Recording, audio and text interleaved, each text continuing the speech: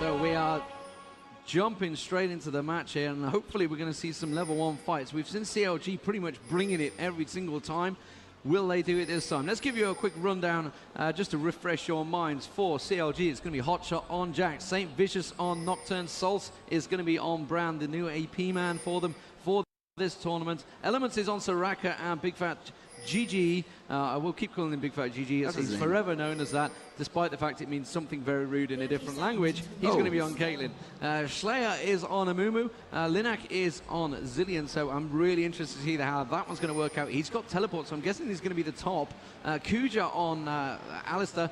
Tidus is going to be down the bottom as well with Alistar on Cogmore, and again Anivia is going to be sOAZ. So sOAZ going to be possibly taking the mid run here. He's normally the top player, but you know the teleport kind of tells me that Linak may be there, although we're seeing them peel off. Yeah, there you go. So they, this is something new straight away. sOAZ, I think, played mid yesterday. Not yesterday, on the too many days of gaming against Team Solo mid. I'm sure sOAZ was mid. Could be. I'm not entirely sure. So let's just try this for anyone who is not an expert at League of Legends. What they should be looking for: the Zilean dude in top lane has an amazing ultimate that will revive someone. So if in a fight you suddenly see these white clouds come out of a champion and he comes back from the dead, that was Zilean.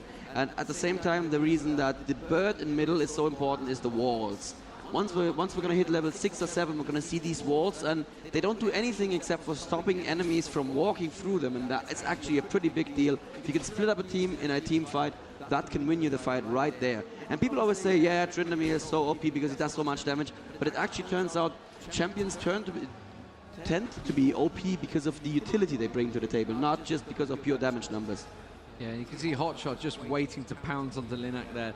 He's waiting to just queue up that. As soon as he hits level 2, I think you're going to see a pounce straight on. You can see Linak very low. He's only got 451 hit points, so it'll only take a good power up and a jump on his head, and it'll probably take half his hit points off because he's gone that boots and potions, which is kind of what we expected to see. He needs that maneuverability, and he's put the bomb straight onto Hotshot's head. Hotshot's going to be able to take that, no problem. Looks like he's actually stacked quite a lot of health runes there. I'm not too sure. He seems to be starting with quite a lot of health, considering he's only got the boots and pots there. 52 magic resist once again, so he knew he was going to lane against an AP, and he knew he was going to lane against Zilean actually, so he is going to be very, very safe from Zilean there. Yeah, which is exactly what we saw yesterday. I'm going to be interested to see how they handle him, because you know they left Jax farming for so long as well. It was Frag Executors they played when he played Jax, and he was pretty much farming on the top lane for say 20 minutes. I think I just saw a flash down there being used. You can see Salce just dodging the stun there, trying to get on towards sOAZ. sOAZ just missing the stun. Let's have a quick look down the bottom. You can see Bigfatlp pushing the pace onto Tidus. Tidus, the new AP carrier coming into this one, obviously taking over the mantle of Yellow Star, who unfortunately is on holiday. I mean, that's really bad timing when you qualify for a big event like this. Pretty bad timing. Don't think any flashes have been used. We can actually see them in the new spectator interface, and they're all up at the moment, but I heard the sound as well, so the game is trolling us now to leave. That's what's happening. Good damage there on Tidus from Bigfatlp, and obviously Soraka is going to have a lot more healing than Alistar, so Tidus cannot take this amount of harassment. He needs to be very, very safe. sOAZ landing a good hit on Salce there in mid lane. Salce down to a third of his health now. Obviously what sOAZ is trying to go for is he's trying to land the Q stun, which will then make his E, that little spike you see, do even more damage. Yeah, so as you can see, I'm actually trying to, remind people a little bit of the abilities. I'm going to stop doing that once the game really gets underway, but while we have the time, might as well. Indeed, and we can see Linak has actually been back and bought already, so he's come straight back with a mana crystal and a ward, which I guess he's going to push straight, and it comes straight in, puts that bomb straight to Hotshot's head. I guess he needs the damage to try and keep it up there, and you can say he needs the mana. Immediately gets jumped on, and like I said, look, took straight away half his health and disappeared in one simple charge up and jumping straight on the head. Going to be able to build it up nicely. Let's have a quick look around mid. You see Amumu actually making his move around ShLaYa there. Salce has him covered there. I think he just spotted him, yeah. See, there is a ward there that ShLaYa has just placed, so they've got good coverage of Nocturne. And Nocturne has been back and bought, so they've got nothing to worry about. Tidus, meanwhile, down the bottom is very low on health on him. And the top. Top lane, Linak just took another wonderful hit there from Hotshot, and that is not looking good for Zilean, actually. I would give this lane definitely to Hotshot right now at this point. And yeah, he he needs to go home. He did use all his potions, as you just pointed out. Jax did, but still, the damage is down on Linak, who has now 1 potion left, I believe. Yeah, just 1 potion left. And Amumu unfortunately waiting in the wings here, and Jax went home. So ShLaYa was very aggressive there. He was invading the enemy forest behind Dragon earlier, thinking about going bot, but must have been spotted by a CV because there was a ping on him, even though there was no ward around. So Caitlyn and Soraka knew he was coming and played very safely. Meanwhile, we see the Salce getting a lot of damage put on him there. You can see sOAZ has just hit his ulti. So he's using that. He's going practically ahead of Salce there, so he's probably got a bit of a more experienced runes. Don't think he's particularly got anything extra up his sleeve. Let's have a look towards the top. You can see Linak will be trying to pull the CS back while the Hotshot went back to farm, which is exactly what he's done. He's dragged it straight back to pretty much even. Clairvoyant's being used to check on red there by CLG. Unfortunately, they have already taken that. You can see that ShLaYa is just lingering again on that top lane, but he's going to back away and continue farming. So really we're at a fairly stagnated farming stage. It's what happens sometimes when there's not a really early first blood. Sometimes you get some absolute crazy matches. Sometimes they're very cautious. This is a best of 3. It's the first game on stage. Yeah. They need to play it very carefully.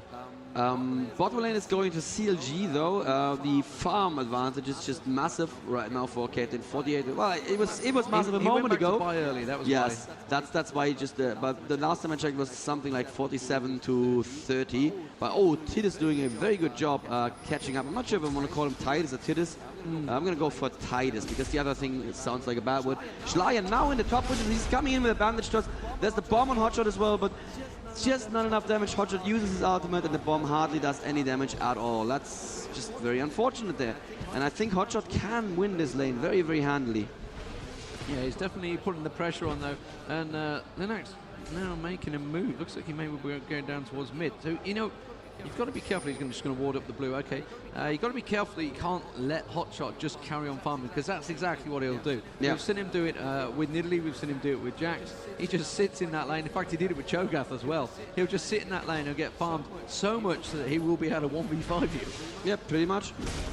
Or he will just be able to just run in and not die, or die after you used all your damage output on him, as he did on Cho'Gath. My fear is later on when Hotshot gets built up that he's either going to jump on Linak or he's going to jump on Cosmo. Meanwhile, Linak is going to get Saintvicious coming in. I don't think Hotshot was quite ready for that one. Will he be able to pounce on him? Now he's used his ulti though, so that's triggered the ulti already, and he's going to go back and buy. And meanwhile, that's actually going to put a lot of pressure on their turret. You can see that Saintvicious is sticking around with Hotshot.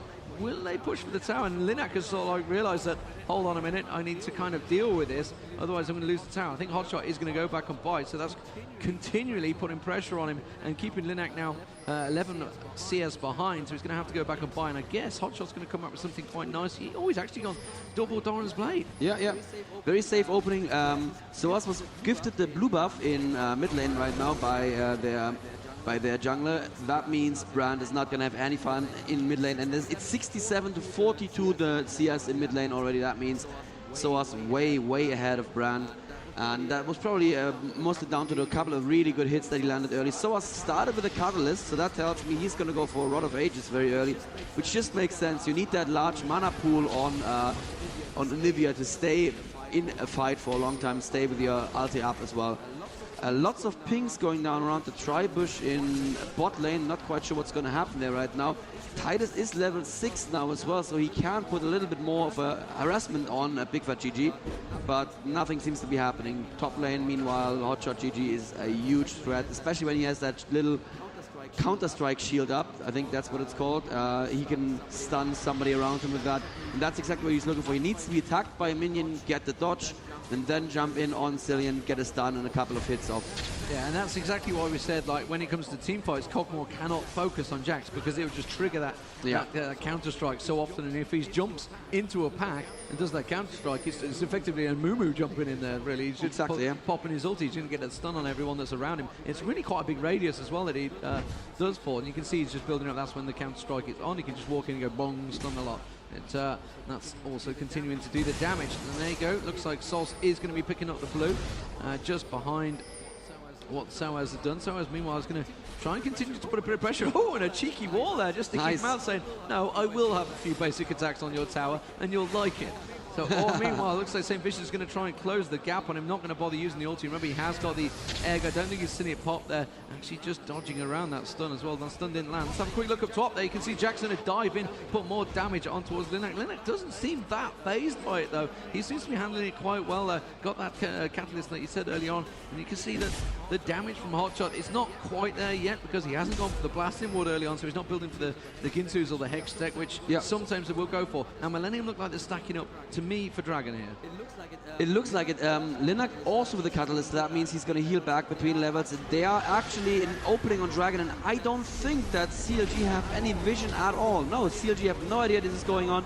Now they just have vision. Now they got vision with a clairvoyance, and let's see how they're going to deal with this. No, they're not going to go there at all. Oh, they're going to try to steal it, but Bigfatlp just barely missing the steal. That would have been a really good steal.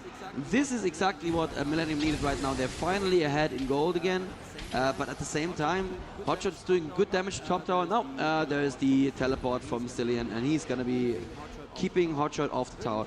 Very interesting build on Kog'Maw as well. He went straight for the BF sword, and I believe he's going to build an Infi Edge. I think I've seen this build before.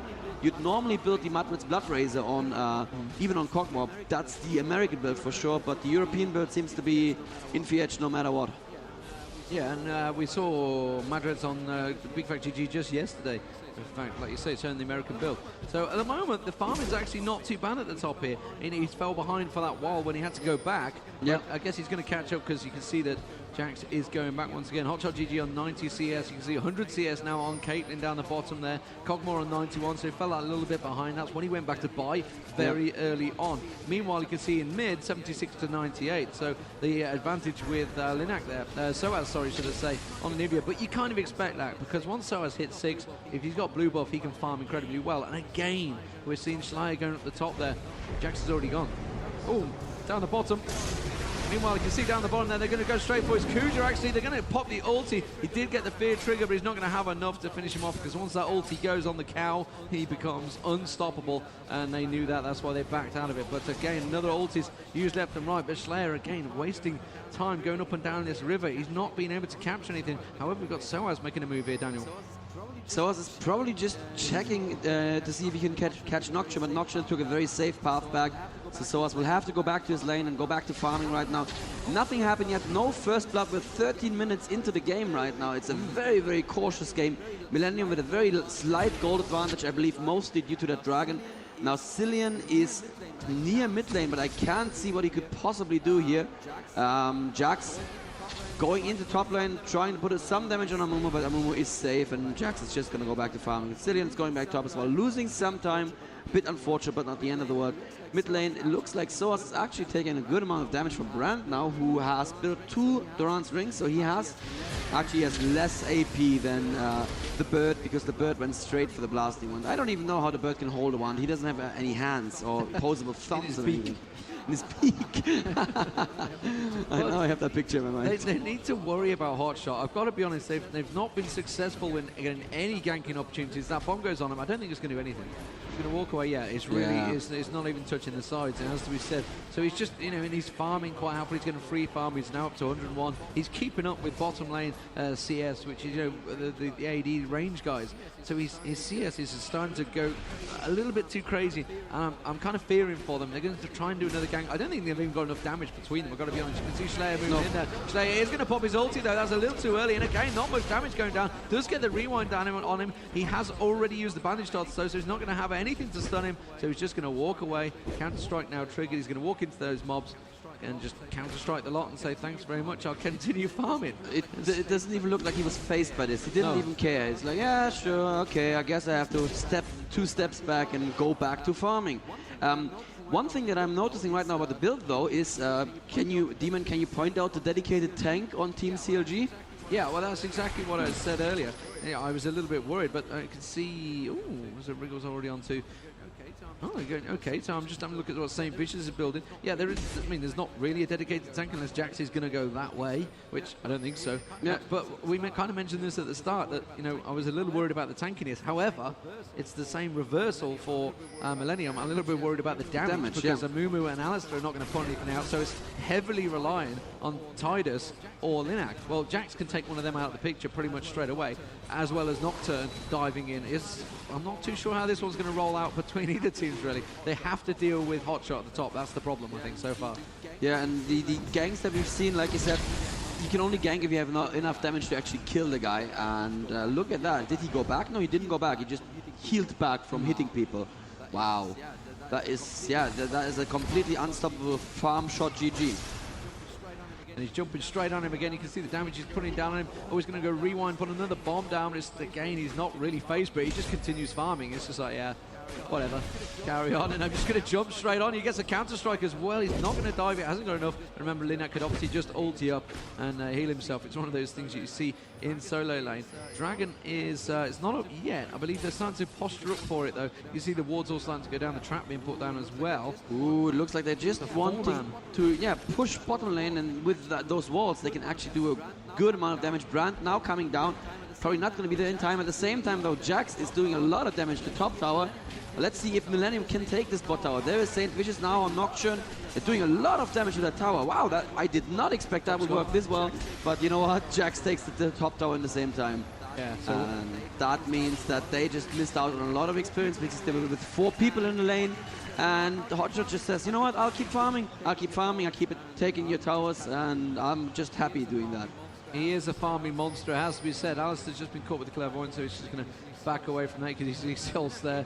And Linak, meanwhile, is pushing heavily on this mid tower. It's pretty low. If the rest of the team can get round in time, they know that the Dragon is due as well. So they're kind of caught between a rock and a hard place here. I think Linak's going to be able to finish this off and take the mid tower, which is a massively important tower. It loses so much vision if you lose that one. It will go down, and Millennium will pick up the second tower there, managing to catch on Salce there, and the 5-man just in time for Dragon to respawn and go back round. At the same time, top lane, Jax already has the inner turret down to like a 1/5 of its health. And oh, there's an Nocturne ultimate going down on Alistair, but that was not a good idea. Saintvicious going too far ahead. There is the Amumu ultimate. Is this going to be first blood finally? Saintvicious, yes, first blood for Kujaa, not who you want first blood on. But Salce also falling. Not sure what Saintvicious was thinking here at all. There was no call going in there. And at the same time, Jax is taking red. Guess what? HotshotGG is farming some move. So it looks like they're going to take the Dragon. ShLaYa needs to be a little bit careful. He's pretty low on health. I think they're going to take that quite easily, though. Yeah, and you say Hotshot, he's actually taken, wow, he's taken a good 2,000 hit points off that top turret. However, it is currently Millennium in the lead. They are in the lead of gold, 2k ahead now, and they've got the first 2 kills of the game, which are important. Who did it go to? That's the question. One of them went to the cow. That's not so good. That's not so good, but you know what? Infinity Edge, there you go. Infinity Edge, there you go. That's what I was expecting, and it's going to be the same on Caitlyn, but he's going to be somewhat ahead of Caitlyn with 1 assist and 1 kill. And what is he building next? He's going to build a seal next. So it's going to be the absolute standard AD build lead. It's the AD build that everyone builds, Infinity Edge into Phantom Dancer. Yeah, we're seeing the Cutlass come out on Hotshot as well. This is exactly what he did the other day. Going to get to go build up to the Hextech Gunblade, I guess, in the end. So, back to farming, I guess. And, well, nobody farms better than the man going top at the moment. See, he doesn't actually have any wards on him, though, which he does have. No, he doesn't have anything with him. He's just going to jump straight for Linak. You can see him powering up. I think he's just forcing him out of lane and going, oh, okay, I'll continue farming. Meanwhile, you can see the rest of the team are coming closing around the corner. I don't think sOAZ is going to be able to get the stun down on time. Needs to put a nice wall down. Wasn't quite the place they wanted it. No. And he's going to walk away from that. However, the rest of the team are here. So Hotshot needs to back away from this one or he's going to lose the tower. I don't think he's going to be able to hold them off. Meanwhile, you can see that CRG pushing in towards mid and down the bottom. You can see Nocturne on the bottom tower. So they're going to take the top tower, but it's going to be in trade-off for 2 towers. We may even get a base race going on here. You can see them going to continue on pushing down towards the mid turret. Meanwhile, the bottom turret has gone, the mid turret has gone, but Millennium are continuing on to push straight down for this inner turret. Daniel, this is insane. What is happening here? Very, very good teamwork, and the Hotshot is now in the middle of a lot of trouble. I think he must go down. Yes, he goes down right there, and that's going to be a tower as well, but it's a base race. The inner mid turret, no, it's not a base race. They are going home. They know they cannot win this base race. And oh, is Caitlyn actually staying? Wow, I thought I saw a blue pill there. Caitlyn is staying, and so is Saintvicious. I think they can take an inhib and go home and defend their inhib before CLG can be there. They're backing out now, CLG. Yeah, and so that means Millenium actually getting the better half of this space trade. Oh, wow, good ultimate there, but then whiffing on minions. sOAZ needs to be careful, he's very, very low right now. He could egg, if he eggs, he's definitely dead. Oh, this is scary. Linak staying behind a little bit just to tank some of the damage. And now they're probably going to get out of there. Yes, they are going to get out of there. So you can revive someone, but that means that... Nocturne is in the base. You can see he's actually on the tower in the base. They're trying to trade off. They're trying to continue chasing. I don't think they're going to be able to capture anyone. You can see they're just going to get away with that. Meanwhile, it looks like Saintvicious is going to have another stack. Will he have another go at it? No, he's going to back out. He's leaving. So, wow.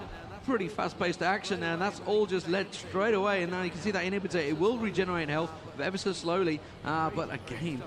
crazy stuff. So almost a base race there. What, 3 towers being traded between both teams? This is immediately picked up, and still 2k difference between the teams. It is pretty even. However, the 3 kills have gone towards Millenium so far, and the one and only dragon, 2 dragons, sorry, have gone to Millenium. And what we have to point out here is that we are actually equal on tower kills right now. We are 5 to 5. Millenium is more than 1k gold ahead right now, so that's pretty good for them. And I think this is a completely new way actually of playing the mid game that I have not seen before, but Millenium forces CLG's hand a lot. Normally they did exactly the right thing, you know, if they all group at 1 tower, we just take 2 towers, but there's so much threat that they can put up against the inhib. And what is Jax doing? He's completely out of position, man. Okay, he's blue pilling now. He's gone. Yeah, he's gone. Oh, but there's a ping on Baron, and they could do Baron very, very quickly indeed right now, especially with Amumu's despair on Baron. And let me see ward coverage. CLG is blind, completely blind on the Baron side, so they have no idea what's going on. But they are setting up toward Baron to at least have a go at stopping the enemy there.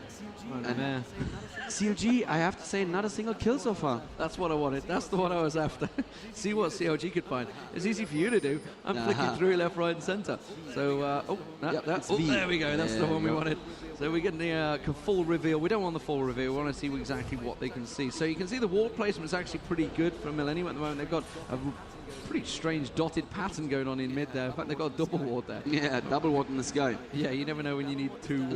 No, I don't think it's a double ward. Is that not a trap? No, it's a double ward. It's definitely a double ward. Oh yeah, there, yes. Yeah, that's pretty good. It's for stereo vision. When you need more. Let's have a quick look at the build. You can see Hextech Gunblade now is almost complete for Hotshot. He's got the revolver on there. He's already got the cutlass. So you can see Rod of Ages has been completed on both Zilean and Anivia for quite a while now, actually, has to be said. Blasting ward now on. So Rabadon's death cap. Oh, they're going to jump straight onto sOAZ, and I think he's going to go down here. I don't think he's going to be able to get a nice wall that's going to stop it, but I don't think he's going to prevent any death. That egg is going to go down. You see Zilean teleporting in, will not get there in time. And wow, sOAZ just completely caught out of position there. Tidus puts a nice slow across Saintvicious. Will he manage to get the stun down? No. Where did they catch Linak? They killed Linak somewhere as well. Zilean, yeah, also Linak was in sOAZ, sorry, was in, Linak ported in. Oh, so they destroyed. killed him before he even ported them. Wow, yes. I didn't even see that. And that is definitely going to be an inhib. That was very good play from CLG and very silly play from sOAZ to be so out of position. Good play, and that's caught. You can see CLG switching across towards bottom tower. Bottom tower has gone down. Cogmore very low now. The ulti going down from ShLaYa, and Cogmore has gone down. This is exactly what we expected. They can just leap on him and destroy him. That's going to be actually 2 inhibitors, I think they're going to take here. How are the spawn times? You can see that actually they're both up. sOAZ is up now. sOAZ is going to come in. Ulti coming out from Kujaa. sOAZ is continuing to put damage on Saintvicious. I think he may buy them time. Will he? No, because sOAZ, remember, doesn't have the egg. Will he get taken down? He's going to have to dash away. He's got the dot on him, and ShLaYa is going to have to give this one up. The inhibitor goes down. Wow. CLG have just turned this round in a matter of seconds. 60 seconds. You know, Millenium were looking in control. They had a great little base swap. They're going to jump straight in. They are going to take the second tower down and almost the second inhibitor. I'm not sure they're going to get the second inhibitor. The rest of Millenium have respawned in time, but there's not enough ultis. They get the stun on Hotshot. Hotshot being taken low again. Just regens up. Saintvicious has been slowed there. He's actually going to turn around and dive. Okay. And that's just buying himself the time for the rest of his team to get out of there. And wow, what a turnaround. Incredible. There's a big stack up top that actually may be possible to take down this turret before they can get there. I think they're going to continue chasing. I think that inner turret is going to go. It is. Gone. Wow, that's 3 towers and an inhibitor, all from one single gank in mid. Whew, sOAZ must be feeling the heat right now. I hope that they're being kind to him. Oh, he could actually catch the rocket there. Oh, McLaren walls it off. Well done there. That was really, really crazy. I don't understand why Kujaa went back into the inhib, because Jax was just, I'm just going to stick around until your ult is down, and I'm going to jump you and kill you in 2 seconds.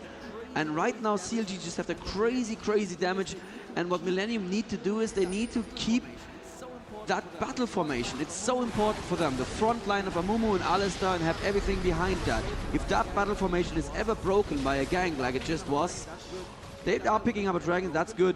If that battle formation is ever broken, we see what happens. CLG just jumps in, picks targets and kills them. Yeah, and that was all about Hotshot just getting in there, just saw his opportunity. And I think he walked up to the minion just to get that counter strike first, so he jumped in there, got the counter strike, and there's no way Anivia was going to get away with that. I think a flash was actually used by Caitlyn to make sure he got in the range to get the ulti off as well, which is obviously what worked it. So they're going to push straight in. There's no reason why not to go straight up. They've got super minions pushing in from the right-hand side, a stack of which Saintvicious is going to keep pushing along at the moment. You can see him just driving it forward. They're going to pick up the red buff, so as we said yesterday, once the opposition team starts invading your jungle, you know you're up in trouble. Yep. And they're going to continue to push on towards this inhibitor. The question is, will they bother with Baron? A lot of people get Baron blind, as it were, like we said yesterday. To be honest, I don't think they need it.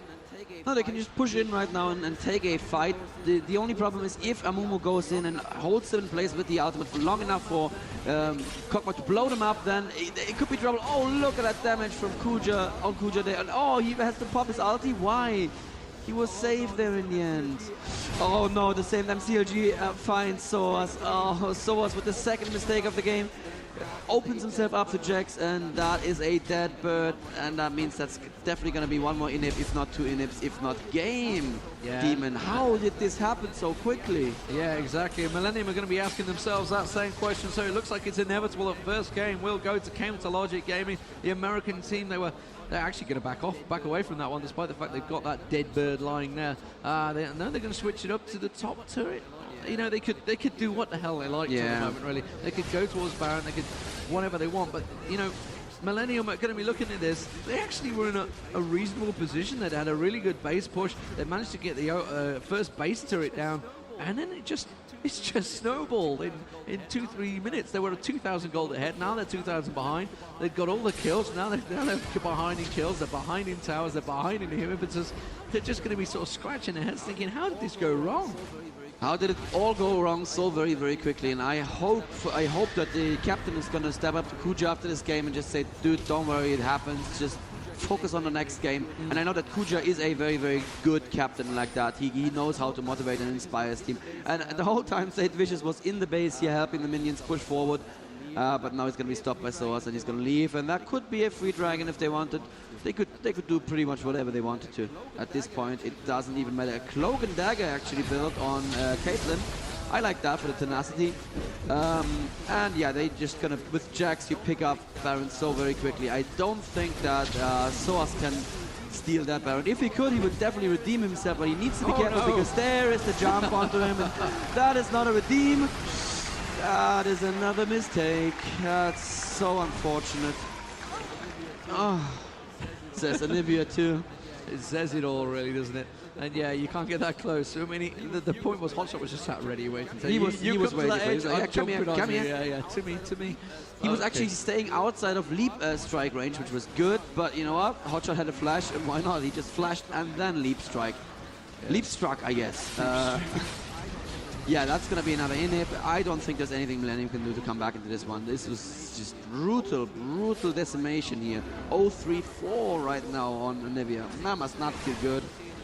And I hate to say it, but again, we're seeing another match where a team is winning without a tank. Yeah. Well, I don't hate that, actually. I kind of like that because those make for much more interesting games. You know, it's all aggression all the time. Yeah, so you guys watching at home and you sat queuing for solo mid going, oh my god, we've got no tank, I'm leaving.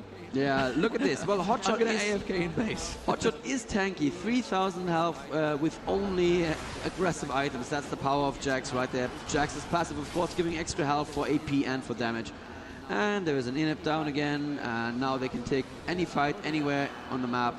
Oh dear, like, oh dear. Bam. HotshotG's jumping straight in. Instead, he's going to tank the turret. kellyMILKIES will finish him off. No!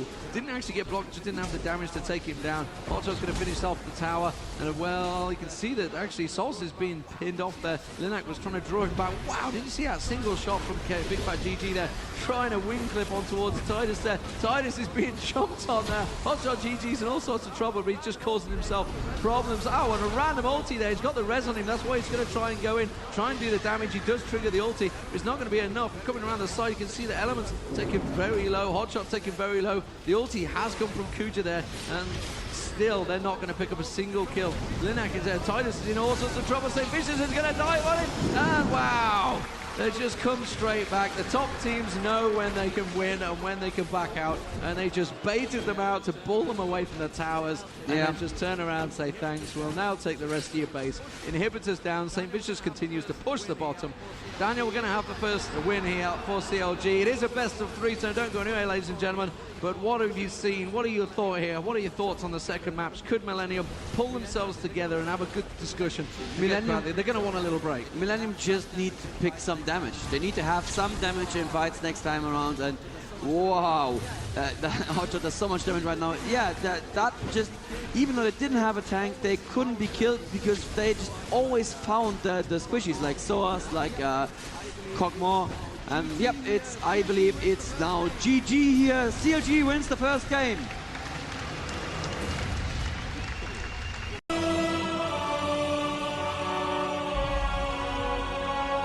And we are in the game right now.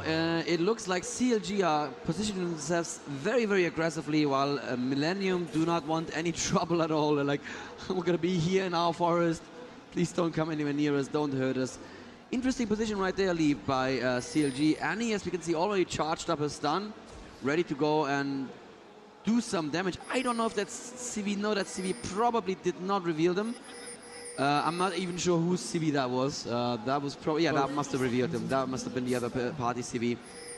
So they now know where CLG is, and let's see how they react to that. Are they just going to give the blue to CLG? Certainly not something you want to do, but Trundle can lane without that blue. And it is Trundle laning. Sorry, it's jungling. He can jungle without that blue. It is Trundle jungling and Lee Sin laning. And yes, like I said, sOAZ is going to be on Lee Sin. It's not going to be any fun. They have to know that CLG are around here still. Is sOAZ going to pull a double lift right here? No, look, he's checking every bush that he walks up to. He's not that stupid. Okay. Although, he's looking at, he's sticking well to the side, but they are going to give up blue. They are giving up the bottle. Oh, that was beautifully done. They just stepped out of the tri-bush to give him a false sense of security. He checked it, didn't see anyone. Oh, but it's still very, very scary town right here. Yeah, they're going to give up the blue. That's unfortunate. And Fiddle can take that so very, very quickly. That means Ani can take the first blue, and it looks like we maybe... No, we are just having a little hiccup here with our spectator mode. Should be just fine. It looks like actually it was a hiccup on the network. So that's why Golem reset here. That's unfortunate, but you know, Fiddle can still do it. And where's Trundle right now? Trundle is starting very, very defensively with the Golems in near bot lane, and ooh, he's taking a lot of damage there. Yeah, nice assist there from HotshotGG. But what is this, Lee? What is this? Do my eyes deceive me? Do we see a reversal? They've done this a couple of times recently, and they're playing with this. I'm not quite sure that it works yet, but you know what? Lee Sin is going to be really screwed here. He cannot... Yeah, he's going home, and they're switching. Yeah, switched it already. You know, we had this in one of the games before. I think they switched lanes about 3 times. Yeah. They kept switching. They're like, okay, you switch there, I'll go back bottom. You go top, I'll go bottom. So HotshotGG has gone down bottom lane. And actually, Team Solomid obviously had some pretty strange laning going on for them as well. Yeah. And they said, you know what? It was actually a mistake. We kind of expected somebody else to be mid, so we put Ashe in mid. We thought Caleb was going to be mid. We thought they were going to try something different, and then it didn't, but it kind of worked. So they stuck with it. But they're already going to put a lot of damage on towards the tower here. They've got a pretty big stack, which Tidus is going to come in and pick up a bunch of farm on. But you can see, look, that 500 hit points stripped straight off the top tower from the beginning. You can see Linak coming just straight up there, on towards Elementz. It's not Elementz he wants, his Bigfatlp. He's going to come for instead. Oh, he expected the stun to come down, puts the pillar of fire down, but he's not going to be able to finish it off. And the banana from Kujaa. Kujaa taking all the damage from the minions. Not to worry, going to go straight down bottom. Let's have a quick look down the bottom there. You can see that Mellisan is going to put the pressure onto HotshotGG, taking a tower hit there as well, and a big stretch. Now the problem is Cho'Gath, he is pretty weak from the beginning, but once you hit sort of 5, 6 onwards, there's not a lot you can do against him unless you really stack up on him. And he built armor first, so he just knew he was going to be up against either Mellisan or Ashe. Both of them armor first is very, very good, and yeah, Hotshot is going to be able to just farm to his heart's content, which is exactly what Hotshot wants to do, and he's good at it. Elementz now actually coming around mid. No, I'm not sure where he's going. Maybe warding. He doesn't have any wards anymore. He just warded, yeah. He did ward. Okay, he did ward. Okay, cool. Yeah, so we can have a look in the middle. You can see Trundle coming around the back side there. I think Salce is going to get away from this one pretty easily. Managed to get the stun down on him. Will he get the stun? No, he won't. Didn't quite manage to get the burst down quick enough there. You can see Ashe just continuing farming. So we've had a little role reversal with the lanes. If your eyes do not deceive you, we have solo lane bottom and double lane top, double AD top, which is a little strange, has to be said. And really, the whole point of the double lane bottom, for those that really don't know, it's all about defending that dragon area. You've got people in and around the area that can defend it. However, these two bottom guys have got teleports, so I think we're going to see some pretty funky play going on in here. It's going to be some crazy stuff, but like I say, both got teleports, so they can just get around. Actually, the lie, sOAZ hasn't picked up teleport. It's like, I'm so used to seeing him with teleport, he hasn't gone teleport. Oh, he has flash, okay. Fiddle actually coming down, but it's going to be spotted there by Trundle. Oh, wow. Trundle and Mellisan here right now. Good bounces from Fiddle and a good knock-up. There is the fear as well and a good train. But sOAZ has a flash and is going to get out of trouble for now at least. But he is very, very low right now. Yeah, Brand is coming down. As well. Brand is coming down as well. And they may just go for round 2 right here on Cho'Gath. That would be exactly the right play. And Fiddlesticks now blue pilling. Are they going to go for Fiddlesticks? It looks like a very good pillar, pushing him back in, not hitting the stun. But now it's 3v1 versus Cho'Gath. No, actually, Mellisan didn't dare to come out. That's unfortunate. They needed Mellisan here. Oh, and he gets there a little bit too late. Very unfortunate. Fashionably late. And he was considering to come down, but she, of course, needs to stay in her mid lane and just keep farming. Just keep farming indeed. Let's have a look. You can see the top lane, 31 to 38. Pretty even stuff, as we said. The bottom lane, I kind of expect Mellisan to be behind, although he's actually in still with the CS, despite the fact he had to switch lanes early on. Cho'Gath obviously was up getting the blue golem, so you can see that Linak has returned very low health there. Took a bit of a grilling from Salce there, trying to send him packing, but I don't think he's going to. He's got health potions, so he's going to keep him around there for quite a while. So farming wise, how do you think this is going to play out? I mean, when the dragon fight actually comes into play, remember Hotshot's got teleport. So Hotshot's going to do what he does. He's going to continue pushing that lane for as long as he basically is allowed to, and then he's just going to teleport into the action. This is a bit of a problem for Millenium I'm seeing already. Absolutely, and normally Brand should be winning against Annie. That's what the pros usually say, but it looks like Salce is really out farming Brand here. And oh, there is actually a gank coming in right now on the gank, and there is first blood for Salce. Beautifully done. Trundle was coming in for a gank. Fiddle appeared from behind him, and the Tidus was ready for him. And they're immediately going down to Dragon. You can do this with a blue buff Fiddle. You can do a very early Dragon, and that's what they're doing. Cho'Gath is coming to help. There's the CV, but they're not going to be scared. There's no one who can come there. Mellisan, actually full health, but running there right now. Brand's not even trying to come there, and it's going to be a 7-minute, 30-second Dragon. Incredible stuff. The CLG, like you said, they're going to bring something new for this one, ending with the feast as well, Hotshot there. So really, that was just unfortunate timing. Annie had just hit 6, just got the stun ready. The minute that he came out of that bush, went, oh, damn. And he exploded so fast, I don't think he could react to it. No. He'd used his flash already down there. Actually, no, he's got his flashback. I'm pretty sure he used his flash down the bottom there earlier on. So maybe the timing's just come back up. Or maybe I'm talking complete rubbish. It is entirely possible. It happens a lot. Salce at the moment, though, is in mid, and like you said, he's got that first blood now. He's got the CS over Brand in the moment. Brand's just gone back. He's actually gone for a blasting ward really early as well. Blasting one, so he's going to go straight for AP, not building the Dorans there, so he's going to rush a Rebadon's death cap. They need damage. They do need damage. That's what they found out last time they played. sOAZ needs to be careful. He cannot keep going in against Hotshot like that and not do any damage to Hotshot and end up taking that much damage. But he's doing fine, I believe, for CS. Yeah, 47 to 51. That's pretty good right there. Mid lane, I would like to see a little bit more aggressiveness from Linak here. He's just letting Salce play his game, and Salce is probably the best any player in the world, so you don't just let him play his farm game. Oh, there's a surprise party being set up, but doesn't look like the guests are showing up.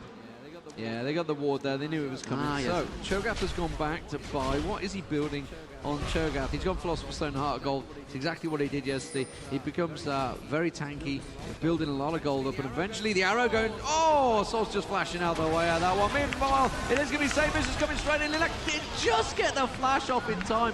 How did he manage that? The fear landed, the silence landed. The second, I swear to God, it bounced off it. I was about to say that was incredible reaction time from Salce, and then Linak shows exactly the same sort of reaction time. These are top-level players. Sorry for the spoiler there. Amazing reactions. They're barely missing the second kill for Team CLG. Bot lane is just going to be a farm fest, it looks like it. 60 to 60 actually. Wow, look at that. Lee Sin is holding his own. Yeah, but it is sOAZ. I mean, sOAZ is a fantastic solo player, which is why I've been kind of surprised to see him not being used in the bottom lane. Instead, he's just getting chipped away on his back there. Let's have a quick look up towards top. Bigfatlp versus Tidus. As let's not discount Kujaa versus Elementz as well. They're in there, but CS-wise, you can see he's come back with a BF sword now. Bigfatlp's actually gone the opposition route. He's gone with the attack speed. On Caitlyn, that kind of makes sense, and we saw last game he built a Cloak and Dagger later on to counteract or stance a little bit. But once again, CLG have an Alistar and they have a Cho'Gath, so they have people that will jump in and keep all trouble away from Caitlyn, so she can actually afford to build super aggressive early on. Linak switched down the bottom here, so Lee Sin switched against Annie. I can see diving straight in as well. I'm going to move up towards Annie. You can see Salce is getting poked backwards there by sOAZ. So a little change of lane phase here. I can also see Trundle just getting towards position down the bottom there. So I guess Brand is going to clear out that stack, but it looks like Cho'Gath is going to go back. This is what we had in the first game, that Cho'Gath, HotshotGG goes back so often it catches them out. They're coming in going, oh, okay, I'm going to get a gank now. They push the lane. Oh, he's gone again. Like, he misses a lot of laning and experience time, but so does the enemy jungler, trying to gank him in vain again and again. And actually Cho'Gath is building the dodge boots, so he's really not worried about that Brand. He's only worried about the AD, and that's exactly what he should do, because as Cho'Gath he's going to have that massive health stack. Looks like Trundle is trying something in mid lane, but I honestly don't see it unless Salce really goes way too far. There's the speed buff, there's the first slow, the second slow. Very good ultimate, and just as I say I can't see it, that is a dead Salce. He puts down Tidus. Well done. I am sorry, Trundle, for doubting you. Yeah, it was a very good kick. It had very good ulti from sOAZ there, just knocking him straight back, and it went dead straight down the lane as well. It could have easily gone to the side and got out of it. Obviously, of course, used Flash earlier, so I don't think he had Flash, which is kind of set up from the last kill. So he's immediately been able to counter it. So Saintvicious is going to continue jungling. I think Fiddle's going to become a problem later on, I have to be honest. We've already seen him in action twice, and he's nearly was successful the first time. This Bigfatlp continues to farm. Like I said, he got that Berserker Greaves earlier, which is why he's farming incredibly quick. Obviously built up that stack as well. You can see Elementz just lingering there, hoping that Ashe would step out. Not going to go. Not going to fall for it though. No, not going to fall for it. Have a look down the bottom there. Linak is obviously switching up against Cho'Gath. He is going to be behind on the CS because they've been changing around so much. 90 CS for Cho'Gath at the moment, 100 for Bigfatlp up top on Caitlyn, 76 for Salce in mid. Meanwhile, looking towards Millenium. I will go to the action in a moment. We can see Millenium. You got 95 on up the top there on Tidus. And we've got 3 stack up top, which is why I'm trying to hang on for it. Here comes the ulti, going to go straight in. Tidus is going to be the target. Kuja's going to try to keep him alive. I don't think it's going to be enough. And the ulti will go off. Bigfatlp finishing off. Saintvicious taken very low there, but there's only so much that sOAZ can do to keep him alive. And that tower now is in actual danger. He could be careful there. You know, Cho'Gath could have easily pulled it up and actually came up and pushed that tower as well, but didn't really want to waste it. Saintvicious again with Fiddle. This is why the Americans pick Fiddle. Yeah, that ultimate, even though it only hit one person in this case, it does a lot of damage. If you can keep them in it with a fear and a drain, you can also allow your teammates to do damage. And on top of that ultimate, nice play by sOAZ there in mid lane. He's being very, very aggressive against Annie. And when I saw that fiddle in the bushes, I was like, oh, if Tidus doesn't start running right this second, he's dead. And that was beautifully done as well by Alistair, who put a pink ward in those in this brush, allowing them to clear out the ward so they couldn't actually see fiddlesticks coming. Yeah, and Elementz stood there for a while, so then he backed away. So like, okay, the bush is clear now, so we don't need to worry about it. You can see again, wow, speed and efficiency. You know, after killing it so early on, it's just giving that gold advantage. You can see the gold advantage. Just look at it. It's a 3k advantage already, and it's about to go a lot higher. Meanwhile, I can look down the bottom there. Tidus knows that it's happening, but they can't do a damn thing about it. I don't think they're going to try and steal with an arrow. Instead, they are going to go for HotshotGG up the top there. There's going to go in there. Brown Linak is well with him. Tidus, I don't think he's going to be able to finish him off. No, he's just going to flash out and say, you know what, I can take all the abuse and just teleport away. But, you know, they got the dragon while that was all happening, so it kind of backfired for them horribly here, and they are trailing by 4k already. That is early in the game to be trailing by this much. It's really going to come down to their team fights now. Millenium needs to make something happen in a team fight, and they need to do it soon, because once you give the enemy enough of an advantage, you cannot win a team fight anymore, even with the best player in the world. And Fiddlesticks is an anti-team fight character, right? If you look for that big clumped up team fight, you give Fiddlesticks an advantage. So it's really looking dire, and I think this is... So if I had to bet any amount of money right now, Deman, I would probably be betting it on CLG already.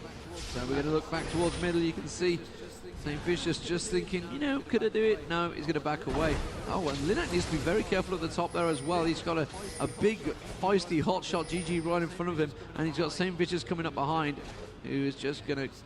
Yeah, he's going to sneak off. There was no ward, actually. That was purely Linak just going, okay, I think something's coming up the river towards me. His spider senses were tickling. Yeah, that's good. You need to develop those senses. And we have the dual lane bot now, for some reason. I'm not quite sure what happened with the changes here.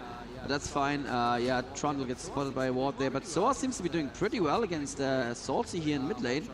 Hotshot is just completely unharassable at this point, and he's just going to farm. Yeah, we saw him on Cho'Gath yesterday. It's scary, really, really scary. And he completely ignores Linak here because he can. In bottom lane, Bigfatlp is alone for the time being because Elementz is sweeping for wards. He's doing a very, very good job denying vision to Team Millenium, and now he's coming in possibly for a gank on... oh, we actually missed Hotshot taking down Linak. That was a Saintvicious gank. Sorry about that. Saintvicious jumping in there with his fiddlesticks, and yeah. And they're actually going to stack up possibly on this tower. The tower is very low. It's only got 1,000 hit points left. I don't think sOAZ is going to be able to do anything about it. Instead, they're going to go straight for him. Silence on him. Does he have a feast left? It doesn't matter. He's just going to be able to finish him off. How much does the ulti kick him away? The tower, though, is on HotshotGG. He is going to go down. And that's 2 for kills. And a tower almost certainly going to follow as well. So, wow, CLG just pushing the pace. They've been so fluid in their gameplay that Millenium would just be caught out here. They don't know how to counter this. And Fiddlesticks going around. Saintvicious is just kind of proving why he's going to be banned for the rest of the tournament. And it has to be said again for people who are not aware of this, whoever loses this best-of-3 series is out of the tournament. It's single elimination. So if Millenium lose this game, they're out of the Intel Extreme Masters here. Oh, the good fight now at blue, and unfortunately he gets the headbutt in, but Linak just flashes out of it, and Salce flashes after him, gets the stun on him, gets the tippers on him. Defensive pillar was not enough, and Linak is picked up once again. Linak is now at 0-2-0. Yeah, counter logic gaming are bringing their A game. They are proving Anna. You know what?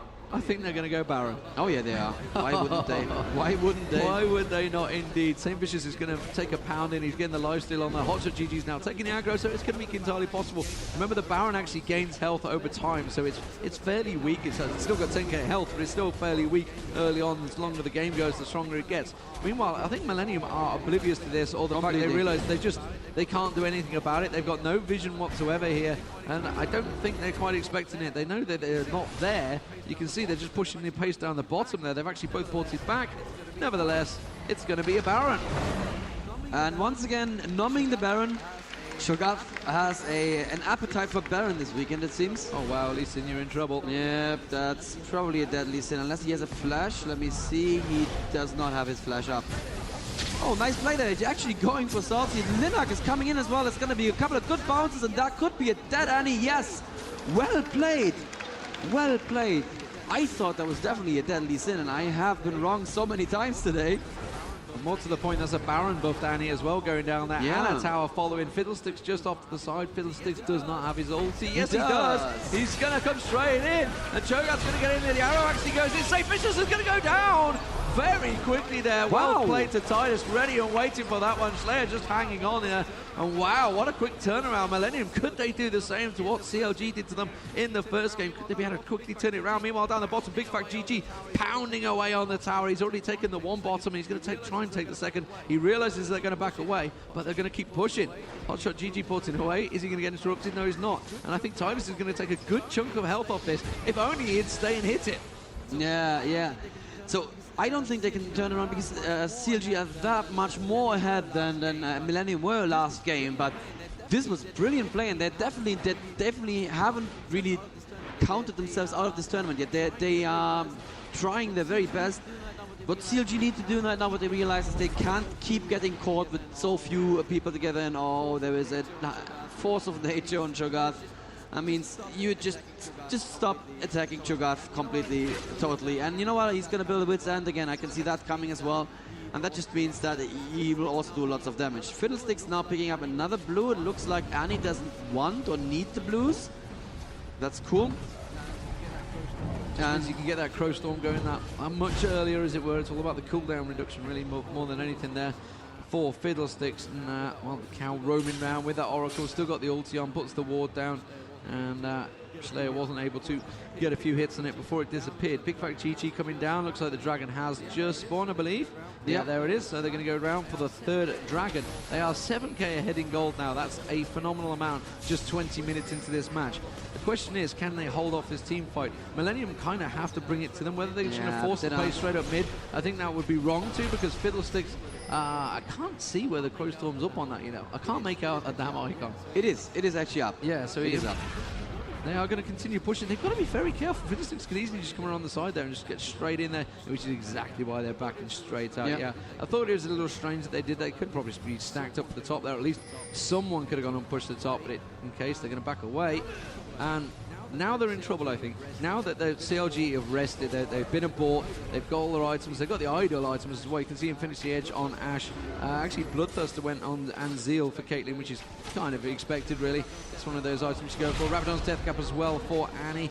They are pretty well built up. Remember that 7k gold advantage, which gives you, so many endgame items advantage over your opponents. And you can see, just look at the items stacked down the bottom there, how different it is.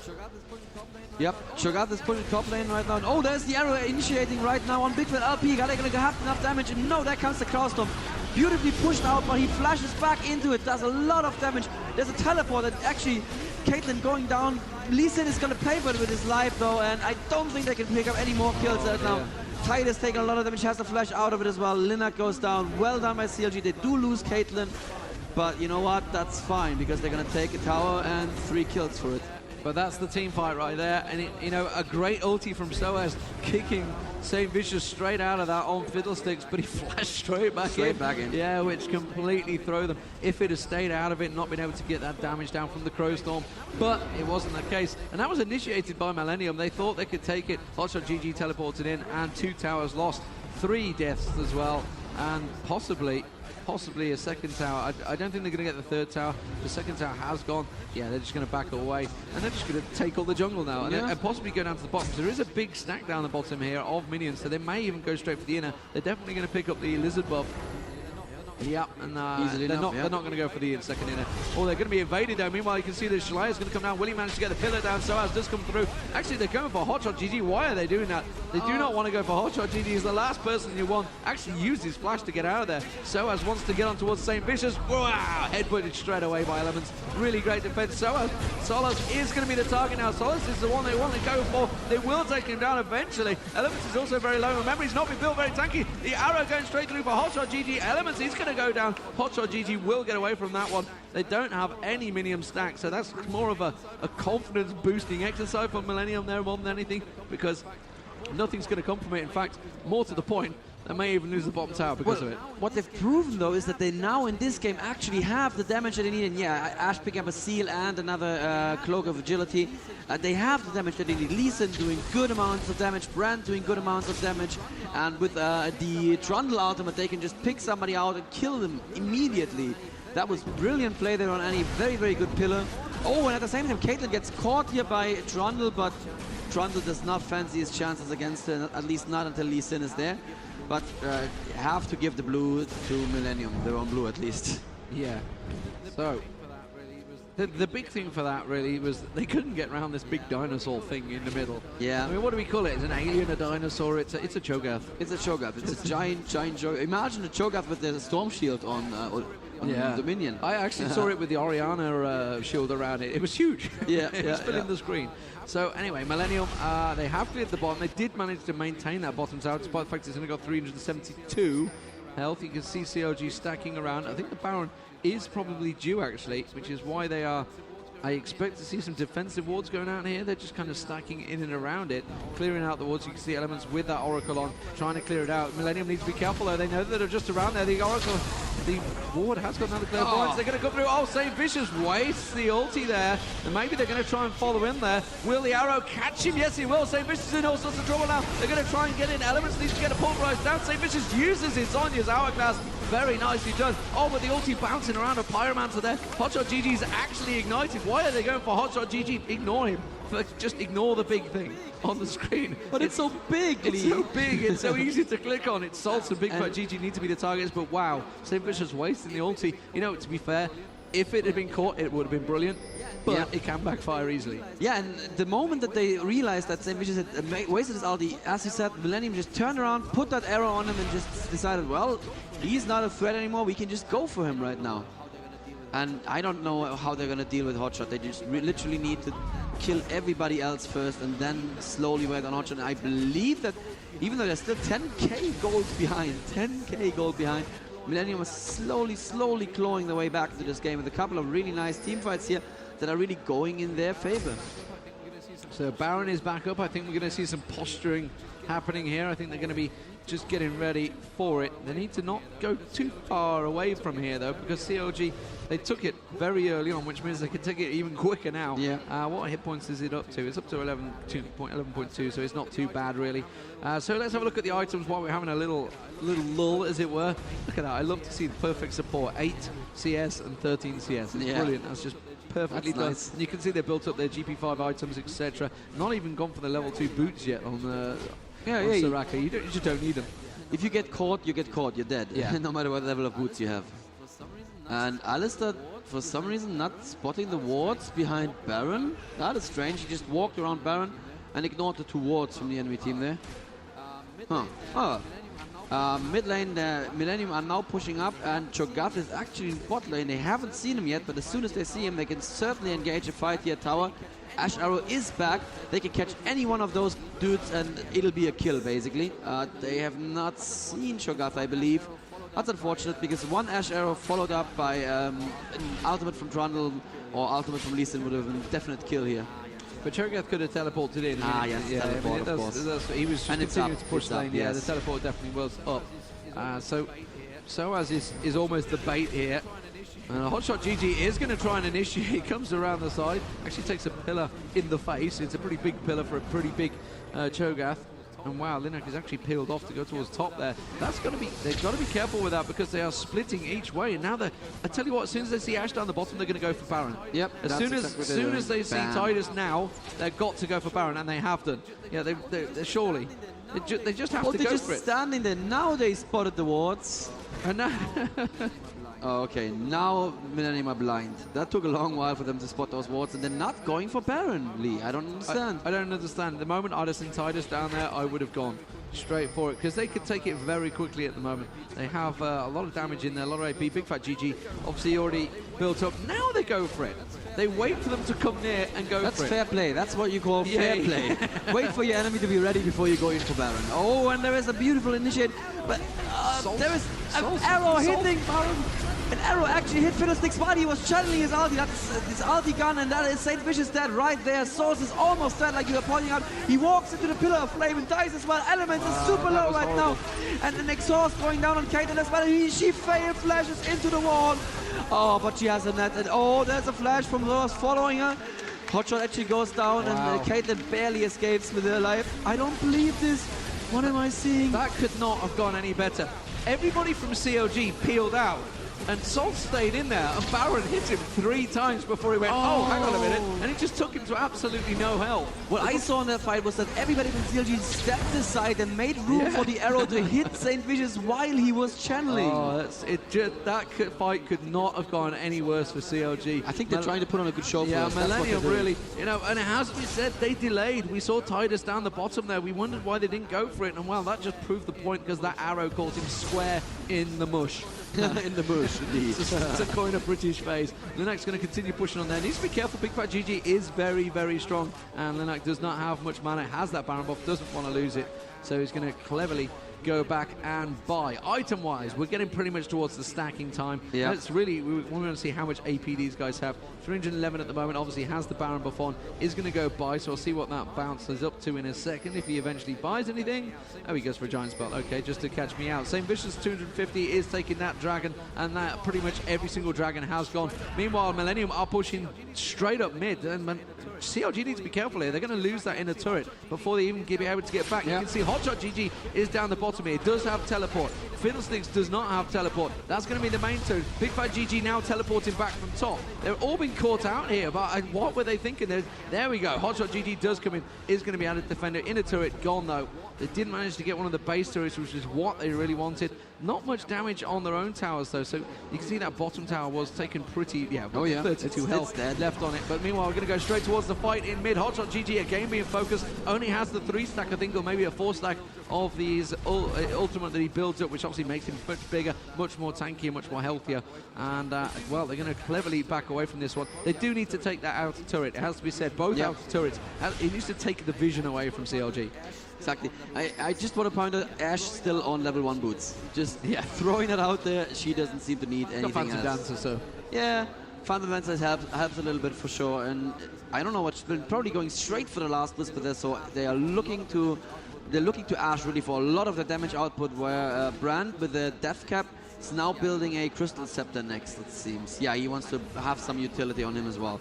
I'm liking what Team Millennium are doing here, but I don't know. Base race. No, that's not going to happen. No, they've immediately reacted. They were worried about it. They've just said, look, they're coming straight up mid, and they're all porting straight back because Bigfatlp was charging ahead with that Fortitude Potion on. A lot of damage, and you know what? I think they might lose this tower. The Ashe Arrow is going to have to come out quickly if they want to defend it. You can see ShLaYa coming around the side there, putting the slow down, and well, cleverly. And they had to react. That's how quick CLG needed to react a minute ago. Millennium a lot quicker in reaction there, and they're pulling themselves back into this one. They're still quite a long way behind on gold. They are up in kills now, and they need to make use of this Baron buff before it runs out. I really counted him out, and that is definitely my mistake. And oh, Guardian Angel now on Lee Sin. That's going to make him not a good target at all. That's brilliant play. That's a lot of health also he's building, and if he builds that Atmas Impaler in the end, he's going to become super scary. Oh, wow. Hotshot flashing over the wall just to be safe. That shows you how scared he is right now, and they're actually putting good damage on the tower right now, Lee. Yeah, and Lee Sin is tanking it. Remember, he has got that Guardians. He doesn't want to waste it, though, and he's going to have to back away. That was not... They did not want to take that damage. Obviously, Soraka can top him up, but he has a lot of health to top up. There's not a lot of AP on Soraka, as you kind of expect at this phase. Meanwhile, Hotshot's had to go up. Doesn't have teleport at the moment, remember. So I think the bottom tower, so cleverly done. They're just going to rotate around, take the bottom, 508 hit points. They could probably take the inner as well. Look, you can see they're going to let the minions probably take it down. And look how quickly Lee Sin is back to health again. Yeah. So both Soraka and, of course, his W for proccing for lifesteal. And the damage that's coming out of that Ashe is just absurd right now. Hitting for 700 crits left and right, an attack speed of 1.4 at the moment. that turret is just going to evaporate. That's what it's going to do. And there it evaporated. So the Baron buffs run out. So what will Millenium do when it comes to a strong team fight, which it looks like CLG are trying to force there. Yeah, they're not taking the bait. And you can see HotshotGG continuing to force in. Oh, they are going to dive straight in. You can see sOAZ went straight in for Salce there. Fiddlesticks is going to be using his ult. He's going to get straight across. Actually, proxy Zhonya's the minute he gets in there. ShLaYa will go down very quickly. Salce also going down to Linak there. You can see HotshotGG taken very lowly. In fact, everybody is low all around the map. HotshotGG is going to escape with this one. I think it's a 2 for 2. No, he's going to get caught around the side here. Tidus is not going to let him get away. ShLaYa comes around. Tidus got to be careful. He doesn't get feasted on. Very well played. Meanwhile, down the bottom here, you can see Bigfatlp forced out of his own base. He's going to have to teleport back very quickly because they're going to get straight on towards that tower and inhibitor. And what a great engage. That was all sOAZ right there. sOAZ picking up the slack from the first game in a big way. Yeah, that was beautiful. He knew he could go into the entire enemy team because if the enemy team had just focused on him, they would have wasted all the damage output. So he took Annie both down and then he kicked her, literally kicked her into the Brand ultimate. That killed her very, very quickly. And that turned the fight around for them, and look at that, the gap is closing. It is closing, it's down to 5k gold, and well, they are ahead 5 kills now, and that inhibitor, all importantly, is down. They did have quite a few stacks in the other lanes, but they have to deal with, which is why they've all backed off. They weren't going to hang around, but you've got to question the engage there, because Hotshot went steaming in. Yeah. You know, he tried to catch him, didn't quite catch the rupture on any of them there, and it just bought the time. Salce came just around the corner here, and it just gave sOAZ enough to dive straight in. And just incredible stuff. Fiddlesticks also went straight in and immediately triggered the Zhonyas, but everybody was already out of the way. They knew it was coming. Exactly, yeah. So some of them were further to the right to deal with Annie, and the others were just falling back to the bottom. So once you trigger that Zhonyas, you're going to be immobile, and that just means the enemy can just step out of your ultimate. That was really, really great fight there. Ash now finally built Mercury Dreads and has the last Whisper as well. And it has to be said, if you look at the kills there on Team Millenium, so many more assists. Look at Soraka with 12 assists, actually building a needlessly large rod already. Look at Ash with 5 kills and 6 assists versus 2 kills and 1 assist for Caitlyn. That is just exactly the problem that CLG have right now. I think it's just dawned on CLG. They were like hanging around in base going, oh, hang on a minute, they're a Baron.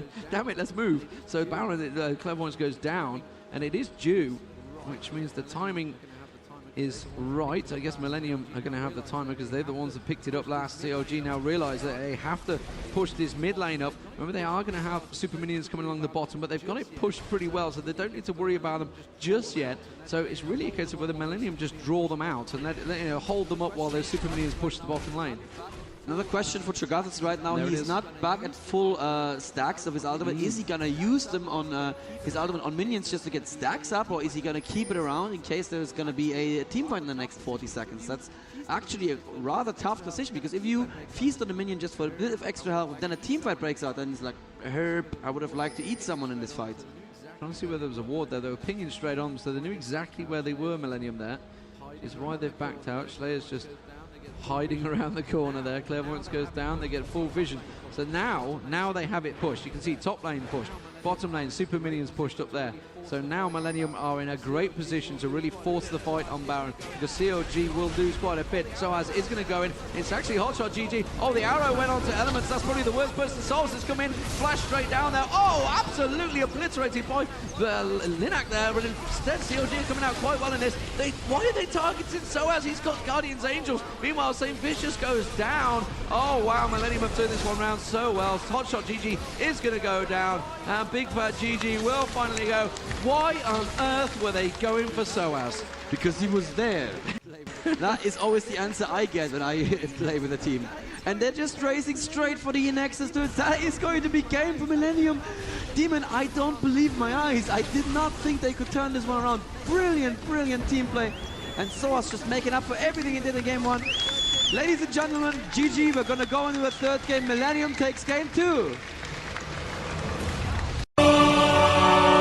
Welcome back, ladies and gentlemen, to the Intel Extreme Masters here at Gamescom in the beautiful city of Cologne. We've had every type of weather you can possibly imagine in this country since I've been here. Hot 30-degree heat with torrential rain followed. But CLG are not taking any bait in this one. So, ladies and gentlemen, you've watched these for probably 2 games now, those that are sat there.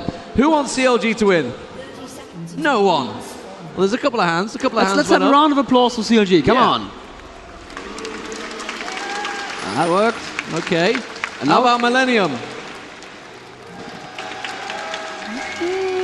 There's a few people who want Millenium to win as well. That's good. That's good. Even stuff. So it's early morning. They'll get a little louder. Don't worry. Yeah. There were some incredible cheers for CLG Fnatic yesterday. It was pretty deafening, even in the gaming area. The gaming area is just over there. You can see this extraordinary huge banner with faces. I can see Rafa sticking out at me. That's one of the faces I can spot straight away on there. If I look to the left of all the previous champions of the Intel Extreme Masters, remember this is not just a single event. This will go on across and around the world. China will be the next step. New York following. There's just so much coming. It's lots of LoL action. We get excited about these tournaments, but there's going to be so many of them. Yeah. So we're going to see the lane phase, and well, as you expected, it is going to be Cho'Gath versus Aurelia up top there. HotshotGG versus sOAZ, and in the mid it will be Cassiopeia versus Salce. Salce at the moment, I'm not too sure how this one's going to lay out. I've got to be honest, this is an intriguing one. If Linak can land early with the poison, he could probably keep Salce at range, but Salce obviously could do the same with the bombs. Yeah. Cassiopeia, many people may be wondering right now, why are we seeing her in a tournament play? She's still considered underpowered by some ELO levels, but what the pros always say is that Cassiopeia allows you that very strong early game, and there you have it as a poison. That doesn't cost Cassiopeia anything. I mean, look at the mana is still full, and she can just keep doing this all day long. It's very, very easy for her to take a lot of advantage. I think top lane, though, is the lane to watch to see if sOAZ can actually do anything against Hotshot. I doubt it, but this is going to be a super, super tanky setup. Yeah, and obviously down the bottom we've got the stun and the poke of Elementz. I'm interested to see how Elementz actually deals with this, because I'm so used to seeing Nif on Soraka. Soraka on Sona, sorry. Yeah. Well, on Soraka as well, to be honest. But he always plays him so well and just keeps them completely at bay. Just takes over that bush, makes it his own. However, how is he going to do that against Kujaa on the cow? That is the question. Meanwhile, at the top, you can see, again, just poking back and forward. This is going to be like the scenarios we've had in the past, where they just kind of can't really do the damage to each other enough. Yeah, yeah. But I do see sOAZ making Hotshot miss a couple of CS there. Hotshot is just going to say, I'm going to wait for these to come closer and then go in. Yeah, there you go. And at bottom, at the same time, we are seeing nothing. We see a flash, but that's good. That's an early flash used on Ashe. So we can see there on the side. That's actually very nice. Oh, and Ashe is super low as well. Tidus needs to be careful now. He has the big stack, and this is actually a disadvantage right now, because that big stack forces him to go closer. He may just push and go home and heal. And I believe that's precisely what he's doing. Yeah, he's going to do it safely. That's nice. Top lane, yeah, still, let's see, 22 to 21. So that's exactly the picture we're going to be seeing there for a very long time. It's actually about the level where he could probably do enough damage to Cho'Gath as well. You can see the cow now coming up towards mid. Salce is certainly going to be the target. Here comes the cow. Will he have flash? No, he's going to headbutt straight in there. Pulverized down. Will he better finish him off? Ignites go down. I'm not sure Salce is going to get away with this one. I think the Ignite might well finish him off. Oh, no, 24 health. Wow. Meanwhile, at the top there, they're going to go straight in for sOAZ. sOAZ is in desperate trouble as well. Saintvicious is going to get on him. Oh, nice flash there. Gets out just before the fear lands as well.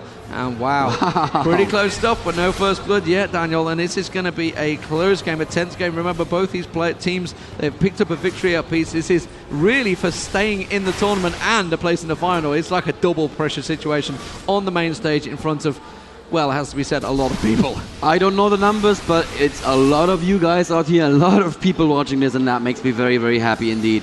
Cho'Gath already went home. He doesn't really know what to buy against Aurelia. Do you buy magic resist? Do you buy armor? You kind of need both. So for now, he's going to have his Duran's ring just to get his mana back and to hurt a little bit more. Yeah. It doesn't look like Trundle is actually going to stay here, is he? Well, Cho'Gath doesn't know he's there, so Trundle could just go there. And oh, is he going to get a pillar behind him? Come on, put a pillar in there. Yes, that's the perfect position for the pillar, but sOAZ not reacting. Very unfortunate. If sOAZ had come down here, it could have been a kill. But yeah, maybe a bit of a miscommunication. It doesn't really matter, though. He's put Hotshot out of the lane, and Hotshot is going to have to consider to either go home or at least play a lot more defensively here again for a while. Yeah, he's used one of his health potions up. That's what he's done, and that's ShLaYa's going to carry on. ShLaYa completely untouched really throughout that, so he's just going to carry on his merry way, and that's going to put HotshotGG under pressure, like you said. So Bigfatlp GG down the bottom here, farming 37 to 35. So pretty much bang on even, really, between the two. Meanwhile, at the top there, you can see Aurelia already got a huge lead. Remember, HotshotGG did go back early, so he said he's a 10 CS behind, kind of expected. Aurelia, I don't think he's yet to go back yet. And then the ulti used, that's almost saying, no, really, you're not having any CS. This is all mine. I'm going to let the tower try and last it most of it, which is what he's doing to HotshotGG there. I think he might... No, he's going to go back. He's just going to go straight back, so he's going to take the opportunity to buy. He's got a lot of CS there. Meanwhile, in mid, Linak, you can see 32 to 30, so still pretty even. We can ShLaYa there. We can see Saintvicious there. Saintvicious triggers the ulti, goes straight in towards Linak there. Meanwhile, ShLaYa does come around the zone. That's going to give ShLaYa the advantage, and I think they're both going to get out of this one. The bomb's going to trigger, and needs to be careful he doesn't get taken down. The ignite is going to tick, and he's just about going to survive there. So both going for early gank opportunities, not really working out for them. Meanwhile, you can see down the bottom, Kujaa is going to get a pulverize on Bigfatlp. I don't think Tidus is going to be able to finish it off. No, he's not. Tidus does have a lot of damage there. Bigfatlp needs to be careful there, as well as Kujaa. So very tense stuff between these guys. They all want that first blood, and still nobody able to claim it. Gold is neck and neck. And I think actually Linak missed his ultimate there, unfortunately, in that gank situation. He came back in for the ulti, but didn't quite hit it. Could have been a kill, and you know what? Saintvicious says, I'm going to try it again, and he's actually not quite hitting the Q. So that was a good attempt, just scaring Linak a little bit. Linak is at 40 versus 37 CS, so pretty even actually in mid lane. Top lane, Hotshot he spends more time in base than he does in lane, doesn't he now? And there is another ultimate from Aurelia, just picking up the free farm, and why wouldn't she? Yeah, Hotshot cannot come anywhere near her right now. Yeah, yes. That's 43 for Hotshot against 66 leave for Aurelia. And so I was going straight for the Trinity Force as well on Aurelia, kind of what we expected. That's going to lay, if he can build it up quick enough, get ahead enough in the CS, he will do a lot of damage to Hotshot. And Hotshot will actually struggle. He won't be able to do his usual, I'm going to sit in lane and farm. Hasn't got teleport in this one either, it's all important to note. So he's gone the Ignite in there with the flash. Going to be careful there. He's been pushed quite a way up lane. sOAZ obviously doesn't have the ulti yet, and immediately he's like, I'm not really sure this is going to work out. But he was just sitting in the bush, you know, and it's actually giving problems to the mid, because once he goes missed, they're like, yeah, don't know where he is. They've got no ward vision along that river, but nothing at all. Now he's put the ward in there. They had no vision whatsoever of where he was, so it was keeping Salce just back from lane, which is giving Linak more farm. So it's a lot of hidden play that you don't generally see. That's a very good catch there. That's absolutely right, and that's why we saw Salce fall back like that. And a good play though on Salce. That was absolutely the right thing to do. Bottom lane, it looks like nothing major is going to happen at the moment. We have 58 CS on Ashe versus 53 on Kog'Maw, so it's very, very even. And we have a lot of very passive lanes, but now Linak is actually coming up, rotating toward top lane with ShLaYa as well. Maybe they can make something happen. Hotshot, there is the exhaust. Hotshot has to flash. Unfortunate, but it looks like Linak wants to go around, but there's a ward spotting him, so he needs to be careful now as well. And Hotshot is actually going in to help with blue, it looks like, or he's not going to take blue away from Salce, is he? Well, that would be, no, he's just covering off, because they immediately went straight down river. He's just covering it straight off. Instead, he's going to get pushed again by Hotshot there. Hotshot does manage to land the rupture straight on him, though. Needs to be careful, because there is two members of CLG just below. You can see Saintvicious is almost certainly going to ulti in. Yes, he will. He's going to go straight in. He will get the fear trigger, I think. He does manage to get into the bush, but he is going to get feared. The ignite goes down. Will he be able to get feasted on? Wow. No, ShLaYa's going to come in and save the day once again. Wow. Perfect pillar there. Yeah. Perfect pillar of filth. Well done by ShLaYa. He just definitely saved sOAZ's life. Absolutely, and well, he just pushed too far up lane. They had to be careful. Meanwhile, Linak has come back down, and Salce is going to have to go back once again. Let's have a look at the CS. How's these things stacking up? 71 to 85 up in the top lane. Meanwhile, in the mid, 54 to 63. Not too bad, not too far behind. Down the bottom here is 70 to 76. Again, pretty even, which is why you can exactly see the gold is pretty much neck and neck. We've had no early crazy dragon strats. We've had no early ganks. And I gotta be honest, this could go on for a while. This could be one of those 55-minute games once again. I wouldn't mind it. I like close games. I wouldn't mind it either. Yeah. Yeah, we have not seen First Blood. We are now almost at the 11-minute mark. Both teams are very, very careful. Now Linak is actually coming bot, but I think they may have spotted him. No pings have gone down yet. There is the Ashe arrow actually on Bigfatlp, who does not have a flash right now. And there is a beautiful ultimate from Linak. That is definitely going to be a bad. That Bigfatlp does the right thing, turns around, tries to fight. But he's not going to get in range to do any damage to Tidus. Beautifully done by Linak, and that's First Blood. First blood indeed, and you can see sOAZ just chipping away Hotshot again at the top there. Now Hotshot's now actually got to the point where he has got a lot of hit points. He can kind of stand and take it. He can't really deal the damage out to Aurelia, but which Aurelia can feast it all back. And you can see he's gone back, managed to pick up the boots. He's building up towards the Sheen as well there, so needs to be very careful. Once that Sheen gets built, ShLaYa coming down. That bomb doing quite a bit of damage to him already there. So let's have a look at the AP. Has he gone for anything? No, he's gone for Catalyst there. Meanwhile, look at the top. Look, they're just farming. They just don't care about each other, and they're going to continue farming, dashing around each other.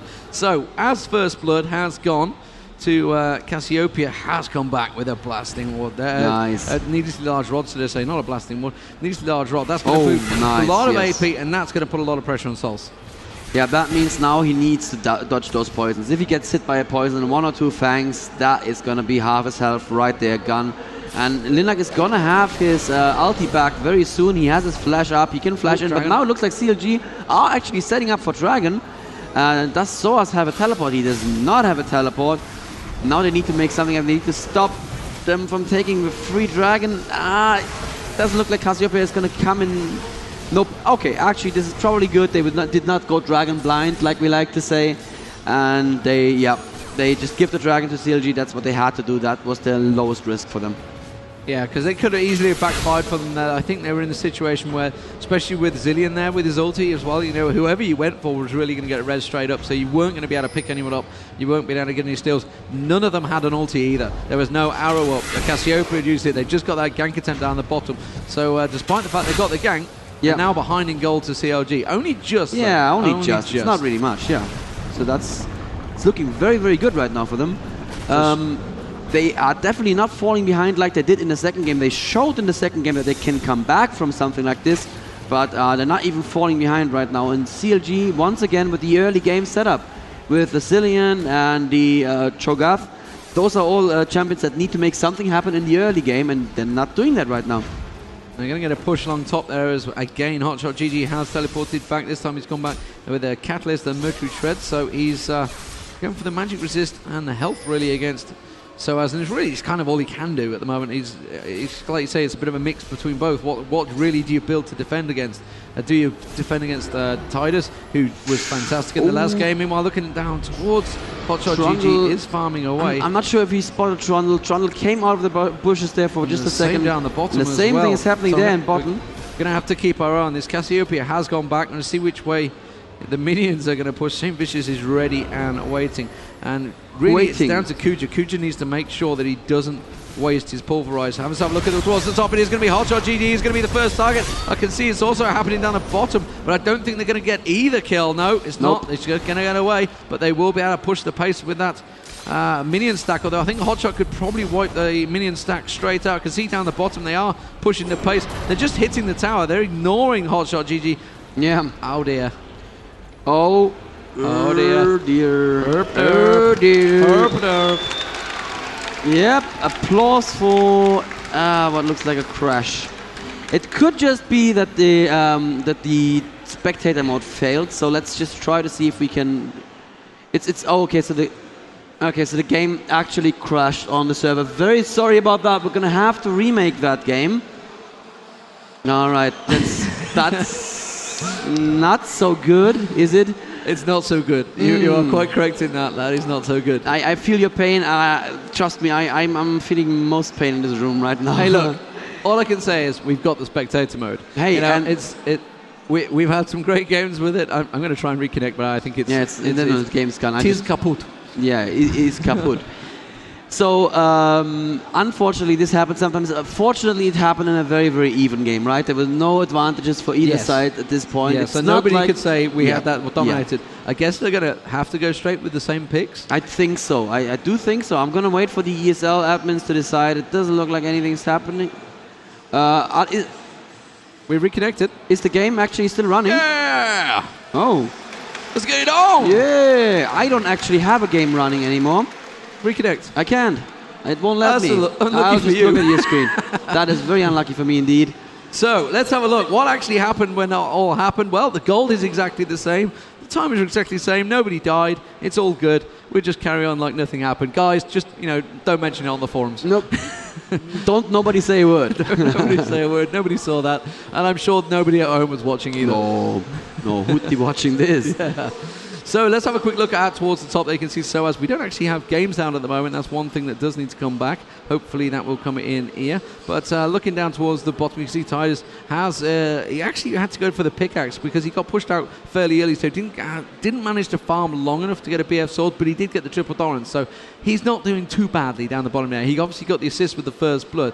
They will go to Salce eventually when the bomb finally goes off there. Meanwhile, at the top there, you can see Aurelia being pushed straight back. Looking across, the blue will be given to Cassiopeia. And, do you think that would have affected these players? I think they're just going to, they all reconnected. By the time I was back in here, they were already going. I don't even think the players disconnected. I think what happened is that just the spectators disconnected. Right. Well, they may not have noticed anything at all at this point. That's all groovy then. Yeah, it's all groovy. 19 to 19k. Gold exactly the same at this point, and yeah, it looks like the farm is somewhat to the advantage of. Actually, it looks like it's the advantage of Millenium, isn't it? It is the farm, the advantage of Millenium. Obviously, COG picked up the early dragon, which is or not so early dragon as the case may be. So, blasting one now complete. So Rabadon's death cap almost ready on Linak. Once he gets that, his AP will be a lot higher. Blasting one now finally coming out. So Rod of Ages going on Salce there first on Zillion. Let's have a look towards the top. Cho'Gath and sOAZ, the farming battle, which is never ending. 144 to 165. Wow. So has completed that Trinity Force as well. So really is going to have a lot of damage. They need to be careful with him. He is very aggressive when he gets going. Yeah, absolutely. Needs to be building some tank now, but that's going to be easy enough. 140 CS for Ashe versus 110 for Kog'Maw. So Ashe is actually out farming Kog'Maw. And that is surprising me somewhat because of Kog'Maw's range. But yeah, Kog'Maw was killed once there. That could have accounted for some of that. Yeah, we've still got the game sounds pretty low. We'll try and sort that out at the moment. ShLaYa is going to port back. We have got HotshotGG pushing on towards the top tower as well. He's going to do a good chunk of damage to this because Aurelia's not got teleport. Instead, they are going for the dragon. So, well... Oh, beautiful dragon timer for Millenium. I don't know. I mean, worth it? A tower for a dragon, really? I'm not sure. I'd say so because you have the timer now. Well, they have the timer now as well as a CV. So probably you get a little bit more gold, but he's not even taking the tower? Oh, he is. But they can take a tower now as well. They are all 5-man in bot. So it's a dragon and a tower versus a tower, and that is definitely worth it. And once again, like you said, Cho'Gath, this game does not have teleport. Yeah, so the question is, will they get it or not? Oh, well, you can see sOAZ going straight in the arrow. Oh, and it landed on, I think, Saintvicious. Bigfatlp is almost certainly going to go down. He's going to flash out of that one. He will not get away with it. sOAZ will get the second kill of the game. He was built pretty strongly, and they're going to go back, and they're going to finish off the tower. So, yeah, meanwhile, Cho'Gath continuing on onto the inner turret now. So, Loch Ness Cho'Gath is continuing on. ShLaYa needs to be a little bit careful. He's trying to defend the mid turret. The bottom turret is going to go along, but 4 are greater than 1. And if they continue pushing bottom, Bigfatlp needs to be a little bit careful. He's going to have ShLaYa now come at him on that tower, and he's just going to force him away. Just surely hit the minions. He's going to try and do yet. But HotshotGG actually shot him there, which is why the tower's doing all the damage. Have a look down the bottom. They've pulled away from the inner turret, so we're all square. But meanwhile, Salce going to continue pushing mid. And he may take mid unless Alistar gets there in time. Ashe now came to defend top as well. They could have continued pushing bottom lane. I don't have game sounds either at the moment. That's rather unfortunate, but I believe the audience has game sounds. I can hear it over the speakers. At least I can feel the bombs exploding in my feet. Yeah, Cassiopeia now staying in bot lane to farm a little more. It's looking pretty good actually for Millenium right now. They're about 1k gold ahead, 2 kills ahead. That, of course, accounts for some of the gold, but it also accounts for some of the psychological advantage that they have there right now, and that gives them a little bit of experience advantage as well. The death cap is finished, the infinity edge is finished, whereas on the other side, none of the big items are finished. Blood Razor is not finished. There is not even a Rod of Ages on Zillion yet. It's looking very good for Millenium, but you know what? It looked very good for Millenium in the first game as well. It did. Wriggles on Phage as well over on Trundle, so they have pulled together again. This is the kind of the Millenium that we were used to seeing in the qualifiers, etc. Maybe they're going to pull it on towards the landform. Obviously, they did a fantastic job in DreamHack, it has to be said. Oh, yeah. And really, Team Solar Mid said themselves, they were they were really obviously happy with winning the group stage match because they felt they made a mistake, a strong mistake in the DreamHack, what was the second and third place playoff, really, eventually. Yeah, and the sounds are back. Very good. Yeah. Okay, it looks like they're... Oh, there's an Ash arrow hitting Zenon. They shouldn't initiate on that. No, too far back. And that's clever because, you know, sometimes you see this and you get that blood, rush of blood to your head. We hit something. And you follow an arrow regardless of whether it's a good or a bad thing. Yeah. So that arrow was a bit of a waste, but it did hit something squishy. Unfortunately, not exactly who they wanted here. Now it looks like it's just going to be concentrated on mid lane as Ash goes bot to farm some more because, you know, why not? They're really far ahead. It's only Cho'Gath who's keeping up with them in farm. And you can focus down a Cho'Gath, as we saw in the last fight. If you just put your mind to it, you can kill him as well. Okay, and important to note here that Kuja's, Elementz has been kept in mid. No, Cogmore, that's the one I want. Cogmore was kept in mid there. Meanwhile, Tidus was happily farming down the bottom. That's true. Getting that CS advantage, 190 to 132. That's a lie. He has it's his 177 to 132, 195 to 182 between Cho'Gath. So Cho'Gath, the top farmer, but Aurelia proving that, you know, he can quite easily do it. Aurelia top versus Cho'Gath is quite possible, which is actually, I think, is going to give them hope through this. I think the fact that sOAZ on Aurelia, I think the rest of the team will feel comfortable. Yeah, absolutely. And he's doing a great job. He's doing absolutely great. Yeah. 100%. Cho'Gath seems to be building mostly against Magic Damage, finishing the Banshee's Veil first, and I'm not quite sure if that's the right call because if they want to kill Cho'Gath, they're going to do it with Ashe, and right now she could do it relatively quickly. And there's nothing that's all that threatening from Team CLG. The Nocturne has not finished anything that would make him a huge threat, and the Cogmore is really, really far behind, whereas on the other team, sOAZ is a huge threat. Cassiopeia is a huge threat, Ashe is a huge threat, and then there's going to be the Trundle ultimate that's going to just insta-nuke somebody down with the help of a team. Well, the big issue here I see is similar to what we had in the last game. HotshotGG is the tank in there. All he's got is the Rupture and the Silence to keep them at bay. That's not going to stop sOAZ getting either onto Salce or Bigfatlp. Exactly. Because he did it with Lee Sin, managed to dash through, and he's even more comfortable on Aurelia, and he's got a lot more damage on Aurelia as well. So he's going to be able to dash straight through. So they're going to lose someone literally from the beginning of the fight. So the question is, can they deal with it at 4v5? And I don't think they can, unless Sona manages to get the ulti across as she dives in. Or of course the Cillian ulti. The Cillian ulti can also turn it back to a 5v5, but you are going to miss somebody for a good amount of time. And then there's still the question of Cillian being rather useless in fights. I mean, you have those bombs, you have the slow and the speed up, but the slow and the speed up, they're only really useful when you're already winning the fight, when you need to chase somebody down. If you don't want to fight, you can only speed up one person from your team, and you know that's not going to help that much. Right, so what have we got building here? Let's have a look through the items. You can see Infinity Edge and Phantom Dancer on Ashe. Meanwhile, Madred's Blood Razor has been built, which is pretty standard, it has to be said on Cogmore. You've already mentioned that the fact that Cho'Gath has gone straight for... I'm just having a look at where sOAZ was dashing around the side. I don't want to miss kills. I think we've only missed one in this tournament so far, so we've not done too badly with the camera work. It is my camera work. If you are interested, as the arrow goes in, straight onto a Banshee's Veil. That's not what you want, so they need to split it. Meanwhile, you can see Saintvicious on Nocturne continuing to push mid, continues to push top. Dragon is being picked up. Yes, they will finish it off, but I think it's going to be at the cost of a tower unless Linak can hold them off. You can see, meanwhile, at the top there, Saintvicious plowing in there. CLG, they don't have the minions. That's the issue. They didn't have the minions. They could have tanked it, I think, but I think it may well have caught them out there. Possibly, you can see, meanwhile, at the top there, is Linak going to be able to finish off Saintvicious? He's going to be able to clear their mobs off. He's going to go in there, nicely shielded up. The fear procs as well. Saintvicious is going to be able to walk away from that one, no problem. Yeah, but Linak does defend the tower, and the mid tower is also defended, so they don't actually lose a tower. The fireworks are great, aren't they? I'm so happy with Bigfatlp for choosing that skin. The Chinese New Year Cogmore, it's perfect.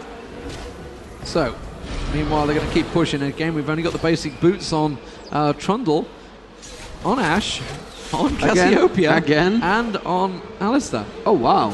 They really don't like fancy shoes. They really shoes. Don't like movement speed, do they? Well, apparently they don't need it. They have that good positioning, and wow, Saintvicious is trying it again, but Linak is still in, now actually putting some good damage on. He doesn't care that much about the Fiat, didn't have to run away there, he should have just positioned himself more aggressively. But it's okay. Better safe than sorry. sOAZ is now coming in as well, and sOAZ can definitely 1v1 that Nocturne. But it looks like CLG is still looking for that push in mid lane right now. Yeah, and Aurelia needs to get straight back to mid. I think they're going to keep pushing it. The blue buffs must be spawning in a moment. I guess they're probably going to peel away for that. Looking at the stacks, you can see down the bottom of CLG got a pretty decent stack. Not going to be able to do enough damage, but I think they're slowly losing this mid tower. Every time they start having a stack going, Kog'Maw is just getting that singular hit. That's all he's doing, he's just chipping away at it, slowly but surely. And Millenium, they kind of need to react to it. They've lost the arrow, they've got the arrow back. And there goes the arrow on Cillian. Almost on time, and wow, Salce did manage to get out of it. Actually, they've gone for HotshotGG. Sona putting the ulti across. Saintvicious going straight into Tidus. Ashe in trouble. HotshotGG, the one that been caught. And Kujaa now is going to explode. Kujaa does go down. And CLG manages to survive throughout the whole fight. The tower will go down as well. Linak didn't really manage to land his ulti on anyone. And you can see Salce immediately going straight in there. The pillar just keeping them at bay. They may lose a second turret here. One of them's had to go back on absolutely nothing. It was sOAZ so low on health there. They're going to come around. Linak's in trouble. He's going to get the fear proc eventually. Needs to be careful the rest of the team coming around. They're going to push. They've got the stack. It isn't quite the tank stack they want though, so I don't think they're going to be able to take the turret down. Millenium are backing up and backing up. It's just not working for them here. You know, they've had to initiate. They went for it, and they kind of blew everything at once on HotshotGG. Yeah, once again. And HotshotGG went in and did a good amount of damage with a Nom Nom on Aurelia. So good, a round of applause for that tower kill. That is interesting. It looks like I would have given it to Millenium somewhat, maybe by a hair before this, but now CLG are definitely looking very, very scary. And oh yeah, with the Yumu's Ghostblade finished on Nocturne now as well, he's gonna be a very, very scary target as well. So what Millenium need to do right now, they need to call from Kujaa, who do we focus on? Kujaa needs to give them a good target, and currently Hotshot, he can basically say anyone but Hotshot. But yeah, Hotshot was in there, and once again, he's in there, so let's go for him. But that's not the way to do it. Just ignore him, run past him, and kill the squishies. Indeed, kill the squishies, and more to the point that Zillion didn't even need to use his ulti in that Oh, fight. wow. Didn't need to use it. So no one was really, or at least he didn't feel anyone was in danger. Right. Maybe someone was in danger, but they didn't feel it was enough. Hotshot's going to get another stack of farm down the bottom here. And again, they're going to keep trying to push on towards this mid. And sOAZ, you know, he wasn't that tanky. He's got Trinity Force, but he took a lot of damage in there, and that's why he had to back out of the fight. And once he'd gone, there was nobody else really in there, because Alistair, like we mentioned, once his ulti runs out, he is very squishy. Right. So sOAZ actually buying 2 Negatron cloaks right now. After getting that Nom Nom in his face, he does not want Cho'Gath to be able to burst him down to no health at all in the beginning of a fight. So probably the right way to build it right now. After the Trinity Force, Aurelia really just needs to build tanky. And oh, Cho'Gath must have so much money right now. If he goes home, I can... Yep, there we go. The Frozen Heart immediately built. That's gonna make him even harder to kill. You should just not go for him. It's been true before, and it's true now still. He's going to be a bit more of a threat, of course. The cooldown reduction on the Frozen Heart is going to mean his Nom Nom is going to be there more often, his knock-up and his Scream as well. But it's always the problem, you know, Cho'Gath is so damn big. Yeah. People just target him. Even if you're trying to get the guy underneath, you end up clicking him, and you think, oh, I just wasted, especially if it's an AP hero and he's using the abilities. Look at those fireworks going off. It's always in recognition that we are going to China next. So yes, very good, very good. So at the moment you can see they're starting to peek around Baron, as you kind of expect. We are 30 minutes into this game. If it was Dominion, we'd probably be on the second game and nearly finished already. Yep. This is the fast-paced action that it is, and I guess probably most of the people here probably have yet to actually play it, because there was so such an insane many people queue to that get want in to there. play Yeah. it. Oh, and I have to run to the WCG after this, and I have no idea how I'm going to run anyway. I'm just going to have to step on people's heads and run over their heads. Crowd surf. Yeah, I'm going to do that. I'm just going to crowd surf. Yeah. So Saintvicious is still pushing this top. He's actually determined to get it, and he's very close to finishing off. But he needs to be careful they don't get caught in the situation they had before, which is when one of them was, I think it was HotshotGG continuing to push top. They ended up losing 2 towers. Yep. But I don't feel they've quite got the poke and the range at the moment. Bigfatlp is doing a fantastic job of just keeping them away. The Infinity Edge and Seal build on Ashe, once again, she's just building very, very safe. And I think Millenium need to wait for CLG to initiate the next one. They have the Ashe initiate, but it's not worked yet. So if Ashe can hold her arrow and let CLG initiate, then they have a very powerful targeted stun in a fight. It looks like Saintvicious actually fancies his chances against that Cassiopeia here. Is he gonna go in? No, he doesn't have vision right now. Okay, and CLG are just continuing to push mid lane. Baron is going to be a very interesting question very soon. I believe both teams have wards. I'm not entirely sure if Millennium have one. Dragon is back. They're not going for it, interestingly enough. They're probably baiting the Dragon so that Saintvicious can go and kill an inner turret in top lane. That would probably be worth it even. They're saying now Nocturne is backing well away, so Saintvicious is not going to go for it. But like you say, it's possible. Maybe he's coming back to join. They did have a decent stack down bottom. Cockmore could have gone down there. There's not actually that much health left there. And the minions will take it eventually. You know, if you leave the neutral minions going back and forth, they will eventually push the towers, and they'll get into towards the base. They get stronger and stronger. Will we see an initiate from Hotshot? You can see he's definitely thinking about it there. He's getting big and feisty, trying to get his way forward at the moment. You can see up top. I think they're going to rotate around, go straight towards top. Saintvicious is going to take this top tower. Really has gone up there. Cassiopeia needs to be careful, doesn't get caught in jungle there. The rest of COG could easily come around, and that's exactly what they're doing, just clearing out the wards in the jungle. So COG starting to invade. Will they be able to take any buffs in now? I don't think there's any buffs to take, because Saintvicious has already got it.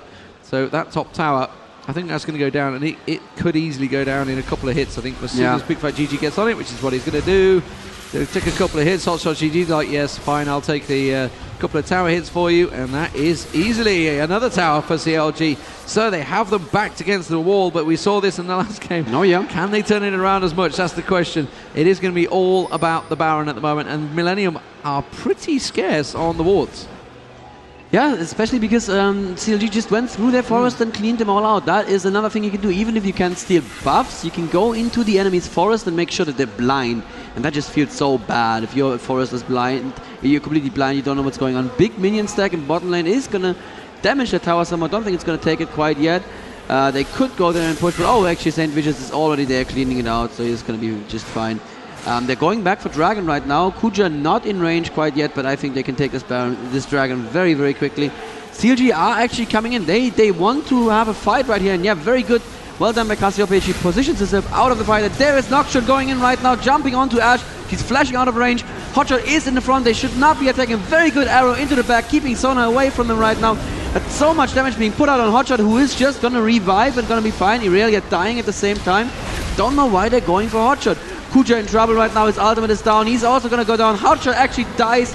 Finally dies for good. But that was Kujaa and sOAZ just for Hotshot, and that's going to be a dead Cassiopeia as well. I don't think she's going to get... Oh, she may actually get Cillian there. Well done. Saintvicious picks up the kill on Cassiopeia, and now Ashe and Trundle need to be super careful. If Saintvicious gets in range, that's going to be a kill. And that went well for CLG, I feel. It did go well, and like you said, they went for HotshotGG, got revived straight away, straight back. It did eventually go down. It will take some stacks, but I don't think it's going to be enough to turn any sort of game momentum, as it were. So stack-wise, they have a couple of minions, so they're probably going to have a good go at this bottom tower. I'd certainly pick it up. It's absolutely on nothing. They could easily just tank it down and take it out, and it'll take another load of vision away. And Elementz doing a great job on Zenon at the moment and clearing it out. You know, that arrow came across very well. It caught all three of them here, but unfortunately, Zenon just went boom, flash, and ulti straight across a lot of them, which actually did flash, just walked straight in and ulted. Didn't need to flash at all. But yeah, like you said, they went for HotshotGG. Why would you ever go for a Cho'Gath? Yeah, he's a little bit smaller now, like you said, but that is not going to make much of a difference. And since he can farm that well, he's just going to farm it all up again. That may actually be bot tower going down to minions. So that's unfortunate. I don't think anyone's going to get it there in time. No. So rewarding now by Kujaa. He's put apparently 2 wards there, just to be completely on the safe side. There may actually be a use to that. If an enemy support is there cleaning out the wards in Baron, they may have to stay for 3 or 4 more seconds to clean out the second ward, and that may be enough for you to catch up with them and actually kill them. Big wave in top lane is gonna do some damage, no damage at all, because Hotshot is there and ready to eat them all. He has this sixth sense, he knows where farm is gonna be, and he's always there first. I smell farm. So he goes straight up the top there. So let's have a look at the items. You can see that, wow, very tanky now. I mean, just look at those items. Why would you ever target him? Meanwhile, you can see that Nocturne is now beat on a lot of damage. You can see that Trinity Force is being built by Cockmore. Oh, that's interesting. I keep trying to say Kujaa for some reason. Cockmore, I don't know why. But Phantom Dance are now completed on Ash. Ash still yet to die though, so the only two people, the people that have died really is Cassiopeia, which has been caught. There's not been many kills. Yeah, it's 4-4. True. It's pretty even, despite the fact we're 35 minutes into the game.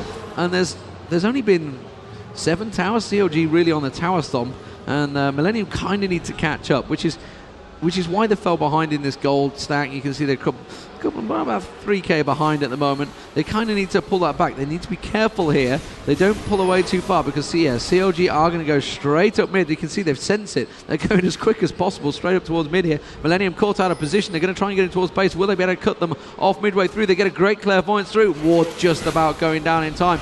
Will Hotshot be able to initiate in time? Saintvicious goes diving in. That was a little crazy. I'm not too sure if he was going the right thing. Tidus is being pulled out of this one. Again, I'm looking across. Not really anyone was caught. Saintvicious was. I think that was a bit too aggressive from Saintvicious, I've got to be honest. I'm not too sure this is going to work out too well. ShLaYa is going to go down. Yes, he will do. Bigfatlp does finish him off. Bigfatlp laying down so much damage. Salce ultis himself. He's going to get out of that one. You're not going to escape that, Kujaa, I'm afraid. You will go down. And sOAZ has to use his flash to survive. Well, I thought Saintvicious had gone too aggressive there, but they just pulled it off brilliantly. It was good. That's going to be the tower and possibly the inhibitor. I don't think sOAZ is going to be able to come back and stop 4 people. No. And the problem is they cannot get through to Cockmore. Once again, like you were saying, he does so much damage with the Blood Razor, his W, and they just left him alone. They just allowed him to do that damage. Oh, valiant effort there from sOAZ, but he's not going to get points for being a martyr in this game mode, so he should be very, very careful. And that's going to be a tower there right now. Once again, look at how low Hotshot is. That shouldn't be happening. They should not be wasting any damage output on him. They should be using Trundle and Irelia to just go past and jump on that Cockmore. That's what they need to be doing. And I don't see that. Cockmore didn't take any damage at all this fight. No. It was you know, and to be fair, Soda managed to throw a decent ulti across them. Didn't actually get that many because they were all up here fighting Saintvicious, and Saintvicious went down easy, but the rest of them, they were just like, well, we've been completely caught out of position. Tidus, however, did have half his health stripped straight off by that Saintvicious ulti, and we can see a very, very quick reaction from Millennium here. This is what they needed to do. The only people nearby is Salce, who's only on half hit points. Saintvicious also coming around. They've backed out. They've backed out of it. I think they could have got that. They could have done it, yeah. Well, somebody didn't have the nerves for it, I guess. And there's CLG now, they're ready, and now Millennium will have to defend hardcore to if they want to have any chance of winning this. I want to say that CLG are ahead right now, but they've been much, much more ahead in the last game. So I don't know what's going to happen, honestly. This is... Oh, where's the ultimate going in? It's actually going in on ShLaYa in top lane right there. He's going to get caught a little bit. The fear not proccing on him. Didn't even use it on him, and ShLaYa is going to be safe. But that's his ulti time he used. That's his ulti down. That's his ulti down. And that's what's been initiating the fights for the last few times. Meanwhile, you can see Cockmore sneaking around with a pretty decent stack. Going to get a farm and keep pushing. Meanwhile, you can see they're not going to catch him. But Cockmore's just doing all the damage to this in a turret. He's going to take it down before they get there. He is just taking that tower down. A destroying machine. You can see he's just happily doing it. He's got the Trinity Force complete now, along with that Madreds. So, oh, Elementz has been caught out there, and Aurelia, I think, is going to be able to finish him off. You can see the rest of the team are trying to survive. Going to just get the ulti. The arrow is going to land. Elementz almost certainly going to go down. Meanwhile, Nocturne on the tower up the top here. You can see they're going to come around. He will res there. That's not going to be a wasted ulti for fact. But wow, Saintvicious is going to take this tower down. There is nothing they can do about it, and that's a second base tower down. ShLaYa is going to come in there. It's too late. You are too late for the party. Meanwhile, it's going on down in towards there. You can see Bigfatlp is going to finish off Linak. I don't think he's going to be able to escape this one. You can see Kujaa's trying to defend him as valiantly as possible, but Kujaa needs to be careful because he's not built tanky. He's not built for this. He pops his ulti. Tidus has to be where he is now, but Tidus is going to get eaten. No! Oh. Bigfatlp is going to go for the ulti. Comes out. Saintvicious comes across, takes him down. Tidus goes down. CLG now in a demanding position. And wow, that's just all come from an initiation of Millennium. They did manage to take Bigfatlp down. They did defend the tower and the inhibitor. However, they've paid the price heavily for that. Oh, I didn't even see Bigfatlp falling. Yeah, but the Elementz, I don't know. It's nice if you can catch the enemy support out of position and just kill them. But if you use all of your damage output on the enemy support, then what are you going to do once the real team arrives? Once again, it's a good free kill if it's a free kill. But once Cillian was in range, it was no longer a free kill. And once Saintvicious was top, that just pulled them apart, and they need to have that. Wow, Saintvicious is picking up a free dragon. They need to have a Trundle with them because they need that Trundle to instantly kill someone with the Trundle ultimate, or at least if they have to go for Hotshot, at least make him killable with the Trundle ultimate. Oh, didn't see the ward that sat underneath Baron there. Possibly couldn't click it. I don't know which patch level this is. There was a patch level where there was a bug with attack move that wouldn't acquire these wards. But that may be the problem. They may be abusing a bug here. Now the issue here I would have is, despite the fact COG are seemingly winning the team fights pretty easily, they've yet to push their advantage to the fact that they took this inhibitor down early. So obviously Millenium are getting the free farm now. They're getting these super minions coming at them, farming away happily. They need to keep a grip of this top turret, and really that's the only thing that's been pulling them apart is the fact that CLG now and again, whether it Saintvicious or Hotshot, are pulling away and just pushing a lane, whereas Millenium have not been able to do that. They're too scared. Yeah, they're too scared of not darting in on them. I see the Thornmail on early, and I really don't like it. The AD damage from the enemy is really just Saintvicious. Cockmore does mostly magic damage, especially with the Blood Razors. So the Thornmail is such a single-purpose item that I don't really see working in this against this comp. And now, both top and bot lane pushing. They need to go and defend somewhere, and there is the entire enemy team right now. Hotshot is out of position, but they should not be going for him. I hope they learned their lesson by now. Yeah, I think they did. There's a good slow on Kujaa. Kujaa is going to take a lot of damage. Going in immediately with his ultimate. He's going to get a good pulverize off there. But who are they going for? There is a Saintvicious jumping back in there. That's who they should be going for, but not enough damage done there. Linak is way too far in. Actually killing Cockmore, but he's going to be revived. That was definitely not worth it. Did they even take Saintvicious down? They did take him down. But that's another inhibitor down, and if they're not careful, they're going to lose someone else. Oh, wow. That was unfortunate. Yeah, that backfired. And again, like we said, we're in for Bigfatlp, and there he is again. He gets a revive straight on him. And that is the downside of Zilean on the opposition. Zilean and Sonar as well, so you can get a lot of heals. Oh, they put a speed buff on HotshotGG. They nearly managed to get back and initiate. Almost certainly Tidus they're going for there. And they will take the initiate.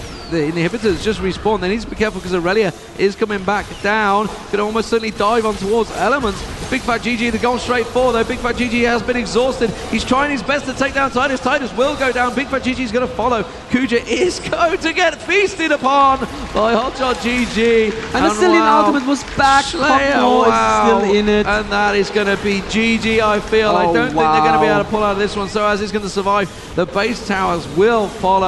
And wow, such timing there.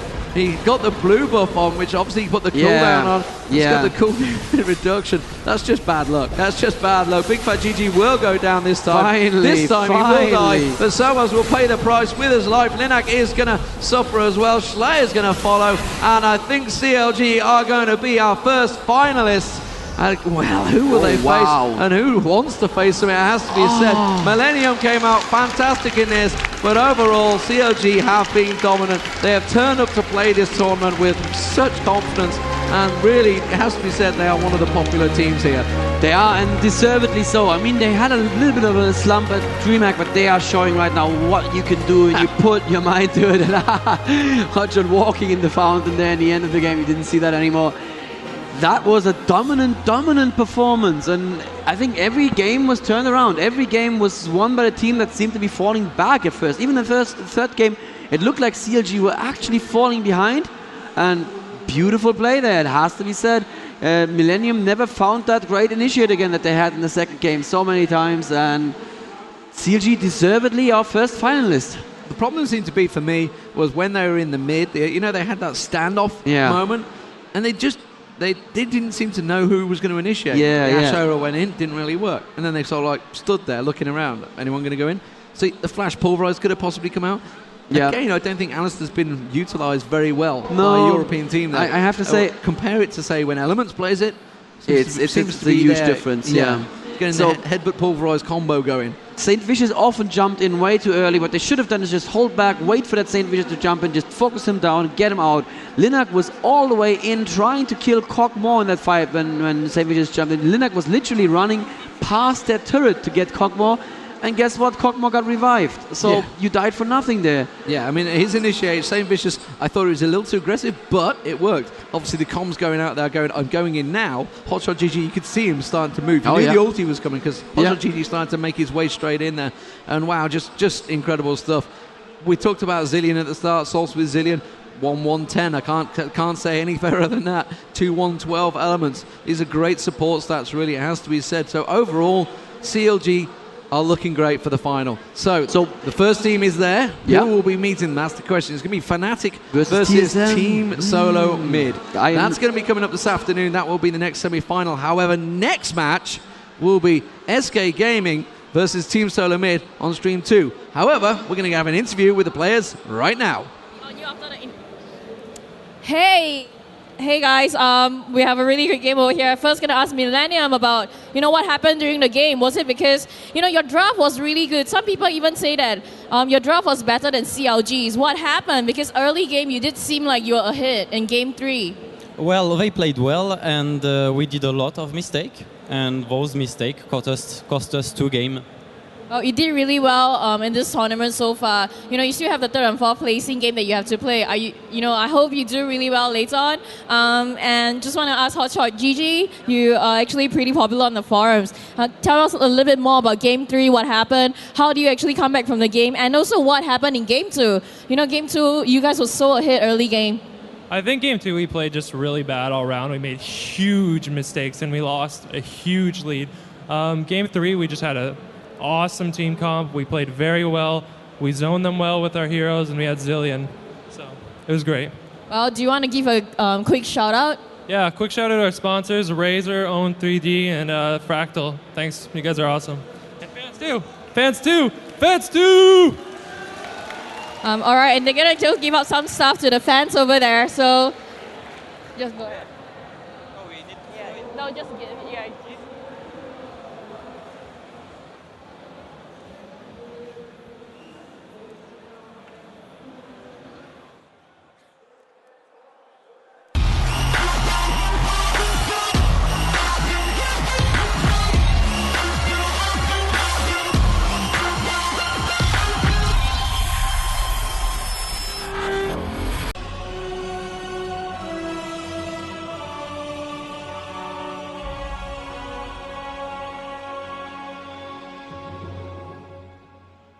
So here we go. We are going. This is a best of 3. Remember, it's going to be Team Solo Mid versus Fnatic. And remember, guys, make noise when they get first blood, when they get a point, when they make a count. The StarCraft guys made us kind of look bad earlier. They were cheering like crazy for MC, and we were just thinking, are we going to see a first blood fight? This is the question. Level 1, but they have the advantage of Reginald, obviously, with the ball. He's going to use the Q, get straight into that. And you know what? He's going to go straight for that bush.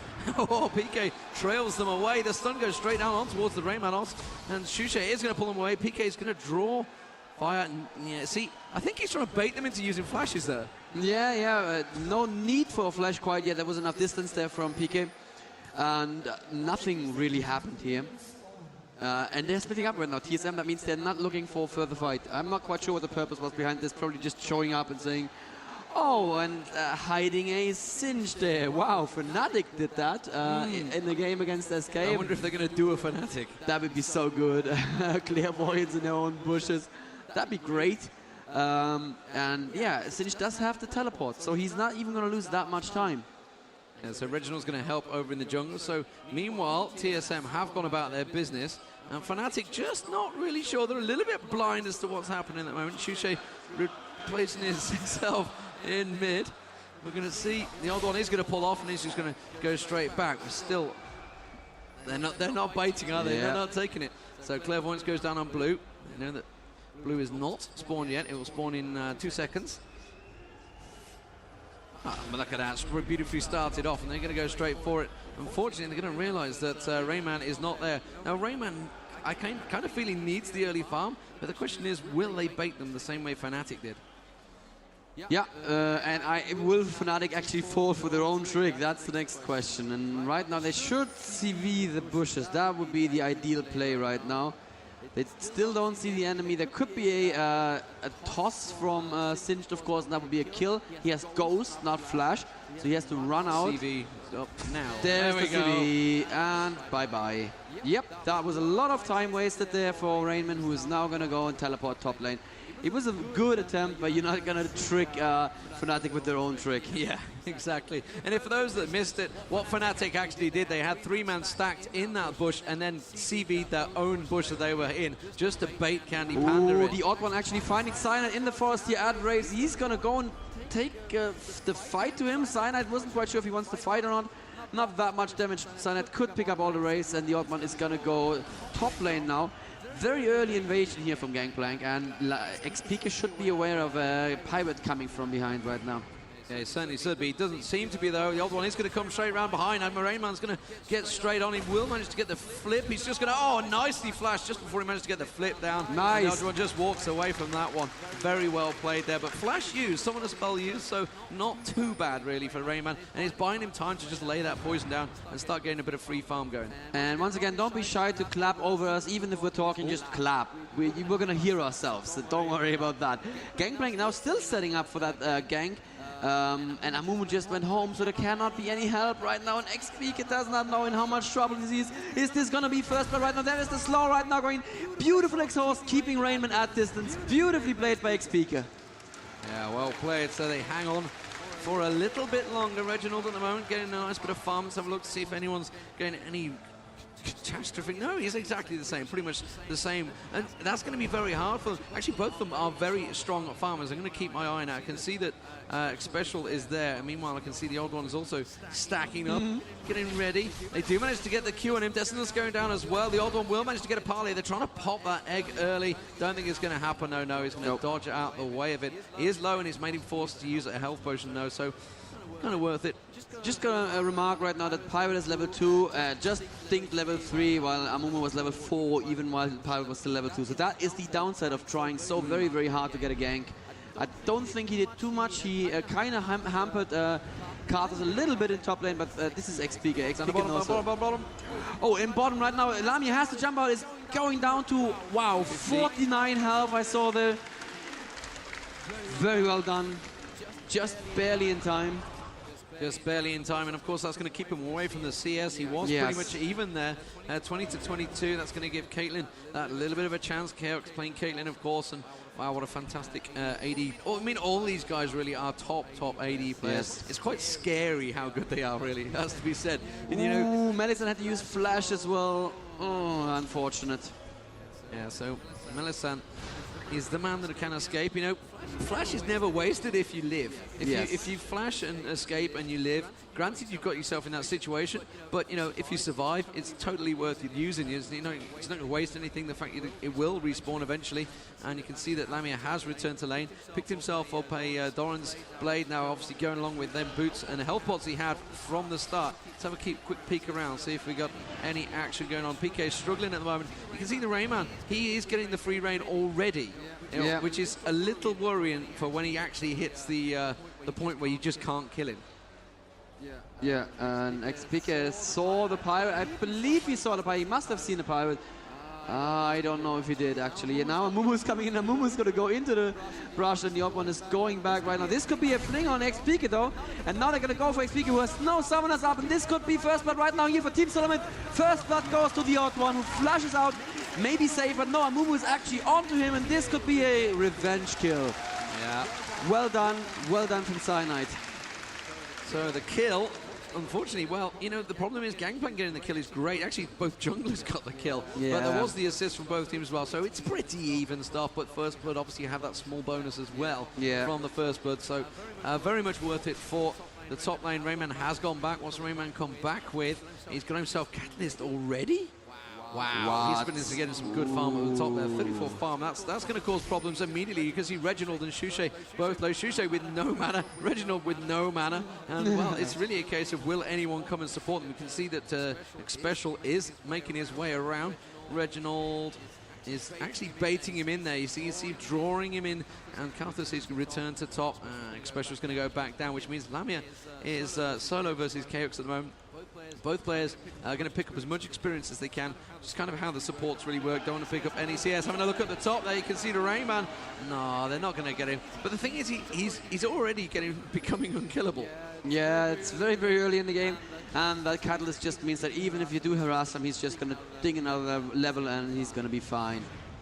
The Catalyst, in case you don't know, gives you a good chunk of health and mana back every time you level up. That's just the ultimate lane sustain item. And oh, is Cyanide going to be able to actually steal that blue right there? There's a ward right now. So he sees it and they need to pull it out, but they should be safe. No? Oh, they backed away completely from it there. They saw xPeke in top lane and they saw Shushei in mid lane and they also saw the other two in bottom lane. So there was a DP of 0. You know what a DP is? DP is dude potential. And there was a dude potential of 0 dudes jumping out of the woodwork there, so I'm not quite sure why they didn't just go ahead and do the golem. They fear the Amumu. Yeah. It's quite clear. PK, you can see he's actually landing them late ways, but they're just doing nothing. Yeah. Nothing at all to TheRainMan now. He's already becoming too strong for PK to deal with, but the problem is he can't walk in and start, laying his poison down because he's going to take attention from the tower, which he does not want. Yeah. He's got to be careful. He's got no wards in the river actually at the moment, but you know what? I don't think he's that bothered about the damage potential from Karthus and Amumu combined. And he just warded, and he actually almost caught up to CS right now, 51 to 44, and that's going to be 47. Yep. Oh, actually 49 very soon. So he's actually caught up to Singe. That's pretty good. And at the same time, we see Caitlyn building something really strange indeed. What is this, Lee? What is Chaox We doing? have seen Team Solomon doing this every game of the tournament. They are going for the Wriggles land. Wriggles again. Oh, let's have a quick look top there. He's going to manage to get the flip. No. Just backs out again, but well, PK actually didn't really take any damage there. But Gangplank is going to come around, so we see the TheOddOne's going to get in close. I'm going to keep my eye on down the bottom now. I can also see Anivia making his way. It's going to happen both sides. I can see Lamia is drawing the attention. I think Rayman's going to just back out of that one. Let's have a quick look back in the bottom there. Xpecial's the target at the moment. Don't think you look at the damage coming out from Chaox already there. Managed to net shot straight on towards Lamia. Lamia has to back out of it. Back up towards the top there. You can see Rayman working his way around. I tell you what, we're going to have to be on our toes to watch first blood here. Not first blood, second blood, I guess. Third blood. Third blood. Yeah, Orianna now going into a strange place. Let's see if she has wards. She does not have wards. She's actually invading the enemy forest. She's going to try and come gank bot lane from behind. That is super aggressive, especially considering how far push bot lane is. I think she's just going to run past the tower and try her luck. And you know what? That could really work. I'm a little bit concerned right now. Yeah, Lamia and Mellisan have no idea this is happening. And there is Reginald. Now they know it's happening. And oh! Flashed out of the ulti there. Nicely done, Mellisan. Again, he just gets out of those situations all the time.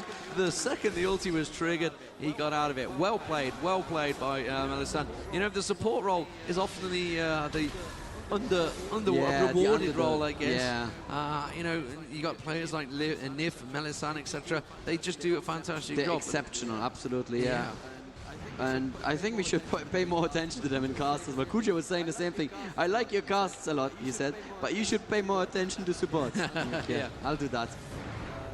And we can actually see Shushei outlaning Orianna. That's a little bit surprising. Orianna at 66 versus 73, so not really outlaning her, but he's going to pick up that wave when he gets back to lane, so at least he's somewhat ahead of Orianna, and that's surprising. Down the bottom, though, you can see 86 to 65, so Lamia is having a problem to keep up here. You can see he's obviously building towards that Wriggles. Caitlyn is probably going to port away and have the Wriggles, I guess, which means we're probably going to see... Remember, we're at 12 minutes closing on it here. Still no Dragon attempts. It's almost certain it's going to happen sooner rather than later. Mellisan is coming around the side there. Well, they've already seen him. Clairvoyance went down there. Gangplank does back away. Let's have a look. Lamia is going to get a bit of free farm. That's going to pull him straight back. He's going to Berserker Greaves. Berserker Greaves and Wriggles now on Chaox. So you guys watching at home, this is not an ordinary build that you see, but when 3 members of your team do it, it kind of works. It's really, really strong. The only problem is that if Fnatic look for a team fight right now, their carry is going to be stronger than the enemy carry as soon as Lamia goes home and buys his best friend the sword. That's what it stands for. That's exactly what it stands for. Lamia is going to turn around, going to put a little bit of damage. Of course, don't forget he's got that Janna shield going on him, which gives him that extra attack damage. Easily he manages to outdo them. Shushei in mid. Reginald. Shushei doesn't have the blue, so he needs to be a little bit careful here. Gangplank was in around the region, but it's not going to do enough damage. Reginald taking damage from that tank as well. These things are no slouches. They'll do a bit of damage to you, especially an AP caster. Ward going in towards the push, so they're not going to get a shot on it. It's not going to be enough. Oh, Xpecial wasting the flash there. Trying to get in. I didn't like that one. No, you know, if it had landed, it certainly would have done a lot of damage. The flash pulverize is exactly what he was trying to do. He actually didn't go for the pulverize. He realized he was going to miss. Yeah. He doesn't need to be aggressive. Oh, and mid lane at the same time, beautiful Amuma ulti, and she flashes out just at the last moment. There's the Carlos out. He's not going to kill her, obviously. And that was beautifully played from Reginald there. Yeah, very nicely done. So a couple of ultis wasted there, and it has to be said. Cyanide and Karthus, and you know, the call probably went out. It's like, I'm going to get it, and then PK's just like, well, I'm low on mana, I'm going to pawn. Oh, into the mid though, Cyanide is in all sorts of trouble, and he's not going to get away with this one. Reginald does manage to get the kill on him, just managed to flick down there as Gangplank comes along. Meanwhile, TheRainMan is also beating away on this tower, and that is going to trigger the first dragon. Yeah, absolutely. They can see they're all running for dragon right now. Do you know where the blue from Team Fnatic is? I have no idea where it went. It's not up right now. Actually, wow, look at the speed that they're doing dragon with. That is insane, and Lamia can't really do much to Chaox there right now. Shushei coming in from above, needs to be careful as well though. He gets flanked in a very, very bad position. It gets a stun on TheRainMan, but look at TheRainMan, he just ignores all of that with his shield as well. And Shushei needs to be careful right now. Lots of damage. Actually, there's a very good jump and a flash, but it's not going to be enough. PK coming down as well. They managed to get the slow. Oh, the stun lands, and now will get the kill. That's going to be a pull PK into it though. PK doesn't have his ulti. He's pulling damage from the tower. He's not going to get Xpecial down. Xpecial with that ulti running. It's going to run out any second now. Mellisan going in, trying to get the slow down. Orianna protects him, and I think he's going to get away with that one. It may buy them time on the tower though, because there is a stack of minions coming in. Yeah. They are going to turn around. It's a full tower, and I think they may well pull this one off. They I don't think tower, TSM are in any situation to come back to them. So wow, you know, a dragon for a tower is a fair trade, I'd say. It is, absolutely. xPeke getting flung there into Team Solo mid, and it almost looked like it was exactly what he wanted, because he could just use his AoE, but unfortunately, like you said, pointed out, he used his ulti somewhat questionably earlier, so he didn't have it when it really mattered. And I was asking about blue before. It's back right now, and it really, really, really needs to go to Anivia, because without blue, Anivia is just going to be out of mana in no time at all. Actually, Anivia built a Banshee's Veil first. That is really, really strange. Yeah, that's not going to do a lot of damage when it comes to the team fight, that's for sure. There's an Oracle Potion on Mellisan as well. Meanwhile, Lamia continues to farm. Got that pickaxe as well. And TheRainMan's picking up a lot of free farm up top. That's nice of him. He's just going to carry on doing that. Let's have a look, see what he's actually building. You can see Rod of Ages now complete on Orianna and Singe. Singe is now going to have quite a bit of damage with that poison and be very tanky. 2,182 hit points. He's going to come around and catch xPeke. He just puts the ward down there as he passes. Orianna is almost certainly going to take the blue. Yep. So let's have a look. Yeah, who did take that blue? I wasn't actually watching. I didn't see Shushei has it now. Went across there. He has it now, but I mean, the last one, I completely missed it. He's porting back already. What's he doing? I don't know. He's just going to, you know, dance around there. So have a look down the bottom. He's 94 to 134. That's quite a sizable advantage to Caitlyn right now. So Chaox doing a grand job in the farm, which is why he's got the Wriggles, the boots, and probably saving up towards that BF sword as well. Remember, they all got the 150 gold from the dragon, and a double ward there. TheRainMan now going in for xPeke, but Peke is very, very safe there. Peke tried to harass a little bit. There is Cyanide now coming in, and maybe he's going to get... Yeah, TheRainMan, unfortunately, is so tanky. Look at that, he's just no damage whatsoever. If they chase him, they're going to take more damage to his coming up the river as well. Oh, but there's Shushei coming up the river right now, and that could be a dead TheRainMan. Coming in behind them, that's perfect. Ulti territory, yes it is. The ulti will go down, Cyanide goes down. Shushei, you are not escaping this one. You're going to get egged on the tower. Ooh, the odd one nearly going down to the tower. I don't think Reginald, and he gets headbutted away from the tower. Tries to pulverize him. Will Shushei be able to escape it? That's the question. No, because the ball goes down. He's got to be careful of dissonance, and the ulti from Xpecial manages to finish him off, and I think that's going to be the tower as well. Wow, that started as a little fight for a top tower with xPeke there, and when they pushed in for TheRainMan, I think that was a mistake. There's no way they could have killed TheRainMan in time, even with Shushei coming up from the river, and they didn't see Orianna, or they must have seen her come up. I don't know why they fought that. That was just not a good place and they to all fight. positioned perfectly. Perfectly, just yes. get grouped up. Say, Orianna, put your ball right here, Yeah. and then ulti. And it's exactly what happened. It worked, and well played to TSM. They are 6-2 up on kills, which is actually obviously going to put them up on the gold. They've also got the first dragon as well, don't forget, and they are pretty even on towers right now. So meanwhile, TheRainMan now goes back to farming, as it were. He's going to keep on pushing these towers, and there's another stack and a beat on this mid. I think Shushei will get back here in time, but you know, we're going to talk about Shushei picking up that Banshee's Veil. To what effect, really, this early on? I think what they're thinking right now is the enemy is tanky, so we need to be tanky as well. That's a good hit there on Reginald, but as you can see, no damage at all. Stole the gold, that was what he was going for. Stole some of the raids. Oh, he did? Wow, that is mean. That's just mean. You don't do that. This is a friendly game. There's nothing at stake here. Obviously, of course, 32,000 is the prize pool for Intel Extreme Masters for League of Legends, and this is just the first stop of many, as it were. Already qualified, actually. Team Solo Mid have not qualified for China, which is quite important to note. You know, CLG and Curse Gaming going to that one. However, Fnatic also not going there, so neither of these teams we're going to see in China. Yeah, that's true. Xpecial warding aggressively in Fnatic's forest right now. Let's have a look at Tristana. CS 120 versus 155 on Caitlyn. So 2 wriggles only instead of 3 this time, but you know, that is still enough. And look at TheRainMan, he just cannot be stopped from farming. There's no way you can do that. xPeke 131 versus 131 actually on Sinch, so at least he's keeping pace. But I have to question how useful that's going to be. The ping's going down there, and it was Mellisan actually coming down river, and they were like, no, there's a big cow in the bush. Yeah. He's sat ready and waiting. Oh, they're having a dive towards PK at the top here. You can see, I think, will he get the flip? Yes, he will. Pulls him away from the tower. PK is almost done.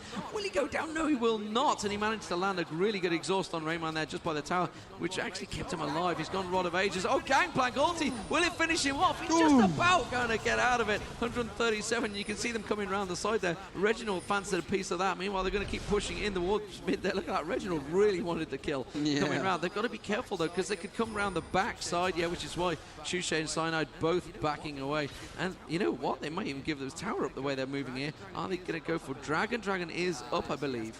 Yes, there it is. Yes, but TSM need to be aware of that. I'm totally sure that they are aware of it. Tristana's coming in right now, and let's see what TSM are doing. They have vision of Lamia. Yeah, they have vision of Lamia, and they're now pinging Lamia as well. So they're now coming in. Oh, Shushei, you need to be super careful. Very early ultimate there from xPecial. Lamia is trying to pick up the... Yes, they do pick up the dragon right now, but so much damage on Cyanide. There's a Cardinal ultimate coming from across the map, but that's not bad. But Reggie is safe, Chaox is safe, and oh, beautiful flash once again from Mellisan, who is gonna... Oh, wow. Who's gonna die? That's what I was looking for. Crazy stuff. Well, they managed to get the dragon, but they paid the price with 2 deaths. Yeah. And PK could have really done with coming down a little bit earlier. You know, he knew his rest of his team were there, but he couldn't really just go running through the jungle there because the rest of TSM were around there. They're also stealing the blue as well, and it's actually going to go to Chaox. Wow. That's just rude. Yeah, it's not even we want that blue, it's just we don't want you to have that blue. And with an Anivia in the team, that hurts a lot. Yeah, absolutely. That's what they needed. You know, PK wouldn't be too upset about getting it as well. It's all about the cooldown reduction rather than the mana use for both of them, really. But the mana is so important on Shushei. Shushei, has he built much AP? Yes, he's got a blasting ward on there, but he's going to fall so far behind. I'm not sure about that start. We have a Bloodthirster now complete on Chaox. Meanwhile, down the bottom, Tristana Lamia is, well, he's still trying to chase that Infinity Edge, 139 CS to 178. So he's falling behind, and once you start to snowball, it can be dangerous territory when you're against top teams. And you know, when you fall that far behind, it wasn't really gank attempts, it was just didn't get the CS. Amazingly though, Fnatic are only 3k, less than 3k gold behind. From my gut feeling, I would have said they're at least like 5 or 6k behind right now. So they're definitely not out of this game quite yet, but it's looking very badly for them. Cyanide could be in trouble here. The ulti from Gangplank going in, as well as the ulti from Reginald coming across. Actually knocked him out of the damage there. Xpecial is going to get a pulverized down. Cyanide's not going to be able to escape this one. Eventually he will go down. It's whether in case he managed to pull away and do any damage in the process. Reginald picks it up. 9-2 the score now. Team Solo mid still even in towers though. So there, well, the Banshee. That's why I wondered about the Banshee. You know, it's so easy to pop. Just simply straight across, pop it, and you know it's targeted. There's no way around it, and I think that's going to be the tower going as well. Oh, they're back off. Yeah, there's a good slow right now on Reginald, but I don't think they have anywhere near the damage output that they need just between the two of them. I'm not sure where Shushei is going. Trying to wall him off there, but it was a little McLaren-ish. And when people can just gank you freely like that in your own forest, that's going to start messing with your nerves. And this is exactly what TSM need right now, Lee. After that beating they received at the hands of SK, they need this as an ego booster. Oh, it's a massive confidence booster, or an ego booster, as you say. He's not giving up on Shushei. Very aggressive start as Reginald. It's what we're kind of used to. Let's have a look down the bottom. Lamia is actually having problems keeping Chaox away from this tower. You know, it's actually tanking it now. He's going to continue on doing that while the rest of the team Solo may keep pushing. TheRainMan also continuing to push up top, which is what's keeping xPeke busy up the top here. He's not able to leave his lane to come and support his team, despite the fact he's pretty well farmed. He's not able to do anything other than lend his ulti out there. And again, look at that. Chaox just chipping away at the tower, going to put the sniper shot down. A lot of damage as well. And now he's going to take that turret and he's going to see if he can finish it off. Not going to be able to get a kill. And just carries on farming quite happily. It's the same story with TheRainMan and xPeke in top lane that I was watching there at the same time. They're just, you know, farming. TheRainMan pushing the lane whenever he can with his poison. He's basically picking up 100% of the CS. Very painful there for xPeke. Can't really stop him from doing that. He has no threat at all whatsoever against that Singed. Singed hasn't built any MR yet, but he has that much. He just has that much health. He can use his ultimate every 40 seconds or so to just get the health back in case he should ever be harassed out of it. Right now, ping's going down in the Golem forest for Fnatic. Ward fighting, that's all that was. Oh, they're still pushing on down the bottom there. I can see.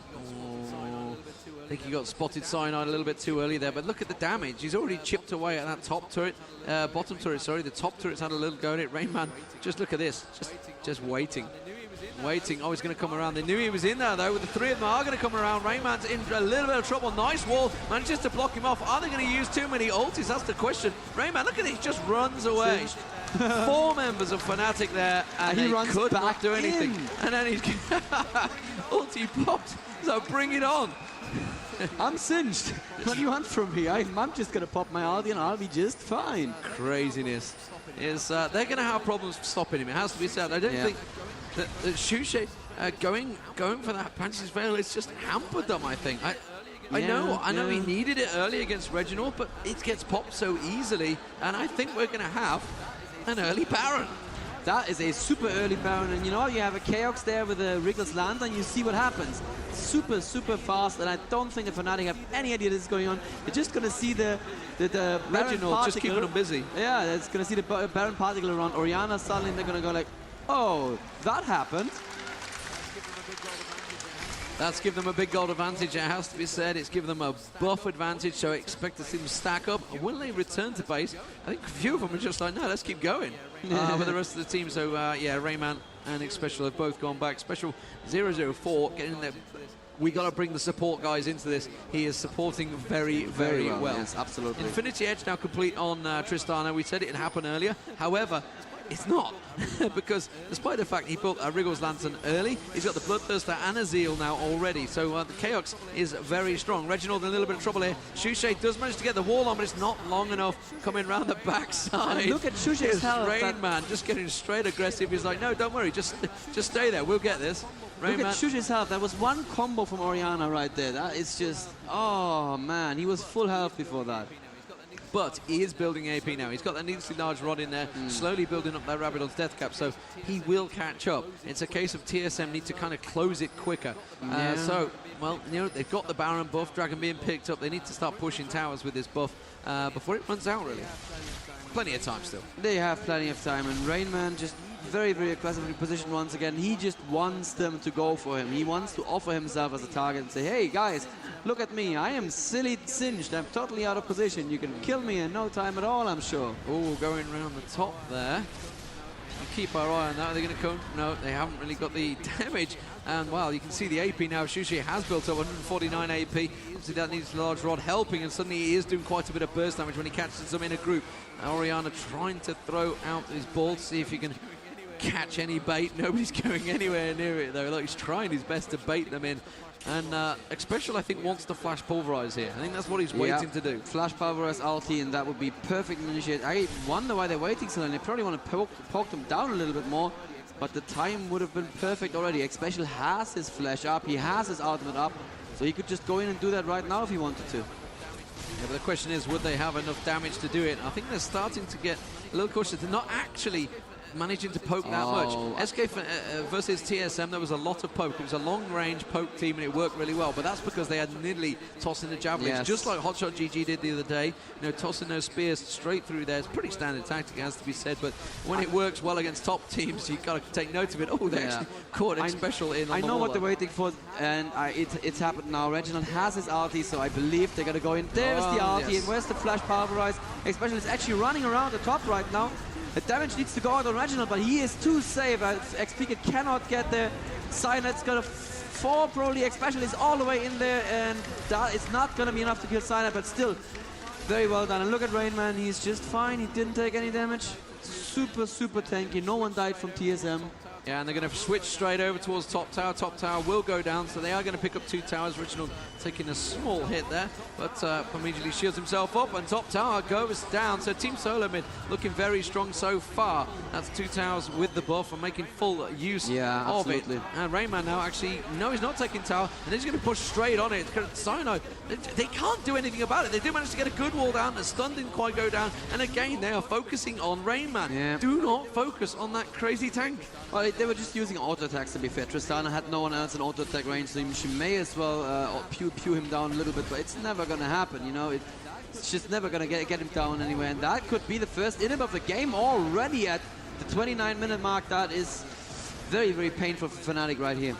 It is very painful, and it's going to be a massive ego boost, as it were, for Team soloMID. They were coming into this one on a bit of a downer, but it's going to make them feel very, very happy indeed. Massive stack coming along top there, which is why Caitlyn's immediately switching across there. They're going to push in and pick up a 4th tower of this push, which is quite an incredible turnaround from Team soloMID. And it was all about that sneaky Baron fight they did that Fnatic just either weren't aware of or felt they couldn't do anything about. Yeah. And TheRainMan just gonna get tankier and tankier as time goes by. He's definitely gonna have his force of nature right now next time he goes back. Not sure what he's gonna build with the Giant's Belt. Could be a Sunfire Cape. Doesn't even matter. He just needs all that. He just needs all the health he can get and all the magic resist he can get, and he's gonna be just fine. Let's see what he's actually gonna get. That's the force of nature. Yeah. Beautiful. And the Trinity Force already for Pirates. On Quicksilver Sash as well, more importantly on Caitlyn there. It's one of those things to note. When you get to that point, you don't need more damage. You need survivability. That's true. And the Quicksilver Sash, it's like a free cleanse is the word I'm after. Before I say something rude on air. ShLaYa's Reverie now on Ionian Boots. Yeah, Force of Nature on that Rod of Ages, Dark Goal. It really is very strong, very, very strong. We've got the Super Minions pushing along mid, of course, and I guess we're going to see maybe a push either on top or bottom. Where are they going to do? Oh, PK has been very long way out. Gangplank going to come around the side. He's ready. He's got TheOddOne with him. No, TheRainMan's actually backed away, so he could have caught him out there, I think. Instead, they're just going to keep pushing mid. You know, they're going to build up these Super Minions, so actually push pressure on towards the 2 towers like the Nexus, and then no, they're just going to back away. They're going. They can do whatever they want. They're just picking all the buffs up. I think. Exactly. All the free farm. TSM, I think, kind of have this one in the bag to start with. It's going to be over to the second game, and they need to kind of reset their thinking. It will be coming up shortly after this one, but we're not finished yet. Yeah, as much as I'd like to keep hope alive as well, I think this one is probably going to be over very, very soon. TSM are unstoppable right now. The death cap on Orianna. They will never ever let them get anywhere near Orianna, and Orianna can put out all the damage she wants with that massive, massive range. They should definitely have banned. 39 AP. Yeah, oh, wow. They should have banned her. They should have just banned Orianna. Wow, Shushei building tears instead of finishing his death cap. Don't like that one bit. this late in the game, you're never gonna get them charged. You know, doesn't make that much of a difference. Did he just ulti? Did he? He just ulted. His ulti's on Yeah, he cooldown. ran out of range and then it pulled the ball straight back onto his head and then ulted, and it ulted on his head. So that's why Orianna is called a high skill ceiling champ. And he just bumped his head on that skill ceiling. we're not got him too badly because he's doing all right. It has to be said. Oh, yeah. Baron is probably due to spawn, which is why they're switching straight across there. I guess it's really the only chance that Fnatic will have is to try and get the Baron steal on. But the problem is, TheRainMan's just continuing to push and farm. Yeah.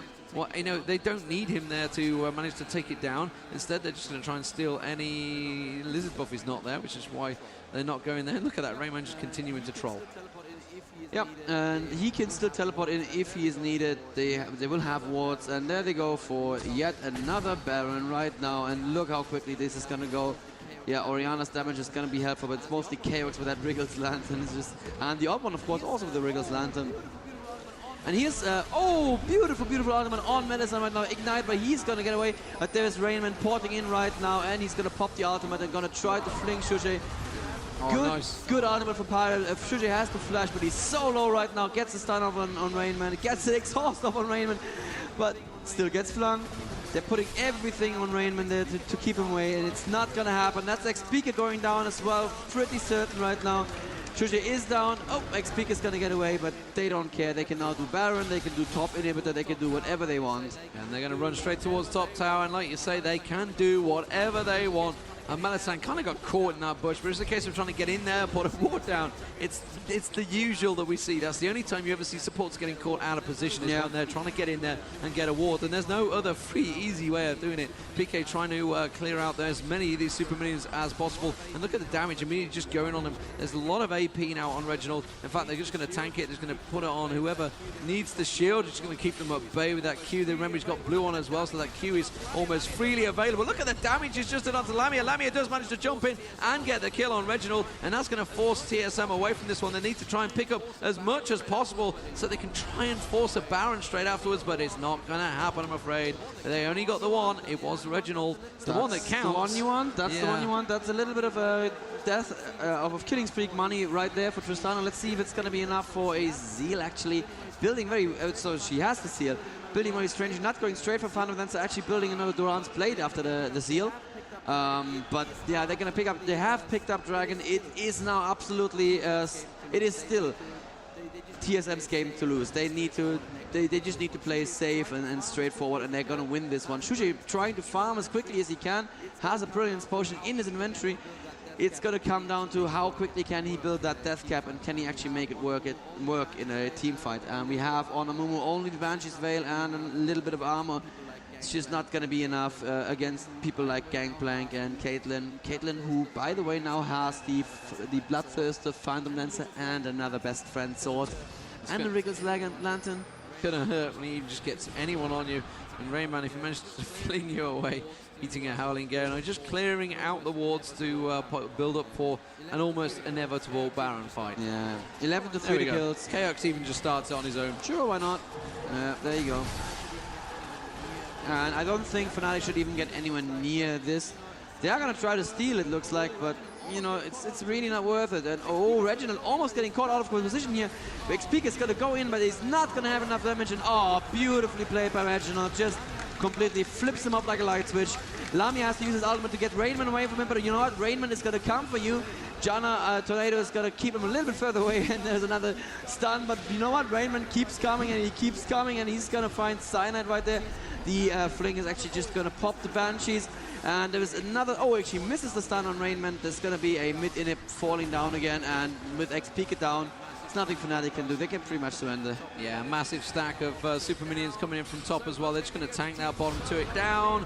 So first game, going to go to Team Solo Mid, the Americans. Will it be an All-American final? That's the question. We already have CLG in there. They were dominant this morning. It was a very close match for a long time, but in the end, they managed to pull it off. Wow, damage going straight in there. And, ooh, the sniper shot just dropped out, hanging on Mellisan. If he wasn't on the fountain, he would have definitely gone down there. We're going to get a one last attempt from Cyanide. It's a dying effort. Anything you do to just try and keep him away. It's an emo moment for Amumu. PK comes in there, tries to do as much damage as he can. Chaox just turns around, shoots him straight in the face, takes him down, no problem. Singed TheRainMan finally dies. I don't believe it. Finally. So 1 death for TheRainMan, 1 death for Reginald, and 1 death for Chaox. And the only man that didn't die is the support guy, and that is Xpecial. And on the fountain there, TheOddOne finishes off Shushei. The Nexus will fall, and a fountain dive from Reginald just at the end there, just to say, I can do this too. GG.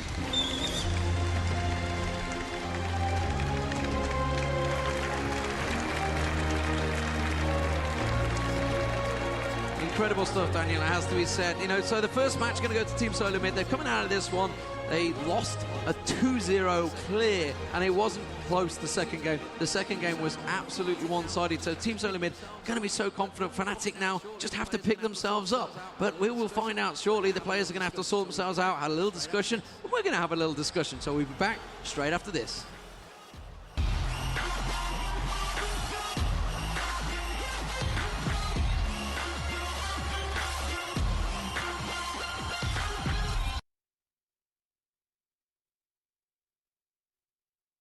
Mal richtig Gas geben. Die Jungs wollen euren Support, wollen natürlich jetzt hier nochmal richtig loslegen. Ihr bleibt mit am Start. Wir sehen uns gleich wieder mit der zweiten Partie.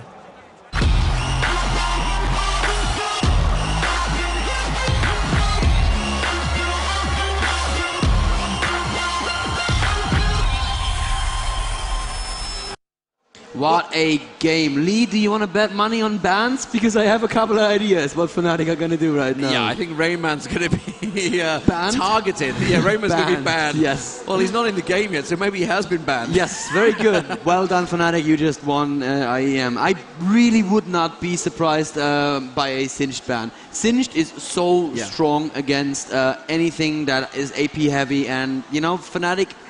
I was joking about them playing from the past, but there's a reason why the metagame's moved on, right? And there's a couple of heroes that can just simply shrug off the double AP, and, you know, Singed is the master at shrugging off double AP. He just running there, he gets ganked by 4 people. What does he do? He runs out, realizes his team is near enough, turns back in and runs back in the 4-man game. I can take it. Yeah, you're not going to do anything to me. I'm Singed, damn it. Once you get that strong, it's actually really fun to play Singed. Once you get that strong, you can just run around people with the trollolol music in the background. Even better, you should have the Yaggedy sax music here. Yeah. that would be perfect. But, you know, we said this yesterday or 2 days ago, whenever the hell TSM were playing, which was, we said, you know, I'm amazed we haven't actually seen Singed yet. And obviously, don't forget, TheRainMan's also very famous for playing Teemo. Oh man, you know, I'd be so happy. If Teemo got picked now, I think Freak would actually explode. He would, but he'd be happy. It'd be worth it. So Team SolarMid versus Fnatic. Team SolarMid taking the first game. If you missed it, don't worry, guys. They will be going up on video on demand. There's a really good guy at Riot as well doing write-ups. We still don't know who it is. It's a mystery guy. Nobody knows who he is, but he's good. Yeah. Well done, mystery guy. Yeah, so he's not...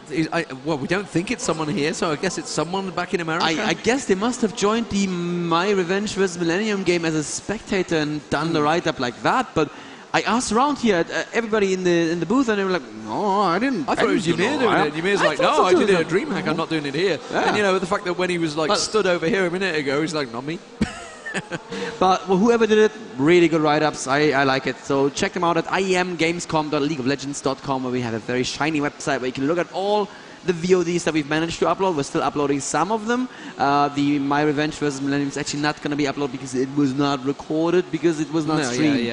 But it was literally the only game at IEM that was not streamed. Just the one game. I think that's acceptable. And apparently it was a 20-minute stomp anyway. So it was a 20-minute stomp. It was very one-sided. And actually we saw Swain played in that, which we've not seen in this tournament, unfortunately. But yeah, you know. So, you know, how do you think Fnatic are going to deal with that? They're going to have to pull themselves together. Questionable Banshee's Veil early from Shushei there. I don't know, he wanted to be safe, and Nivea does have some good base values on his spells, especially if he gets that E with the double damage on a chilled enemy, I guess it's called. But it just wasn't enough, and Shushei needs to be, can I say balls to the wall? Because I just did. I guess you just did, yeah. He needs to play like that. He needs to be super aggressive. If he is careful, And there's people dropping in on the camera from behind. Wicked. Yeah, it's Wicked. Wicked Wicked's is just there. learning how to play the game right now. Very good, Wicked. Hello there. He's getting tips off top lane. Yeah, very good. Okay, so we gave the go and ready, and I think we should be ready to switch to the picks and bans as soon as they start, because we're going to see them like bam, bam, bam, Yeah, bam. they're I'm very quick sure. on them. You know, one thing that I've noticed throughout this tournament is top lane. The Americans have dominated top lane. We've not been able to do anything about it. Oh, so we actually found out who the writers are who are doing the write-up. It's actually Byronic Hero. It's that is a very cool guy. Do we have to rejoin the game? Yes. It appears that way. That's fine though. Yeah, that Byronic Hero doing a very good job there. Thanks, David. Doing very good write-ups there over there in LA. And I believe there's other websites also doing write-ups of our games. I just saw a guy in an Absolute Legends of shirt. course. He's been on site doing all the write-ups. Yes. And that's since we're giving out shout-outs anyway, I'd give a big heart to Team Liquid, at whose party I was last night. That was pretty good. Yeah, that was pretty good. The Team Liquid parties, they have every event go to, it's like, are you going to the Team Liquid party? I'm like, oh, I've seen people after them Team Liquid parties. I walked in, and the first thing that happens is Total Biscuit hands me a jug of sangria, so that was a good start to the party. Udyr banned and Ash banned. Okay, I guess you're gonna leave Orianna open. Singed banned. We kind of expected that one. So countering onto TheRainMan here. Nidalee being banned as well. Yeah, so, I guess. xPeke, I think, plays a pretty good Nidalee. Yeah. But it's not as good as sOAZ. Fantastic one last time I saw him doing it. Yeah, come on, Orianna, guys. You need to... Actually, they have first pick, don't they? They can first pick Orianna on Shushei. Yes, that's why they're leaving it open. Let's see if TSM are going to... Nope, they're not going to give it to No, not going to let it happen. So they get the free reign of what they're going to pick, and it's going to be Brand. That's actually okay. Shushei plays a very good Brand. Oh, absolutely, yep. It's like I always say, it's his try-hard hero, and he really needs to win. He's going to go taking it away from Reginald as well. Reginald is very good on Brand. That is true. They really want that Alistair. They love Alistair. The American teams, they see a lot of potential in Alistair, and he can start the fights. He can also interrupt the fights. You know, he can help just headbutt someone away if, you know, looking like they're going to have to help someone survive. Caitlyn being picked up as well down the bottom there. Chaox on Caitlyn in the last one. He had some very strong farm. I think Piltover Peacemaker just... It's so good. If you can get it down straight down the line, once you've got the BF sword, etc., built up for enough damage, you can just boom. I'll have a lane of gold. So painful. And I think he's only played Caitlyn this entire... What was that? Oh yeah, somebody dropping in on the stream there. That's. They figured out where the camera is now. Yes. I'm gonna have security tackle him in just a moment. We see a what? He's dancing. A what? An Urgot. Oh, okay. Oh. Is that going to be PK possibly? Or Shushei? That is going to be Lamia. You think? Yeah. What they're doing now, what they told me before is the Urgot pick is something when you need to shut down bot lane. It's not that good in team fights, but you need to shut down bot lane, you pick Urgot, and there is the Cillian for Reggie. Sorry guys, our directors are far too quick for you guys now. Yep. Well done there. Quick switch that button as someone comes walking across. So Lee Sin and Zilean picked up there. Zilean was fantastic for CLG. As we said, we cannot underrate how good Zilean was on Salce. He managed to land a couple of those ultis which just save people, turn big fights around. Don't do it. Don't. They played a Kassadin before and it failed so badly. Yes, thank you, Pika. Play your Karthus. Come on, Karthus. So who's going to be top lane then? Who do you think is going up top lane for TSM? TSM are going to have a free pick of it, really. Lee Sin, I believe, with a jungler still coming, would definitely work. Going to work? Against an AP, if he can dodge Brand's shots and do good damage against him, that would actually work. And I'm going to have a Karthus lock in right now. Power of my finger. There we go. Well done. That's good. I did not like the What's going here then? It's Warwick. Wow, that's the jungler. No, it could be the laner actually. It could be Lanewick. Yeah, it could be Lanewick. I think Lanewick is good against AP as well. This is going to be a super interesting bottom lane actually. The Lamia versus Chaox lane. What? Rainman playing Caitlyn? I believe there may be a swap fail. Yeah, they probably have no. Unless they are really... No, there we go. No, there we go. They're just slacking. Yeah, okay. So TheRainMan, that tells me that's going to be the laner, and obviously the odd one is going to be the jungle Lee Sin. I am excited and worried, but mostly excited. No matter how this ends, you know, I want the best team to end because I want really awesome finals tomorrow. We want a best of 3. Yes. We always want a best of 3. That is true. I don't care who wins these things, really. I've got to be honest. As long as they are awesome, awesome games, which, you know, some would say TSM CLG final. It's getting a lot of people excited at the prospect. Yeah. But Fnatic CLG final would be pretty good. We've seen it in group stage already, though. Yes, that would be a rematch, and that would be a pretty interesting rematch. But, you know, either way, it's going to be a very, very strong game. So if we look through here, TheRainMan not going to have that much damage up right away, but it's going to be Caitlyn and Mellisan going to put out a lot of AD there.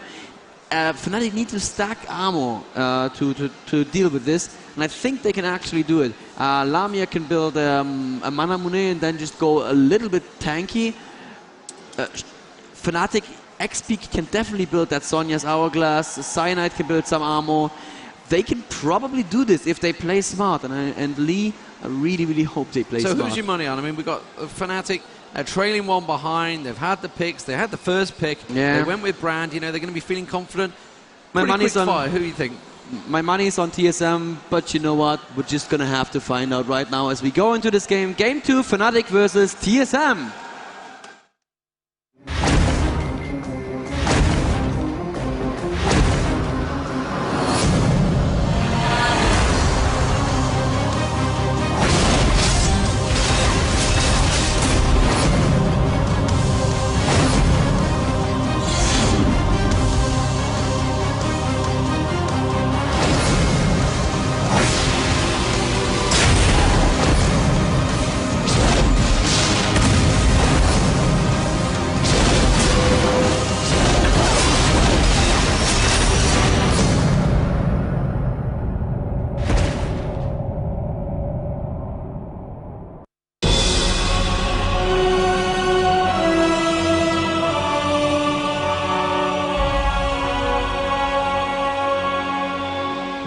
Welcome, here we go. It is going to be the second match of the Intel Extreme Masters here live in Cologne at Gamescom. A packed out Gamescom, a sold out Gamescom. Every day sold out, I've been told, for this event. And I can well believe it, the amount of time people I've seen. You know, even if you just want to move anywhere to the Riot stand, which is like probably about 10 steps that way, it takes about half an hour. It takes half an hour. It sometimes, some of us take even longer than that. It's insane.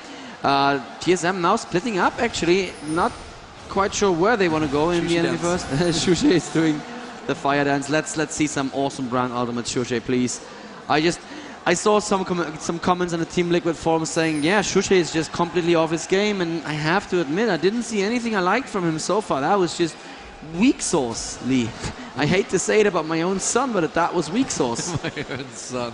So Team Solo meant they've invaded the jungle every single time so far. As of yet, it doesn't look like they're going to this time. So do you think they're feeling a little bit nervous of the Team 1 fight, the level 1 fight? There's quite a good amount of damage on the Fnatic side, quite a good amount of burst damage, but TSM are pretty tanky, it has to be said. I think the rule of thumb is you don't level 1 fight against Urgot. That is the rule of thumb. That Urgot is just, the damage output at level 1 is just insane. Probably the highest damage output at level 1 right there. And they have a lot of chasers that can kill people very easily. A Q from Cyanide, a couple of Qs from xPeke, so much damage output. And they are very, very passive right now. Both teams actually are. This looks like a European game to me, Deman. Nothing scary gonna happen. You know, if I was Fnatic, I'd CV the brush down there right now just to scare them. Just to bait them into it. There's a ward there you can see from TSM, so they knew exactly the jungling path, which is going to help Lee Sin in if he ever wants to counter any, it's going to help him well. So TheRainMan going top, he is going to be against Brand in the top there, and mid is going to be PK versus Reginald. So we're seeing some fairly stacked This seems to be about the time that we get that little freeze. Don't despair, guys. I believe we can get back into this one. It's happened a couple of times before. We will have to reconnect. Let's do that real quick. And it should be good. We had that once before earlier today. They hit the reconnect button, Daniel. Very well done, Daniel. Yeah, don't quit out like you did before. Yes. And what the players saw, there's probably a... looks like it's a longer freeze. We're gonna have to wait for the ESL's call there if we want to remake. It's pretty this early one. in the game, so it is generally before 5 minutes. Generally, it is a remake, but yeah, we're gonna leave it up to the referees, who are very, very competent. Yeah, we're gonna try and get in there. I can hear pings. I can hear pings. I can't see pings, but I can hear pings. That's at least something. So I mean, we've seen the Dominion trailer before this. You guys have got it coming out. We've talked about it quite a bit. I can still see it playing on the stream. Oh, I yeah. guess Prekio is probably commentating on it. I can see Captain was round here. Yeah, there he Alex is. is He's over right there. So you're not. He's not commentating there. So it's going to be Prekio commentating on there. You guys have been pretty much working flat out commentating on this game. Oh yeah. How do you think it's going to be going? I mean, are you happy with it? How the reception that it's had? The reception has been insane. You cannot, at this moment, get anywhere near our booth, and it's a shame. Back when we booked this booth space, we didn't know that we would have Dominion ready here. And let me just join the game real quick. Spectate. Okay. So we bought a sort of conservative booth size, and we should have bought like 5 times the size, I think, and that may still not have been enough. The amount of people just thronging around the booth. I am super happy that people are so excited about the new game mode, and I want to see the game mode live as well, because currently, you know what I need to do when I want to play? I need to find people at the office and make them, come on, let's play test, by which I mean let's play some Dominion. One Friday night at 9 p.m. I had 10 people in the office, so just barely had 10 people in the office, and they said, you do not, dude, it's 9 p.m. on a Friday night, we're going to go home. And I, dude, I want to play Dominion, you're not going anywhere. So I am so happy for this thing to go live, and I can just play against everyone out there, and I'm going to be doing that day and night. Yeah, and obviously you get heavily involved in the German community. You are the German community guys, and you have these games with them as well. Yes, we have a weekly community game. I can actually find, if you are German listening to the stream, there is a, I'm going to say this in German, Deutsche, die Community spielt, in our forums, a thread that you can find, where you can actually sign up for those games, and we are going to switch those over to Dominion as well as soon as Dominion comes out. Ah, excellent stuff. It sounds like good. So, hopefully we're going to get underway. Now, you know, nothing happened. Nothing happened at all. They weren't even in lane. In fact, I think the CS was about 1 or 2. Yeah, it's literally nothing. So it's these things happen. It has to be said. You know, it's unfortunate, but yeah, we're using the spec mode for this. It's not quite ready for release. You said it's going to be coming out sometime after Dominion. So you know, it's only really when you come to test these things fully in the limelight. Unfortunately, sometimes it is in front of a lot of people. Yeah, that happens. But you know, no, not to worry. Let's move on. And anyway, Fnatic versus TSM. We are back in the game, and will we see a level 1 fight? That is the question. I don't think we will. No, me neither. There's no reason that the team should have changed strategy after the last time we made this game. Nothing really changed. They did not show their hands to each other at all. xPeke is now just going to go in mid lane and do his dance again, I believe. He likes dancing. Nope, he's not dancing right now. And oh, there's TheRainMan setting up aggressively in the brush, but this is more of a, you come in, we are going to react to that by hurting you. But no, look at that lead. They're going in. They're CVing. And they're warding. Okay, that's an acceptable ward right there. But they seem to want more. And yeah, now Cyanide's coming back as well. xPeke is coming back. Maybe he's going to push TheOddOne back into the river. It's quite possible. And like I said, you don't normally team fight level 1 against an Erg. The damage output from his auto attack and his Q spam is just so very, very high. Yeah, which is why they backed straight out of that. As soon as they got spotted, they immediately turned around and went straight back. They were going to try have a cheeky push on that red. You can see Caitlyn's actually put a trap down there as well, which sometimes Nocturne actually gets taken very low around that area, so he's potential, but it's probably going to wear out before he manages to actually do anything, because he's going to start on the Wraiths, which is the wards down there, which is exactly what Shushei is waiting for. He's going to pull it for him. So I expect to see PK. Look, they're still not sure, which means they're actually not going back to lane just yet. Now they're going to return to lane, and already they're at the top there. Golem's been pulled by the TheRainMan, which is why TheOddOne is now just going to finish him off. Smites it, and away we go. Back on around the path. Oh, he is going to go straight for Lizard buff. Okay, he's going to have a little bit of help from Mellisan. Oh, that is a very early Lizard buff. And oh no, come on. Oh, that is highly unfortunate. It's exactly the same time though. So it seems that, oh, actually we seem to have recovered the... All right. All right. And if you can just excuse me for 1 second. Yeah, no problem. You go about and do your stuff. Meanwhile, in the mid, you can see PK is going to start the farm. He needs to be careful. Reginald's just going to try and put those bombs on his head. This is exactly what he's going to straight do, because PK is very low on health to begin with on Karthus, which is what he's going to try and do. Try and just keep him out of as much range as possible. The ping going down there. They know exactly the path. Clairvoyant's going down there, following Cyanide as he goes around the jungle. That's going to help TheOddOne actually in his counter jungling, which is almost certainly going to eventually step into. Not going to do it so early though. He's keeping at range. You can see Lamia, and there is that Q. Like you say, he's just going to keep poking away. So Lamia versus Chaox down the bottom here. Picking Urgot against Caitlyn. You think this is going to be work out well for them? I hope so.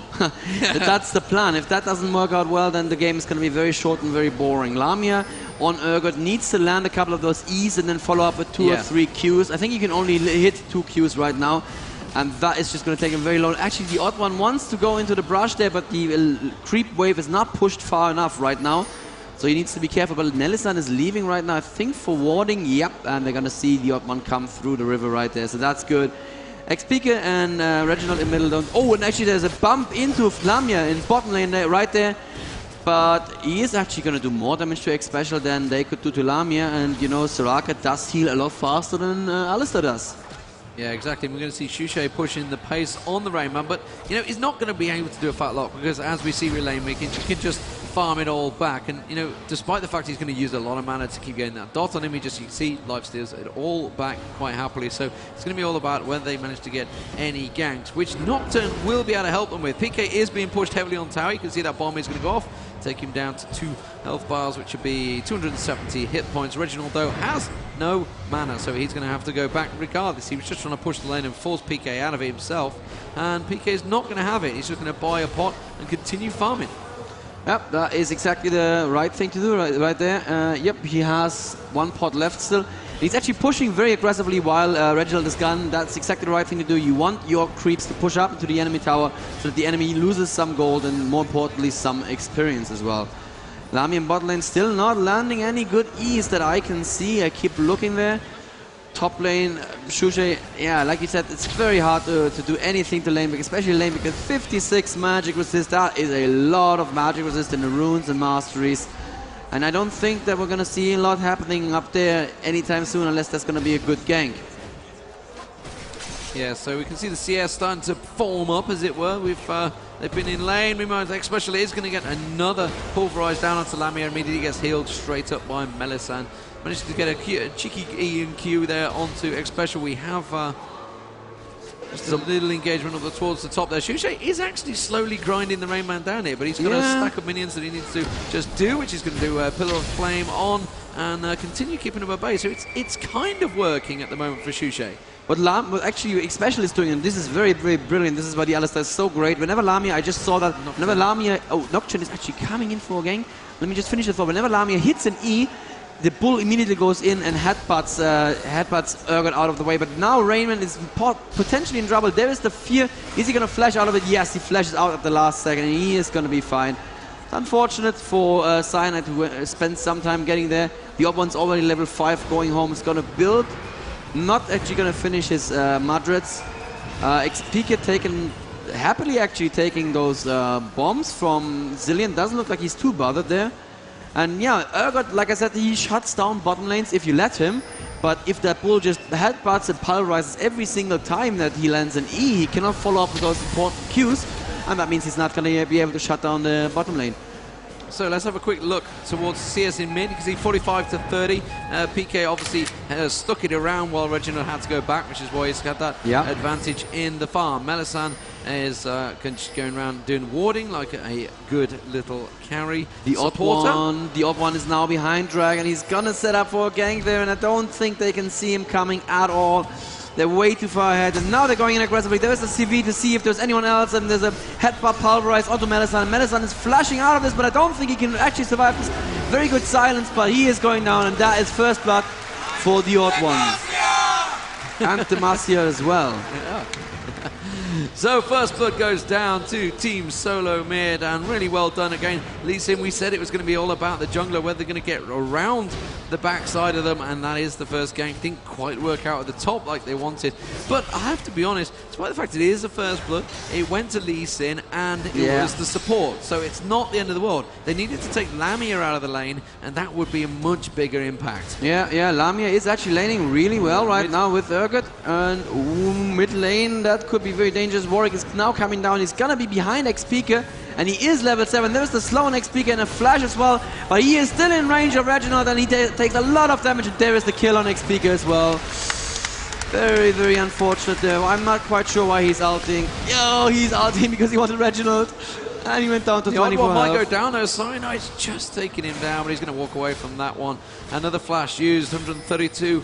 But Team Solo Mid get the second kill, and they start their path to stardom, as it were. They've taken the first game very strongly. Cyanide's going to do a bit of damage to this. They're going to have to back away though. Yeah, Mellisan, the odd one, is going to go in. Needs to be careful. He's going to take a tower hit. He's also going to get a pulverize. Will he be able to headbutt him away? No, the flash out there. Let's have a quick look down the bottom now. I can see the pace is being pushed down the bottom. They're starting to do some damage on the tower. Lamia actually taking a couple of tower hits, so he must have managed to catch Chaox. Shushei actually setting up in the brush near mid lane. Oh, he was almost going to go in for the other one. That would have been the Shushei we like to see. I don't think they spotted him, but Cillian was around and is level 7, so that would have been a Cillian ultimate for sure. So Shushei just takes the Wraiths and is going to be happy with that. Yeah, so looking at the CS, you can see obviously we've had the kill difference down the bottom, that Lamia did manage to stay in lane despite the fact his carry support did get taken down. I don't know why I call it carry support, I have no idea. 57 to 64 down the bottom there. At the top, mid, it is 67 to 45. However, that one kill for Reginald so far, obviously with the Warwick ulti, which is going to set it up quite nicely. You can see Mellisan again is starting to invade the jungle. We're going to keep our eye on that at the moment. Shushei at the top, 50 to Warwick's 44, so keeping up with him in the CS, kind of expect that. Mellisan, and again, PK is being ground down here by the bombs. Nocturne is lingering around the side there. Mellisan doing the exact same down the bottom, and it looks like Chaox is going to get locked onto, but not doing a fat deal of damage to him just yet. xPeke is actually ahead in CS against Reginald, which is kind of what you expect there. So as long as he can stop dying, he's going to win his lane. As long as he can stop dying. That sounded a lot meaner than I meant it to sound. Bottom lane, xPecial is in one bush, the Mellisan is in the other bush, and a couple of Qs actually hitting there on Chaox, but xPecial healing that up just happily enough. And now Nocturne is still waiting for that gank onto Reggie. He just needs Reggie to come out a little bit further so he can jump in with his ultimate, but apparently not going to happen. Cyanide's going to go back. Very good ward there from TheRainMan. If you look at blue on Fnatic, he is going to go in there and mess with the next people who want to take that blue, and that's going to be Shushei, I'm pretty sure. Yeah, good pilt over Peacemaker from Chaox down the bottom there, tripping Lamia down to at least half health. Needs to be careful because, you know, a quick pulverized headbutt along with Chaox doing all that damage. He has his ulti. I think he could take him down there. Mellisan would obviously try and heal it up, and we are hitting 10 minutes, so people are going to start maneuvering for Dragon. Oh, and there's the headbutt flash. Pulverized, but Fnatic Cyanide was in range coming in. There is the Castle's ultimate as well. Chaox getting super low, dropping to Lamia right now. xPecial should be fine, but beautifully done. Just at the second that xPecial went in with a flash headbutt, Cyanide was like, oh yeah, I can do it. And at the same time, Warwick's taking blue. It's like, okay, cool. I'll take your blue while you do that. And that is not ideal because Shushei wanted that blue really, really badly. He may just take it from TheRainMan right now, but no. That is very, very bad. Shushei very, very slow with the reaction time there. Fnatic are taking Dragon, so that's one good thing, but I am seriously concerned about Shushei. This is not the Shushei we saw at DreamHack. You are concerned, and you have every right to be concerned because he's not playing that well. He's only died once, but at the moment he can steal blue, counter steal blue. Can Reginald managed to get around there, and Cyanide has taken notice, and I don't think they're going to go for it. Yeah, you can see teleport coming in there. TheRainMan is going to come around. He's going to get on towards Lamia. He does have his ulti, remember. Did he use it? I'm not too sure. It doesn't matter because it's not going to happen because the snipe comes straight in there. Lamia is not going to be able to get in this out of this one. PK needs to be careful. He doesn't get pulverized, which is why he just flashed away. TheOddOne picking up his third kill. Already got that Wriggles. Wriggles on Caitlyn. We're seeing it all over again. And there's going to be Wriggles on Warwick too before too long, I'm pretty sure, and that just means they can take whatever buff they want whenever they want to. That is just so painful for Fnatic. They need to find a couple of good team fights. They can't keep getting caught like that. That blue steal was unnecessary, really. It just put them too far out, and once Cillian gets in range, that slow is so very, very powerful. And we saw Lamia, there was just no way for him to get out of there. So that blue is going to go to Zilean, you'd assume. Interestingly enough, though, even though TSM are 4-1 kills ahead, it's exactly equal on gold, 14.2 for both teams. Yeah, that's because they obviously picked up the dragon. The tower's still not gone down any side at the Right. moment. But 4-1 the kill. It shows how important that dragon can be. But you can't get blinded by just diving in for it, which some teams do. PK in the mid there just clearing out. God. How old are you? Sorry for that. Lamia goes up top. He's going to pick himself a nice stack of farming there. And Shushei has stayed down the bottom. He's going to port back. Interesting. Is that a lane switch, or did they just want to hit some creeping target? Yeah, I think it was just the farm. He came down just to simply cover off the tower when they were pushing down the bottom there. And so he's continuing on. Reginald going to get the double bomb onto PK, which is going to force him away from the minions, zone him out as well. Going to get the experience for that slow bar going down the bottom there. PK was very unsure about what was going to happen. Mellisan on his own at the moment. Pink going down there. He's like, hello, I'm all alone. I can't keep these at bay for very long, which means they are pushing up towards the top there. Urgot is up there at the moment. TheRainMan is going to ulti in. I don't think they realise the Nocturne is coming around the side. The OddOne's in there as well. Shushei needs to get moving very quickly to join this party. Karthus ulti will go off. The OddOne is taken very low. Shushei will get the kill. And a fist bump from Daniel. Sorry about that. Must not be biased. I'm just happy. Biased, but down the bottom, I think they're going to pick up the tower. I've got to be honest. Chaox has actually backed away from that one. Yeah. They knew where they were. Why did he back away? I don't understand that. Reginald's going to get a couple of layaways down on him. They're going to keep pushing this tower, and I think the first tower will go towards Fnatic here. So really a very important kill there. It's actually gave them such an advantage. Now the gold advantage is actually swinging quite heavily towards them. That tower's going to come back to TSM, but they are still 1k behind. And I'm just happy to see a player who has been struggling in this tournament actually do something useful. So yeah, we're gonna have to see if they can build on this, but that was definitely a very, very nice turnaround. And you can just see that Karthus ultimate, even if it doesn't finish people, you can just use it in the beginning of a fight to just do that much damage. And oh, very good slow bar and exhaust there. But there is the Caitlyn ultimate doing a good amount of damage. Oh, beautiful ultimate there. Reginald is gonna have to revive himself. Oh, Xpecial going in with a headbutt there, and there's a very good exhaust on Shushei. Shushei gonna get away out of this. He's very, very low. There's a bomb, and no, he is picked up, and Reginald gets away with 70 health. Oh, the OddOne at the same time is in the forest looking for xPeke, who has no health whatsoever. The OddOne can just dive this and kill him. If you have a look at top lane there. Lamia coming around the back side of Chaox. Is he going to manage to land it though? Remember, the TheRainMan is there, which is why they're going to have to back away, force them out. Yeah, some pretty crazy fights going on already. 5-2 to TSM in terms of kills. E1 apiece for the towers, and the one and only dragon going at the moment. So, Fnatic have shown promise in this one. They've shown more promise than they had in the last one. I'm happy to see Shushei's building, he's going heavily AP, as you would expect from Brand. Wasn't too sure about the last time. Millenium already built on towards Lamia as well, so along with the movement speed buff, the Berserker Creeps is what I want. I know, but I have no idea where that came from. I've got to be honest. Too many buffs. You know what? Movement speed. xPeke, there's an ultimate in mid lane on xPeke right now from the TheRainMan, and there's going to be a double bomb as well. But the slow bar actually going on the TheRainMan. The TheRainMan taking a lot of damage from the Qs. That was probably not good play from the TheRainMan, even though xPeke is going to drop super low right now. 330. He's going to be fine. Sorry for interrupting you there, but that was a crazy wolf just jumping forward for no reason whatsoever. xPeke is staying at the turret though. He needs to be around with his layways to push those minions back. Remember, when you're defending a turret, it's not about actually killing the enemy, it's about pushing minions back. And there's the bomb right now onto Urgot, and they're gonna have to go out of there because the turret actually aggroed onto them. Alistair at the same time was in their forest near Lizard. Looks like everything's good right now, and Clairvoyant straight on. Yeah. So they're going to clear this minion wave, and well, they're going to keep trying to push the space. They're trying to force the issue. The bomb is going to... Oh, look at that. Didn't quite manage to trigger the shield there to the bomb going off. Wasn't quite ready for it. Caitlyn is, again, getting free farm. We saw this in the first game. You can't just leave him be, but I think a mid-fight will eventually happen. And unfortunately, there seems to be targets on TheRainMan, whether it's just a case of he's the nearest thing there, but he's just tanky enough. Oh, ulti coming in there. They're going to try and get Reginald down there. The ulti coming out from Shushei. He will manage to get the ulti though, Reginald. OddOne will go down. Shushei is about to respawn. Will he manage to take him down? The PK is going to get ulti on from TheRainMan. Will go down, Reginald. And ulti throw. Will it take anyone down? It will take one. TheRainMan will get away. Fnatic in one foul swoop. Wipe down 4 kills. They need to be so careful. Chaox, they know where you are, and they are going down for the dragon. That is exactly what you need to do, and a beautiful play there. That swap was super aggressive. He did survive somehow. I'm not quite sure how he even survived that, but the swap was just right. Did he even have his revive? I didn't even see that. Yeah, the revive went on Reginald. He used it on himself, but came straight back up into the middle of the fight. Nice. Very, very nicely done there by Fnatic.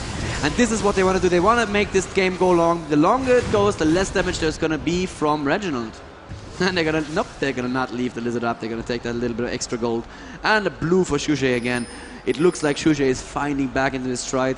But that was mostly down to Lamia's great initiate. I have to say, my first thought was, what are you doing? And I was like, oh, you know what you're doing. Yeah, the rest of the team were ready for him. You know, you can't do crazy things like that in just normal games. The rest of the team were on the same wavelength. They knew exactly what was coming. And the second he did the ulti, he knew they were going to flash straight back. And then immediately managed to catch them all. I cannot believe they're even thinking of that. I don't think they are not thinking of Baron. Oh god, they have 2 Wriggles. They have 2 Wriggles. They can do it.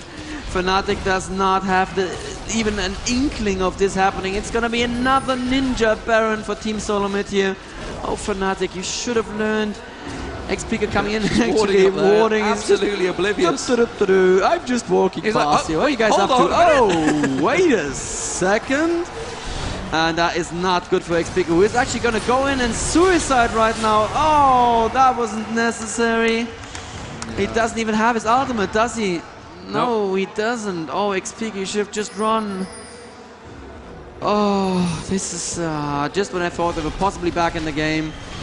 And they have to be super careful right now. They cannot allow TSM to do a lot of damage with the Baron by Cyanide. Once again, whiffing the shield. Actually good damage coming in from Lamia right now, but there is a teleport coming in.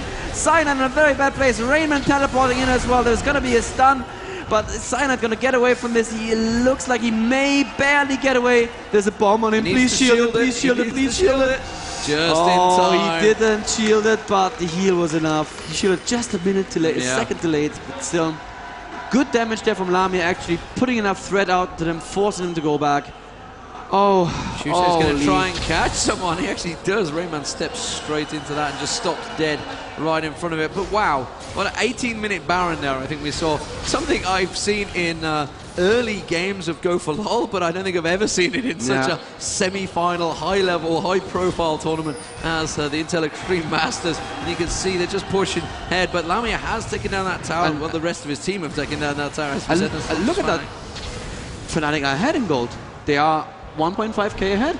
Well, they have taken the dragon twice, I believe. Right. They've also headed obviously 2-1 in towers, which gives them the overall advantage. They're not far behind in gold, but obviously the Baron is a big gold stack. But it's down to the farm, and if you can just look at the farm, you can see they've got 3 members already in triple figures, whereas Team Solomid, they're not quite there yet. But you know, they've got 140 to Caitlyn's 154, pretty even down the bottom. But 141 to 94, that's a big difference for xPeke. Sorry. To be fair, they weren't in the same lane.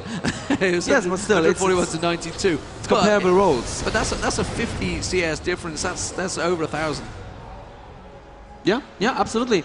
Warwick farming a little bit, actually going home right now. They need to make something happen with the Baron buff. The Baron obviously is a large chunk of gold, but it's also a large window of opportunity that you open for yourself, and you need to take towers. Preferably even take an inhib of it, and I think TSM know this. Oh, xPeke, you cannot be that exposed if the OddOne gets just 1 Q down on you. You will be that. And now TheRainMan, Reginald, and xPecial actually invading the forest there. Shushei sword and is falling back in time. They're going to take the top turret completely uncontested, I'm sure of it. xPeke going in to clean up the wave a little bit. He is going to be healed up by Mellisan. It's going to be fine. That's a good, there's actually a very good bar there, slow bar from xPeke, and Cyanide coming in from the side, but there is a very beautiful ultimate from the OddOne. He's actually not going to be able to save Chaox, and xPeke turning on the AoE back again, and there is a kill for xPeke. You may applaud. And the bottom tower as well taken there by Urgot. You can see Urgot continuing to push down the bottom lane, Lamia. And Shushei needs to be a little bit careful. He's caught in the back of nowhere, and you can see that Warwick is coming around the side. Reginald also coming down. Shushei, I think, is aware of it. He's just going to back out. Yes, he will do. And just hanging on to that turret. So I thought they were going to be a double turret. Meanwhile, look, you see Lamia continuing. Almost got the second inner turret down. I can't believe it. He's going to take it. He's doing the right thing. He's forcing them to go back and defend while they have Baron buff. The last thing you want to do with Baron buff is defend. Yeah, and exactly. that is brilliant, brilliant play from Lamia here. Well done. Really well played by these guys. And you know, that ulti from Cyanide, you can't underestimate how well that worked, going straight onto Chaox. Chaox now coming out, still hasn't built that Infinity Edge, is actually going for it. Normally you go for a Bloodthirster, but he's going for an Infinity Edge, it looks like, to me anyway, the way he's built it. The red buff being picked up by TheRainMan. TheRainMan, you know, despite the fact he is Lanewick, Lanewick doesn't have that much damage. He has a lot of survivability, but he can't put it out like, say, Jungle Warwick that would build a Madrid's Blood Razor. Right. Doesn't really matter. He's just going to be in the fight, and he's going to be a cinch, basically. He's not going to die, and he's going to constantly do that percentage damage with his Q. So over time, that really builds up. And I have to say, TSM are playing a brilliant game. I have not seen the multiple Madrid strategy ever before, and they're pulling it off so beautifully. And I think that's really what's putting them ahead in this game right now. The only problem with that strategy is, of course, where is your damage going to come from? But you know what? I think they're going to be just fine for the time being with the damage. Fnatic are now pushing up in mid lane. The Baron buff has expired, I believe. Yeah. And Cyanide failing to shield the bomb again. I'm not sure, can you even shield those bombs? And that's going to be an almost uncontested tower. Oh, Lamia staying a little bit long. There's the Pulverize right now, especially going in. Gets the stun. He gets his ultimate out. A good run ultimate. xPeke falling immediately. Lamia going back forward.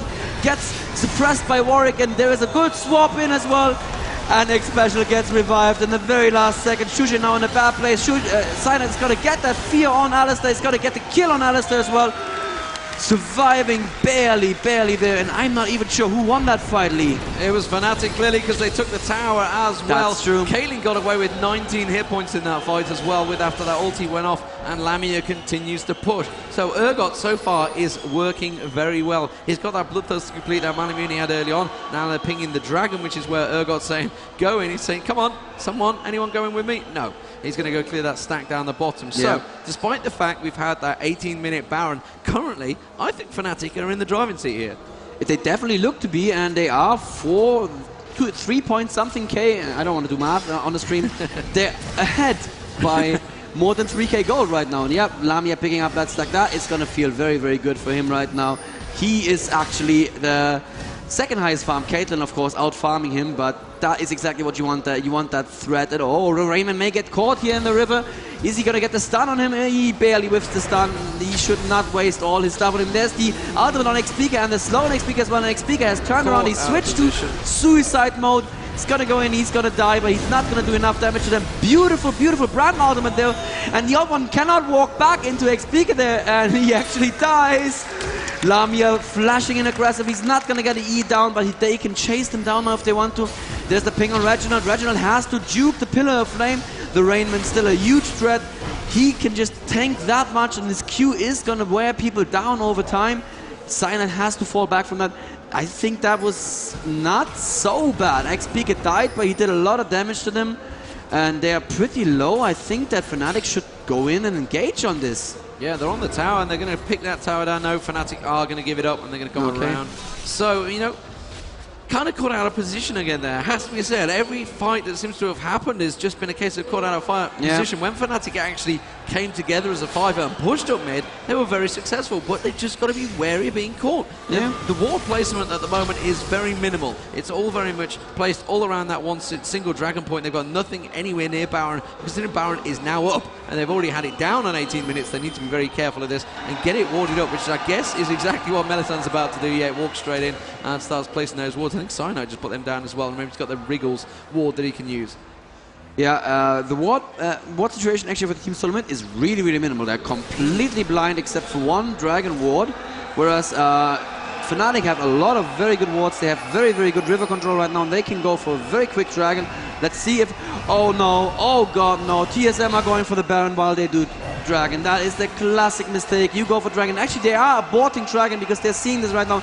They need to run to Baron, but Baron is taking a lot of damage right now. Shushei may be in position to interrupt him. He's at least keeping the bull away from them, and they need to stop doing Baron. So that at least is an abort. That's the word I was looking for. It is kaput, I believe.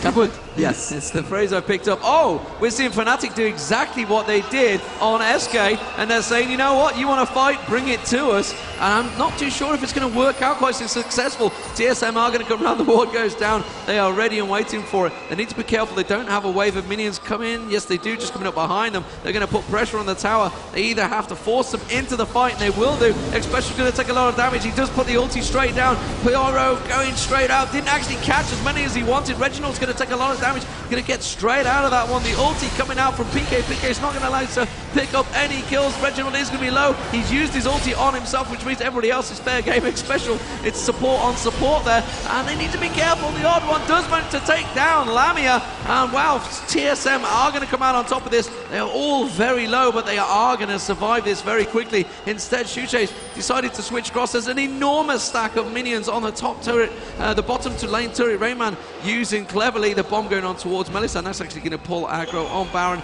Doesn't matter. Shushei comes around. Shushei needs to back away, and Caitlyn using the ulti on him. I think Caitlyn may be able to track him down here. Chaox is going to continue following. I don't think it's going to happen. No, it's just going to be able to walk away from that one, I think, unless he manages to catch a Pilter of Peacemaker. He's already used his ulti. He's going to get away. Yeah, he's going to get away. Okay, that was not a good initiate. Once again, a lot of stuff used on Alistar. It didn't work this time. Yeah, the brand ulti fizzled. It actually jumped from Alistar to TheRainMan that immediately ultied Shushei, and it fizzled after after basically one bounce. So that was exactly not what you needed. The ultimate should have gone into the backline of TSM. And Reginald was reviving himself, so no one died for TSM, is that right?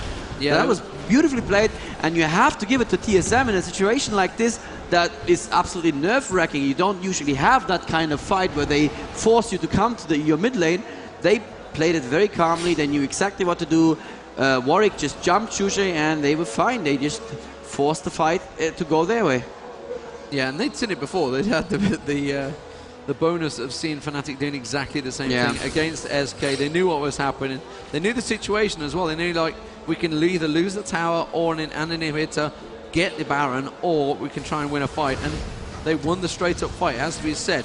They need to be careful they don't get caught there. Reginald's going to start pushing the pace. You see Fnatic are going to back away. They know that the Baron fight is again on, and I guess the wards are going to get cleared out. Yeah, Oracle on Xpecial, Oracle on Mellisan.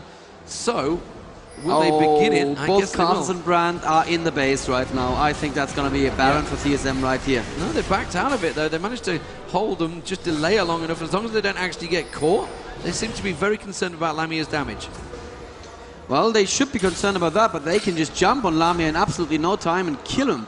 So I'm not quite sure. I mean, as soon as TheRainMan lands this ultimate is suppression, Lamia is basically dead. There's nothing that Lamia can do there.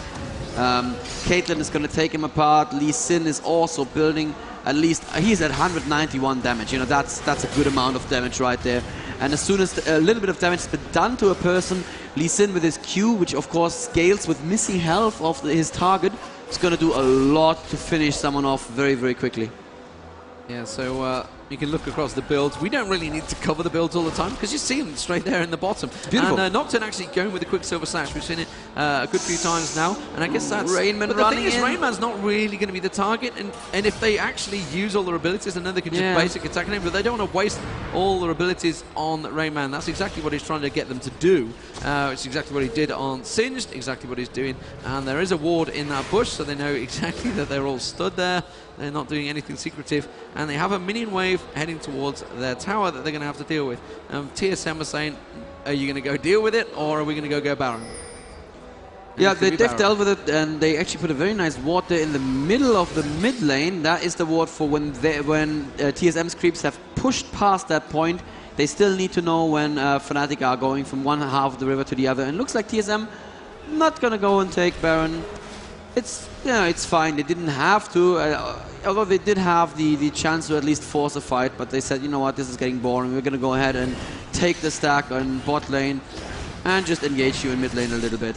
Yeah, and they've gone back to pushing lanes. This is the stalemate we sometimes get when it becomes very even fights. It's, you know, the team fights kind of can go either way. They're all waiting for their ultis to come back, which I think they are all back now. Yes, they are. So everybody's got their ultis back, so it's a case of just waiting for that fight. Who's going to get caught out of position? Fnatic are the ones that are spreading out. TSM are staying very close together. Remember, TheRainMan has got teleport, yeah, he did have teleport before, so he's just going to clear out that lane, and whenever something happens, he's just going to come straight in. I think I was watching CLG doing exactly the same thing. Obviously, with HotshotGG had the teleport, it was just like the fight started, he's like, somebody put a ward down! Yeah. There was no ward control there, but this time there is wards all over the place, especially with TSM. They've got all those wriggles, they're getting 3 free wards. It's very easy for me to say that one.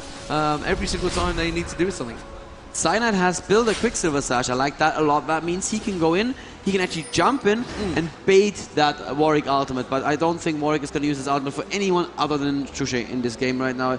It's been doing it every single fight, and it's definitely the right thing to do. You don't want that Brand to be running around and be able to put out damage. And yeah, it looks like TSM are not in position to actually stop Fnatic. And you know what? Fnatic still have a 2k gold advantage. It's now a 3k gold advantage. Yeah, that was beautifully done. Yeah, collecting those very quickly, and TSM just were not ready for that. And obviously, they didn't have the spawn control. They didn't have it from last game. But they weren't in position to try and force a Baron fight, just like they did last time. So, well, the lanes continue to push. It's the standoff phase that we get. So while we are waiting for the standoff phase, let's have a quick look around. Well, the AP of everyone. Reginald obviously is acting more as a support rather than just a full-on AP carry that we generally see the European teams do, and it's exactly what we have got. So it's like the traditional AP with 298 on PK. I think I saw Shushei was pretty high as well. 370, yeah, so quite high AP on him. No Banshee's Veils this time around. He's got that Ryler's staff as well as there, so he's got a lot of hit points. He knows he's being targeted. Meanwhile, down the bottom at Urgot now, he's got a bit of armor on there. I wonder if he's going to go for a Thornmail. Yeah, it would make sense against the Lee Sin and against that Caitlyn. You know, I have been turning my nose up at Thornmails in this tournament, but this situation would definitely make sense. In TSM, I don't know, they're just hanging around Baron. They don't seem to want to do anything right now. I probably don't like this very much because, once again, they have the early game set up. That's it, yeah. I was about to say, you're looking at the end game team, how is that going to, the survivability is going to slowly wean away from RainMan. It's, the more damage, the more AP, the more farm they get, it's only going to fall into the favor of Fnatic. Don't get me wrong, the two AD champions are going to have an incredible amount of damage. You can see Infinity Edge and Phantom Dancer, as well as obviously the Wriggles and the Berserker Greaves that Chaox has got there. Meanwhile, across at Urgot, a similar sort of level, just with the armor penetration, the Bloodthirster in there, and Glacial Shroud he's built into. Yeah, he's going to go build a Frozen Heart. That's brilliant because Lee Sin has been jumping in his face, quite literally, throughout these team fights, and the cooldowns on his Q just mean that much more damage output in a fight. That Q has beautiful, beautiful scaling with AD, and that is just going to be... I think they're going to push the pace here. They've just seen Shushei has gone up there. And you can see they're going to try and cut him off. Will he be able to get down and get the ulti on time? He has clairvoyance, so he's going to see him through the bush. He does. He flash ultis onto Shushei. Will he be able to finish him off there? That is the question. He will turn around, trigger his ulti. Meanwhile, Cyanide is going to dive in there. The odd one taken very low. Did manage to get the ulti on him. RainMan is taking the tower damage. He's in all kinds of trouble. RainMan goes down there. Xpecial also is not going to get away from this. He's going to flash through the ulti, comes through. Chaox is running away from this one. That's going to be like a free Baron gift right there. Xpecial goes down. They have enough alive to possibly take Baron, but Fnatic come out on top of that, and now they have a 5k advantage. And look at that, Cyanide's like, get here. Yeah, do this right now. And that was not worth it. Even though they took down the 2 APs from Team Fnatic, it was not worth losing 4 people for and losing possibly a Nasher, if only Lamia would actually come and help. Come on, guys, you can do this. You can do this, Baron. Oh, man. Yeah, the window is probably closed right now. That's unfortunate, but, you know, again, they probably know what they're doing. They wanted to be safe. They probably didn't think that they had the damage in between the wriggles of Nocturne and the 352 AD. I don't know, that's a lot of damage if you ask me. I would have thought that's enough damage to do a quick Baron. Well, I question the Urgot pick, and he's 5-2-5 so far, doing fantastic. Soraka 1-1-11 is like the perfect support role there. However, you know, we've also got Lanewick there, 1-1-9. This is working out well for him. We see the same picture again for Fnatic. Even though the enemy team has still more kills, there are many, many more assists on Team Fnatic. So that means they're just team fighting much better. They're always all there when kills are picked up. And look at 0-0-12 on Nocturne. People would say that's not a good Nocturne. I would say that's a brilliant Nocturne. He's there every single fight and has not died once. Yeah, and Lee Sin's actually not really picked much up from the initial. He had the initial first few kills. What? They're going for it now? Seriously? Are they actually going to try it? I don't think they are. You can see Lamia is going to try and keep them at bay. Meanwhile, Nocturne continues to know they're going to back away, and rightly so. Will TheRainMan initiate? That's the question. No. No, he's just going to back away. They actually took it to half pretty quickly there, and you can see it's just slowly regenerating now.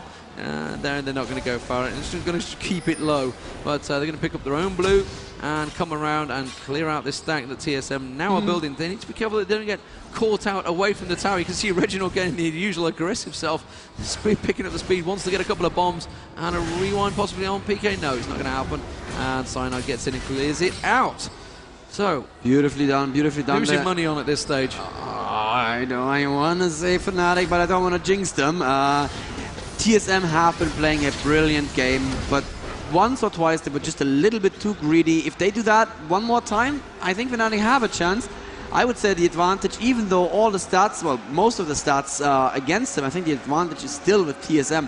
They are so super tanky, they're just not gonna die. TheRainMan is not going to die. Xpecial, while he ultis, is not going to die. TheOddOne actually has 2,500 health as well. And on top of all that, there is the Cillian revive. And they have been doing enough damage. You know what? I think as soon as they see PK down here, they might think, let's go for Baron. Yeah. PK is a long way away. No, they're not. They're not going to go for it. No. I mean, he's got his global ulti that obviously he can do from a long range if the fight kicks off. So if it was Lamia down there, I think they definitely would have reacted quicker. But they're just going to carry on farming, and they're going to go keep on buying. You know what Soraka's building? Soraka's building a Deathfire Grasp. I don't think I've seen that one before. That's pretty good. As Soraka, you do want to burst down your enemy. But, you know, if she can put it on a high health target like TheRainMan early in the fight, that's actually not so bad.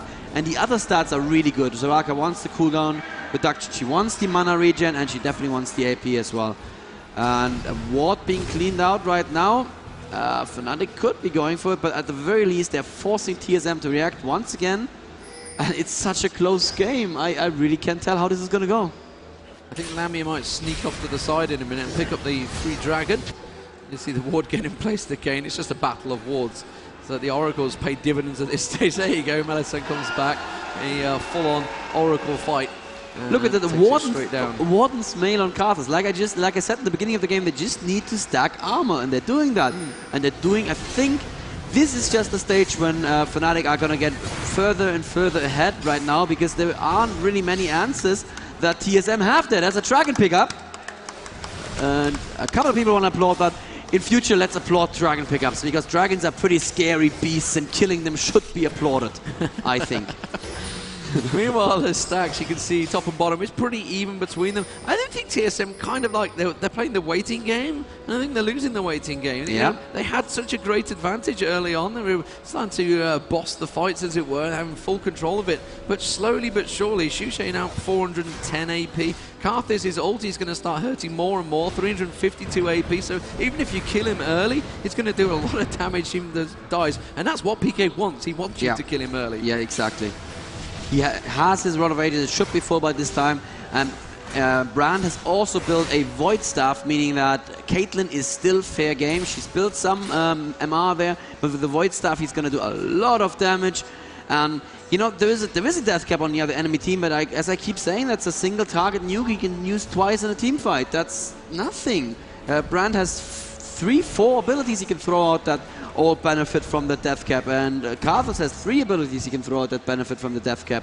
So damage is definitely on Fnatic's side right now. It's just a question of, can they actually get to the people that they need to deliver the damage to.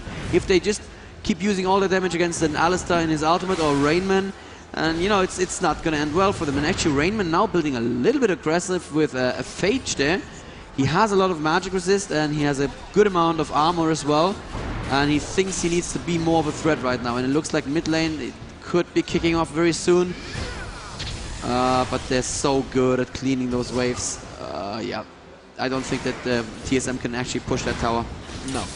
No, it's going to take him down very quickly. Cyanide's got a lot of damage in him now, and Cyanide's been diving onto Chaox. I guess is going to take him out. We saw exactly the same thing with Saintvicious against Millenium. Yeah. And it just basically took him out of the fight. Oh, nice lock on there from Urgot.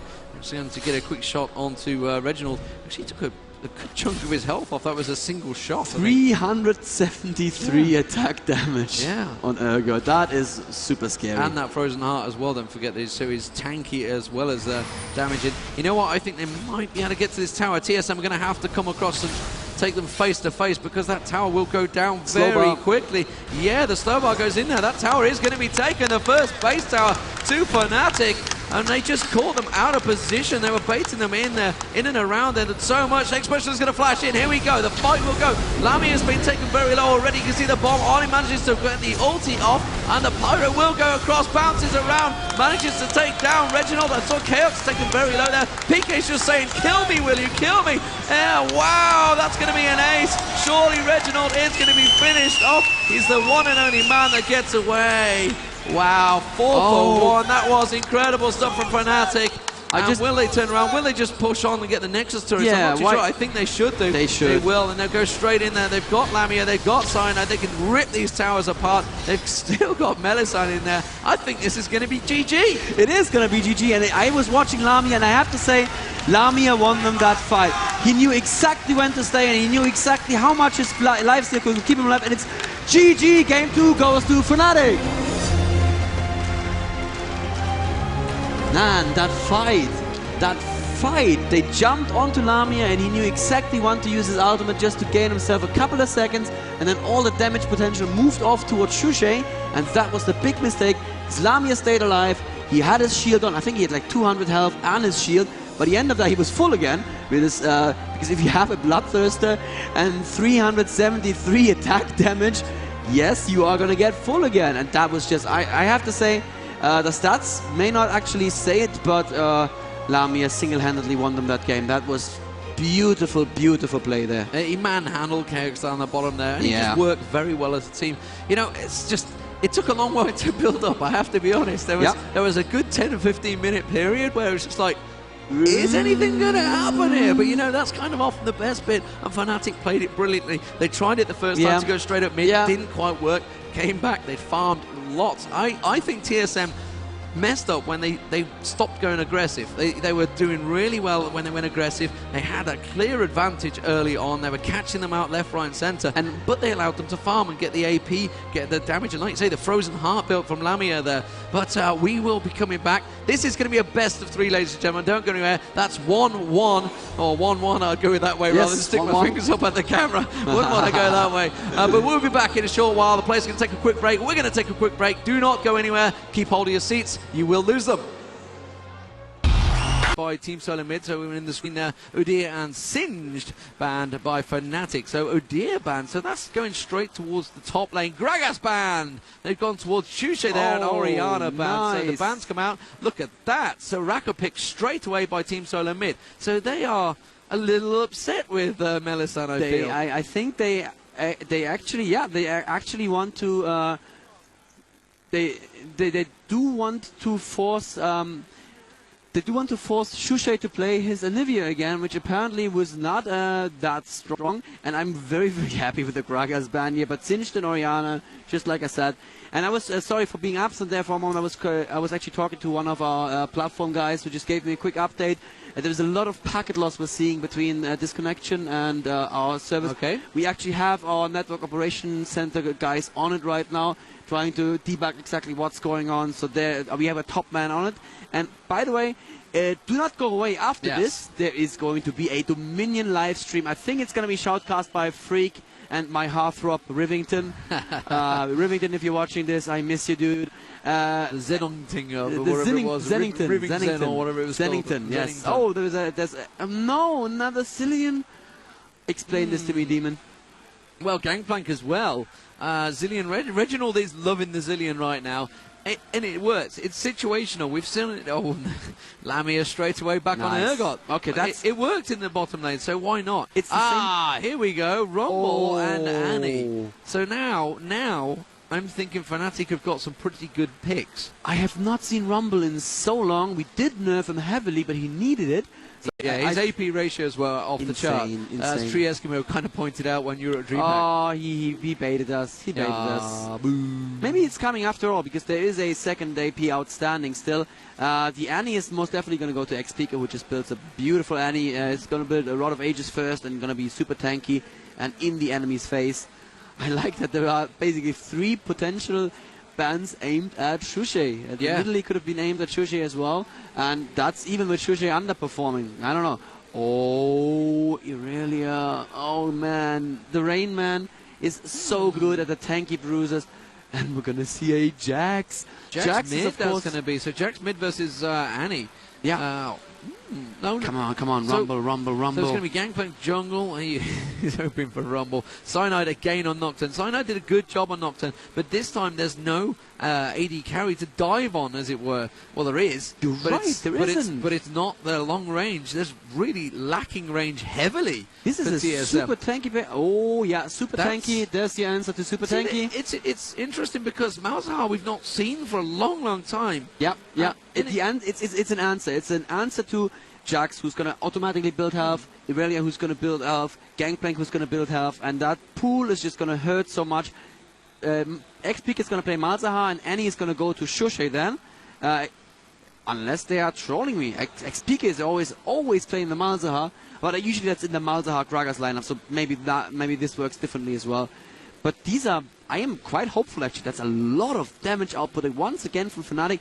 They don't have a tank though, and that makes me a little bit worried because the enemy team has 3 A lot of guys that bruises, can tank. They can jump on you, they can do the damage. Rainman with the teleports as well, so he's going to be coming down to help when they build that almost certainly they're going to build the triple wriggles. It almost happens. But, Reginald in the mid, I guess, against PK, he kind of has the range with the bombs. I don't know, maybe Shushei's going to go mid, but then again, someone needs to deal with Jax up top. Yeah. We saw a fantastic Jax from HotshotGG earlier on in the tournament. It got to the point where actually people were banning Jax, which is something I've never seen. Yeah, Jax is usually these days he's strong again because of the resurgence. That's a hard word of bruises, but there are no bruises in this team. There's literally just a Nocturne that's going to auto attack. Well, there is also an Urgot, but the Urgot is probably not going to attack Jax. That would be silly. So I don't know what this Jax pick is, but honestly, neither Annie nor Malzahar are going to do too well in lane against Jax. The question is, who are they going to send on bot lane? So it could be a Jax versus Urgot. In that case, actually, I would say I have no idea what's going to happen because I've never in my life seen a Jax versus Urgot lane. It's got to be Chaox and xPecial down bottom lane, so there's going to be Soraka Jax versus Lamia and Mellisan on Urgot and Janna. So yeah, I mean, Urgot can be built pretty tanky, as we saw in the last game, and almost certainly will be built pretty tanky. Also, going to have the shield on him from Mellisan, so I have no idea how this is going to turn out. However, you lucky people will find out how it's going to be working out. We'll be back in a sec.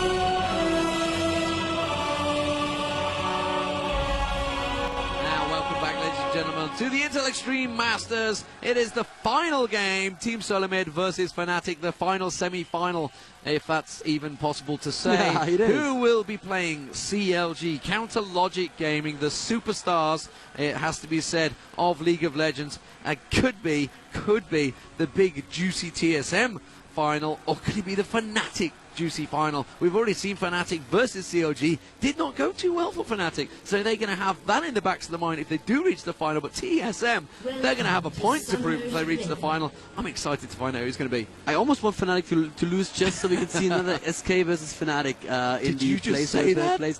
Honestly, that was maybe one of the most entertaining games I've ever seen, and I want these two teams to go at it again for the 3rd place. But, you know, I wouldn't mind a Fnatic versus CLG again. That's another rematch, and I have to say CLG pretty much stomped Fnatic last time they played, and I'd like to see if Fnatic learned anything from that. We're not actually seeing any jungle invasion, so very much in your opinion, you can see they're all returning to lanes already. TSM don't want any of it. So we are going to have Chaox Xpecial down the bottom. We're going to have Reginald in the mid. He's going to help TheRainMan start this off. TheOddOne, sorry, start this off. TheRainMan is going to go up towards top. We've got air conditioner, I've just realised. It's just kicked in on me. That's very nice. That's very nice. But Fnatic, in the meantime, are still stacking up mid. They're very cautious about this. They expect something to come from it. In fact, so much so, PK's actually built up his stun. Yeah, well, you would always do that on Annie. If you have the time in Fountain, you always do. You will always build up the stun with the cone attack. If they wanted to go for a level 1 fight, that Annie cone attack would have Annie just going top. Annie is going top, so Malza is going to be middle. And it's indeed Jax Soraka bottom lane. That is just a weird bottom lane, but I can kind of see it working. They're starting with the golems. That's well done, actually. Xpecial picking up the gold for the golem there. That double help on the red as well there, Cyanide. So they're going to both stack up. PK is not going to waste his stun. He's just going to keep it up. I am not sure how the TheRainMan versus PK is going to work up here. You know, Annie versus Aurelia is going to have that little advantage. He can farm very well, but if TheRainMan gets stuck on him, it's going to hurt. Yeah, exactly. And Aurelia is one of those very, very sticky heroes. Once she's stuck on you, you're never going to get rid of her. And xPeke very nicely protecting the CS now, threatening the stun. There is the stun, but it's actually not doing that much damage against the TheRainMan right there. Mid lane, looks like Reggie put at least one bomb on Shushei, but Shushei should be just fine here. He is farming so well. He puts the beautiful silence spawn on Reginald. That is a lot of damage right there. The Voidling is not actually gonna do any damage, but that's fine. TheOddOne now coming mid lane. Well, he's not sure where he's going. Yeah. Look at that discussion. He's just stood there. He's like, am I going top or bottom? You thought he'd stop, didn't you?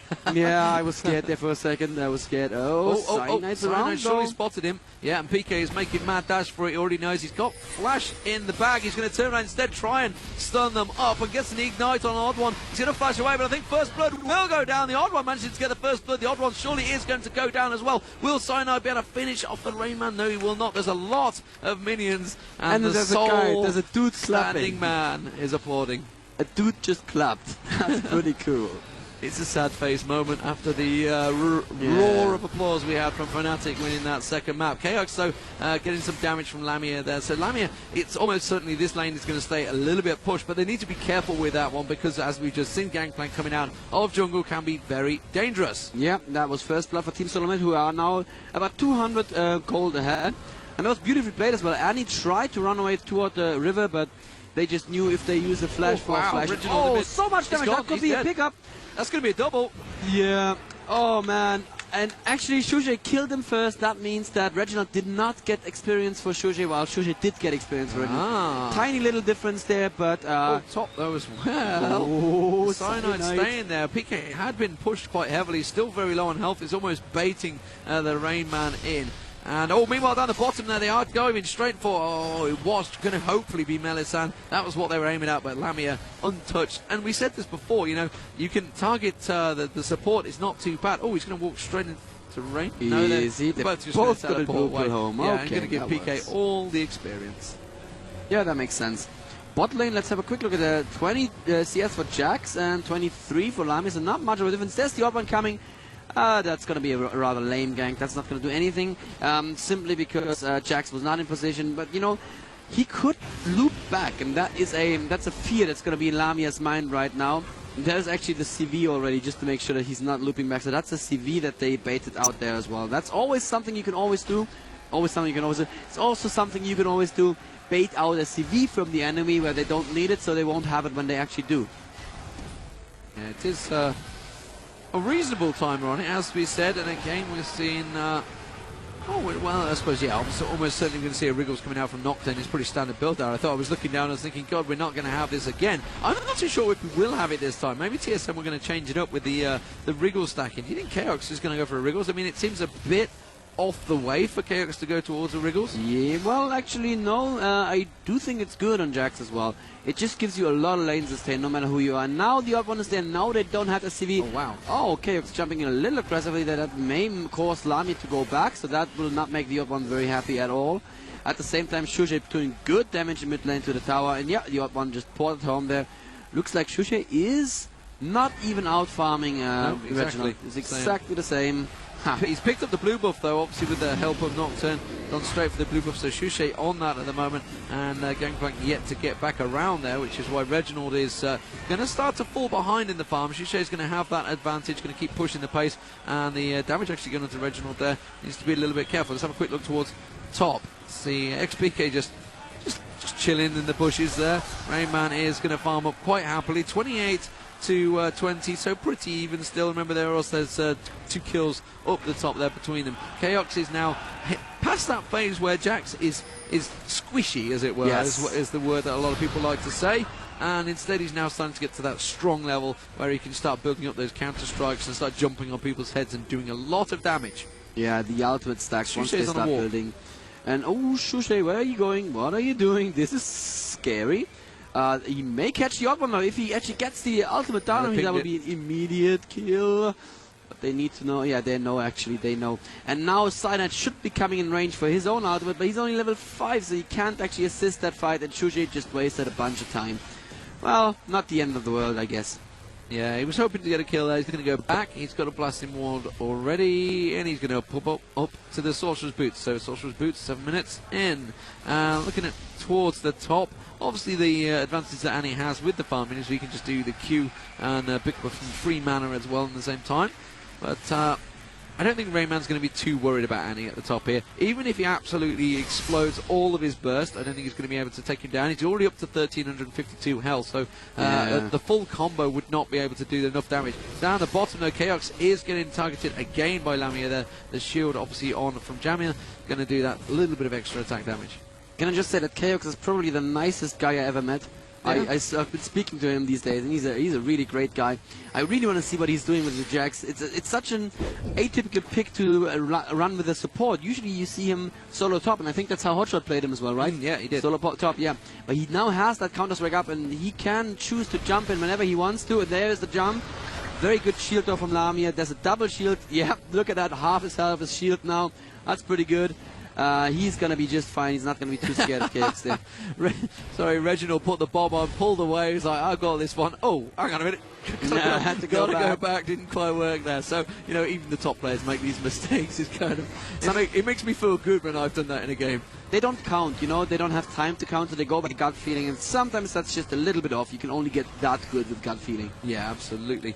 Reginald does have blue there, so that means he's going to have full control and good farm in the mid. 61 CS for Jax down the bottom here, actually ahead of Urgot so far. Incredible. CS, and he's going to jump straight on towards Lamia and say, get the hell away from my minions. Actually, top. Oh, top, there is a gank right now. There is the Tidus, but the OddOne is there as well. Fnatic, Cyanide gets the exhaust, and he's gonna fall, definitely. That backfired badly.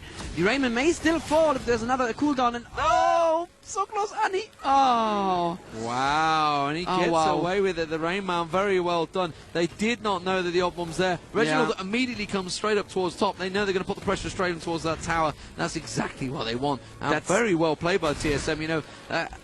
Unlucky for Fnatic, has to be said. They just did not know that the OddOne had already gone into that bush. And the minute they came in, just bang, burst damage straight towards Cyanide. Cyanide was like, oh, get me out of here quickly. And immediately exhausted as well, so he couldn't get away and he couldn't do any damage himself anymore. So that was really, really powerful. I sometimes see CVs to back up ganks like this, and this is exactly why people do that. And oh, look at that Jax. Chaox just farming perfectly. He's not missing any CS, is he? 77 to 57, 20 CS ahead of, I have to say it, the ranged carry, who should be completely. You know what Reginald said about Leeson versus Brand? He was melee, I was ranged, so I destroyed him. But that doesn't really work for Urgot there, does it? No, exactly. He's going to back straight out of that one. It was an attempt on Dragon there, which as soon as that CV went down, they just backed straight out of it.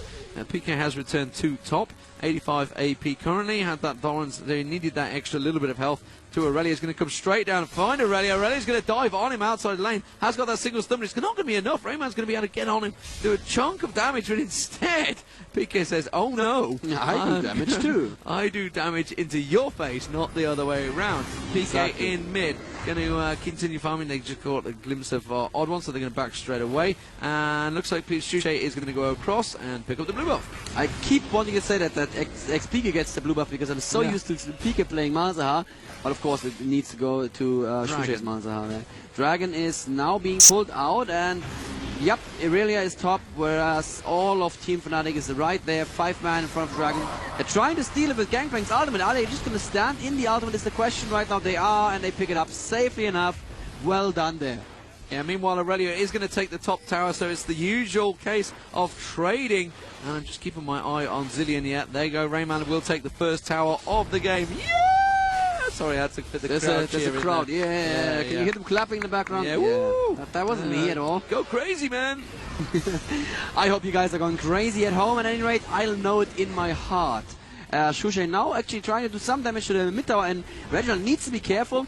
If he actually gets the suppression down on him before he can put the ultimate on him, he could burst him down with Annie's help in one go. And these two, xPeke and Shushei, it has to be said, they are on the same wavelength. They know when to be aggressive, and they can switch someone off very, very quickly. To be as well, because they're going to have to combine very well against Team Solo Mid here, because I think Jax is building up very nastily. Immediately get a counter strike on towards Lamia there, and having to save him with another Howling Gale going straight through. 95 CS to 76, like you said. He's already built the Cutlass. He's got the basic boots in there, so he's going to be doing a lot of damage, as you just saw. He's just going to trigger it, jump on Lamia's head again, but the shield this time was ready and waiting. But it's testing Mellisan's abilities to twitch shield. Absolutely. Get the ability down. But Cyanide is now in position for a ulti gank. If Chaox commits to this, there's gonna be an ulti for Nocturne. Surely there is the ultimate coming in right now. He's flashing immediately, but the fear is gonna be good. There is the fear. Fortunately, runs the wrong way, but there is the swap right now. And Chaox is so very, very tanky. He's not going down. There's a double exhaust actually, and he keeps fighting. I don't believe it.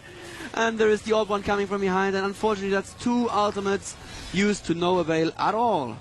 Yeah, and the problem there was he just kept getting the counter-strike triggered on him. He just, when she got the 2 tank damage, guys, if it was Annie and Shushei, PK and Shushei, it would have been a very different story there, but not to worry. Shushei is pushing in mid. Let's have a look, see what Reginald's build. Reginald's just been back. He's building up towards that Rod of Ages we've seen him with quite a few times. Sorceress. However, the mid tower will go to Shushei, and it's one of those things, Malzahar can actually push towers pretty well. So quickly. Once again, it doesn't really matter that much how much damage you do to towers. It's about how quickly you can push a minion wave, and that E pushes like nobody's business, even if you don't want it to, especially when you don't want it to. Yeah, you just like, I can't help it. It just happens naturally. You get that issue with Cho'Gath as well. Yeah. There are some of these auto pushes, I like to call them. Yeah. And he's going to go for Rod of Ages first, so he's actually doing the xPeke build on Malzahar, so that is very well done. And he's going to go back top. Cyanide is just looking for jungle farm, and the Dragon went to Fnatic, so we are actually about 700 gold ahead. I want to say 700k gold. That would be a very lost game. Chaox, though, look at that farm, 113 to 83. That's 50 CS ahead. Yeah, and unfortunately for them, this is exactly what happened with Hotshot. He just carried on farming down the bottom and became basically a monster. And you got to feel for, say, either Shushei or PK. They are going to be the target. I think PK possibly, it's all about jumping on that little girl. It's exactly what it did do. That sounds nasty, Lee. That did actually sound quite wrong, but you know, that's what she is. She's that devil child, as it were. Yeah, absolutely. And mid lane Shushei is still farming, no reason not to. He's getting his mana back for free. He doesn't even need the blue buff there. Actually, this is a very interesting AP setup. We have two people who don't necessarily need the blue buff. I mean, Shushei's spells are very expensive, but that just means he needs to have a little bit of mana pool, which he already has with the Catalyst. And he can get so much mana back from his E's. He doesn't really need it. It can go to either Annie or him, and that's a nice luxury to have. So we're going to have a stacked team fight down the bottom here. They've just cleared out that ward. Oh, and the Gangplank ulti. Lamia manages to pull the ulti down. Lamia's been caught in no man's land. Meanwhile, Chaox has been ulted on there. Chaox did get exploded. Oh, and Lamia's going to eat it from the tower. I think no, the tower's switched target. Tower will go down, and he tries to put the Timbers down. Didn't quite manage to get the stun. PK with a bomb on his head. That's going to get cleared out by the shield. And wow, a tower and a couple of kills there. Was it one kill? Just the one kill it was there. But it was Chaox, and we said how quickly Chaox will get exploded once Annie and Shushei gets there. PK and Shushei. Meanwhile, Aurelia carried on farming at the top there. Doesn't have teleport this time. And I was actually wrong. It was actually TSM that were ahead before this fight, and now they've pulled even. It's 19.4k for each team. Reginald is going to fall off now. He is hit level 11. He's got his bomb on level 5. He's not going to get any stronger than this. Shushei is now pushing top lane very, very quickly, and that's good for him. Shushei is at 104, highest farm currently in Team Fnatic, versus 122 on Reggie. But once again, that AP on Reggie does not really translate into all that much damage. Lamia looks like he may actually get the blue for himself here. No, he just took a little lizard. Okay, that's fine. Maybe he just needed a little bit more gold, but he's not going home either. He has his mana money. He did build Berserker's Grease. He will build Tanky later on. He just needs to be very, very careful. Basically, once again, Fnatic have a team where they need to push into the late game. This time, though, TSM have their own late game hero in the form of Jax. It'll just come down to how quickly can Fnatic burst him down in the end. And since Fnatic have 3 guys that scale very well into the late game, whereas TSM have only 1, I feel once again Fnatic should be stalling. Yeah, the rest of the team, solo mid there, actually reacting to Lamia coming down. They thought they might be going to get a free gank, but it was just so obvious that they were going to do it. And so it just was not going to happen. Let's have a look towards Cyanide. Cyanide just sees that ward being cleared out. That's no problem. And Mellisan's going to clear out a ward of his own, and looks like they're going to try and pick up the dragon, already pulled by Cyanide there. Team Solo Mid are around the back side of it, but they need to group themselves into a clear enough position. I think they're going to take it before Team Solo Mid actually get it. Are they going to back out of it? It's very low. They will get it before it goes down. Now TheRainMan is committed to this. Oh, but he's actually knocked him out. Janna just did a terrible sin, knocking him out. A PK is going to go down. Chaox is on absolutely nothing, but he's going to get revived by the ulti from Reginald. That's going to be so backfiring. It's all about the Janna ulti. That backfired horribly. Lamia is going to go down, and that was almost, wow, it's a 3 for nothing. 3 for nothing, yeah, for a dragon. Not worth it. The ulti... Shushei had him ulted. Tibbers went down. He didn't actually have him ulted in the pool, though. That is the important thing. That's how you need to get that pool down first. Otherwise, the ulti does a good chunk of damage, but the pool always does that percentage damage. So no matter how tanky or how healthy your enemy is, he is going to suffer. And there was no pool under it. So it was a suboptimal engage once again from Shushei. And that is not what we need to see. And there's a tower falling as well. And I was just passed a note earlier today to say here that we are going to have live streaming of Dominion from 9 p.m. until midnight, right after the semifinals, that is, at Gamescom 2011.leagueoflegends.com.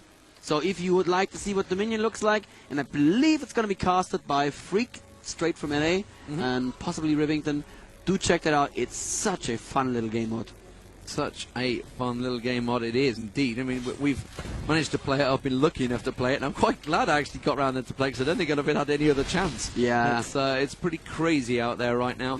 Well, not anymore. It's pretty clear out there right now, but which is actually going to give you guys a bit of a break, I guess. So you guys have been working pretty hard. These kind of events kind of grind on you after a while. There's a lot of people that come into them, and tomorrow is again going to be just as busy as today. Finals day tomorrow. The question is who will be there. COG are going to be sat watching this one, and they're going to be thinking, you know what, we're not really that upset about who we get, because they played pretty dominant throughout this tournament. Went 2-1 against Millenium, but they were very strong. They kind of messed up, really, the game that Millenium got won in. I think CLG definitely wants Fnatic. They defeated Fnatic before. They think they've got their number, and Fnatic are definitely going to be scared having to go up against CLG again. Whereas TSM, they haven't played them for the entire tournament, and they know them so very, very well. TSM know exactly what to do against them. So it's going to be, I believe that CLG would really like to see Fnatic win this one so that they have what they think of as an easier finals. Although we should never count out Fnatic, of course. And looks like the TSM may be setting up for Baron right now. It's the 20-minute mark. They only have the 1 Wriggles this time around. So there was 3 Wriggles into 2 Wriggles into 1 Wriggles. It looks like was their grand strategy. And nope, they just cleared out some wards. Yep. I have to say though, this is another game where Fnatic should just sit back, get as much farm as possible. It sucks that this is actually the optimum strategy, but if you want to win, you play the optimum strategy, right? And it's up to us at Riot Games to actually balance the game such that being passive is no longer the optimum strategy. Yeah, and that's the way it is working. Chaox, I think, trying to bait them into going for him there. I don't know if he realises there's a ward sat there, so they know exactly what they were. I thought for a moment Fnatic were going to do what they did earlier and just keep pushing while they went for a Baron. Didn't happen, no. And wipe out the farming wave. So, Fnatic, I hope we don't get another 20-minute standoff. I've got to be honest, I'm not sure my my will could take it. I'll carry you through. Don't you feel the love? Forever carrying. Yes, carry only. Don't you feel the love of all the people at home watching the stream right now? I can feel that, and that is keeping me going. That's what keeps you going at one of these grinding events as well. You meet these thousands of people and you take, I don't know, 50, 60 pictures a day. But, you know, in the end, every time somebody does that, that means they really love your game, they really love your company, and that just feels so good. That just keeps you going. Makes easily. you realize why you do it. Oh, Cyanide almost out of position there, gets the Janna shield. Should be fine though, and now Lamia needs to come back down. It's only at 175 AD right now. He needs to go back to that monster level of the last game. He built a Bloodthirster next, I believe, in the last game. Yeah. And that's usually I see a Trinity Force because he has that spammable Q, but Bloodthirster is definitely a very good choice as well, and he used it so well in that last fight where he just managed to stay alive only on lifesteal. Yeah, at the moment you can see PK has gone down bottom. He wants to clear out that wave. It's exactly what TSM seem to be waiting for. I'm not sure whether they're going to potentially try for Baron. They're just going to jungle invade. Yeah, they are. They're going to go for red. There is no red there. Oh, Mellisan needs to be very careful. Oh, Mellisan. Oh, dear me. Okay. Put the ward down, managed to get away from there. I don't think he realised that quite the danger he got in there. The CB went down. Has put the ward down now. There, they've seen it now. Yeah, exactly. So they're backed away. Lamia has still not completed that Rabadon's death cap. That's what I thought he went down there to finish off. However, Shushei has. Shushei obviously getting the kills earlier on. And, you know, again, we're in a similar situation, but this time, Fnatic have Jax. They have Aurelia. The longer the game goes on, those guys will just get stronger and stronger. Jax can be incredible when he gets late game.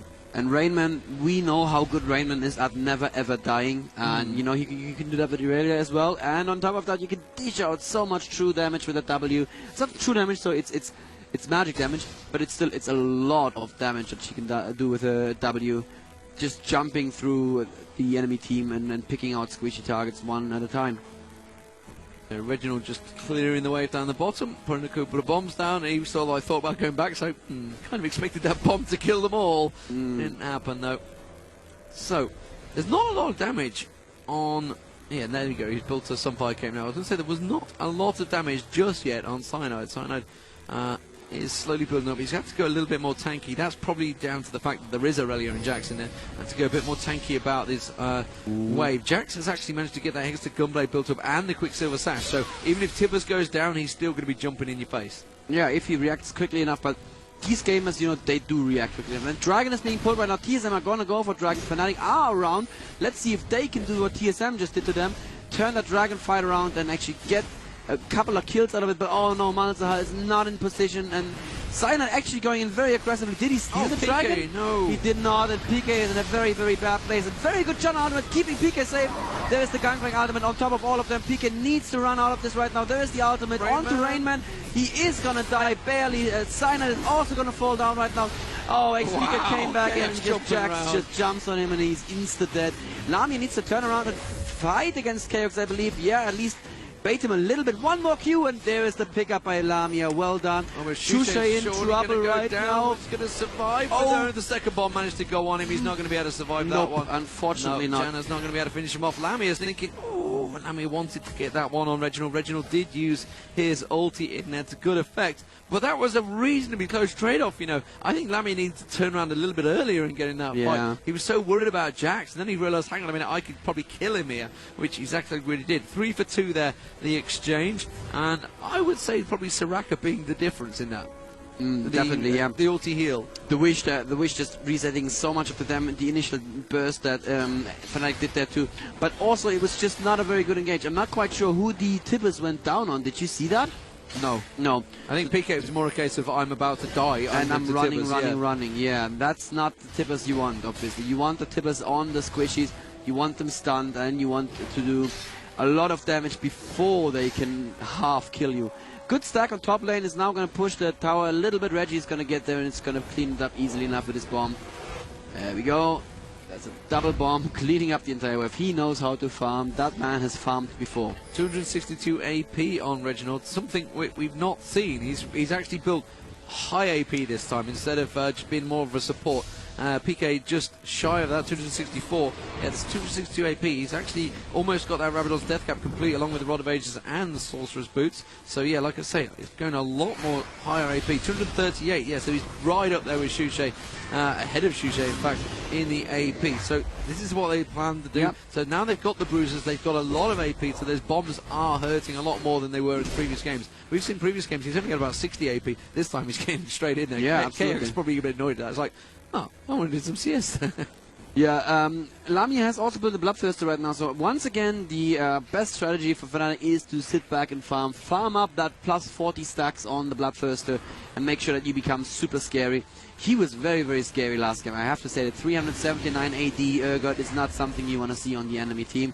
He's going to go back bot lane, ooh, that's a difficult word as well, and he's actually going to do that, accept that right now. Whereas TSM seem to be going for Baron. Okay, so he's already running back to Baron and they are hesitant. There's a Baron, there's a ward straight there we go. He's trying to target it, that's what he was.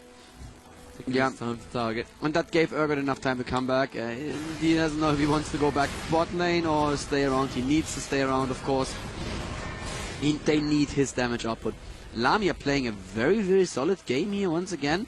I have not seen any mistakes from him, and he knew exactly how to kite that Jax in the last fight. That was beautifully done as well, holding the flash until the last second. But it has to be said that Chaox Jax is, when he gets in, he is just so very, very dangerous. And it's something I'm not used to seeing, a team without an AD carry. Yeah. And it's kind of justifying to a lot of people in the queues, like, you know, these guys do it without one. But it doesn't always work out that way, does it? You need to have a special team comp that actually enables you to do something like this. Yeah, and I almost certainly wish I had an Ashe in every single team game I have. That initiation from the arrow can be something phenomenal. PK's going to peel away here. No. He needs to go back. Yeah, Clairvoyance goes down. PK was heading towards that bottom tower. Bottom tower will fall to the minions, though. Well, the super minions going to come back. No, not super minions, but they wish they were super minions. Come around, try bush. TheRainMan just having a peek in there again. The ward goes in. Xpecial goes in, clears it out. He must be getting a lot of gold from this. Yeah, he must be. This is one of those rather, I have to say it, dull situations. You have these very, very long sieges here. Now it looks like are they finally maybe going for it again. Shushei is going for the blue, but he needs to be careful. Now they're actually going for it. Now Shushei needs to run. Shushei actually did not pick up the blue and is now running back as quickly as he can. They are at Baron, but they have been stopped. Well, very well done. Fnatic have just shown their presence there, and that was enough for them to stop. Trying to stretch my legs, don't worry. Stand up and cast, it's no problem. Xpecial just about getting away from that one. Cyanide nearly catching the fear on him. And again, just being forced away by Fnatic here. They had taken a little bit of damage, but it's certainly not enough to force them away from the situation. Chaox is coming around. He's going to jump straight on towards Lamia. Managing to put the burst down on the ulti from Gangplank going down there. Cyanide managing to get the ulti on Chaox. It didn't kill him. Wow! Wow, the damage burst onto sOAZ Cyanide there. Ulti being used on Chaox, looking towards the top there. PK is going to survive, I think, that bomb. No, the Dot managing to kill him off there, and Reginald picks up a kill. It is a 1-for-1, and they are going to return to lane, but there is some big burst damage there from Jax. It shows how worried those low hit point heroes need to be, and I think we're going to see Cyanide probably build a bit of hit points. Heart of Gold comes straight out. There you go. Yeah. that was a lot of burst, absolutely. And now the Pirate actually finished his Trinity Force as well, so there's going to be a lot of burst from him as well. And Irelia was swapped in, and that just worked because she has not started really building anything tanky yet, so she could just be blown up very quickly there. But you know what? Irelia for Annie, I would say that was in favor of TSM.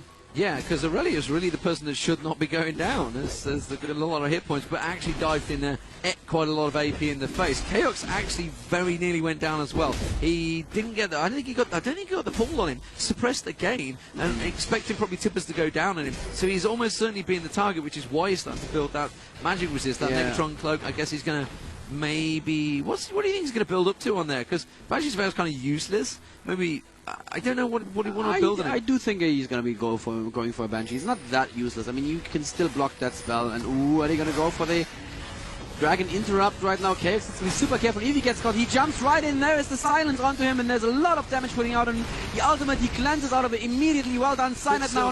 He is actually going to be revived if he dies, but they're baiting it out. They're waiting for the revive to be over, and now it's over. Now immediately they're turning around, and Shushei is barely missing the Chaox there, and actually xPeke dies again. And the ulti heal comes out there. Oh, wow, Shushei, don't know what he was doing there, going into a 5v1. They've lost the dragon. That's not worked very well at all. And remember, this time, they didn't really have the ultis up. Now Tibbers is available to PK. He's going to wish he had that earlier. They shouldn't have fought.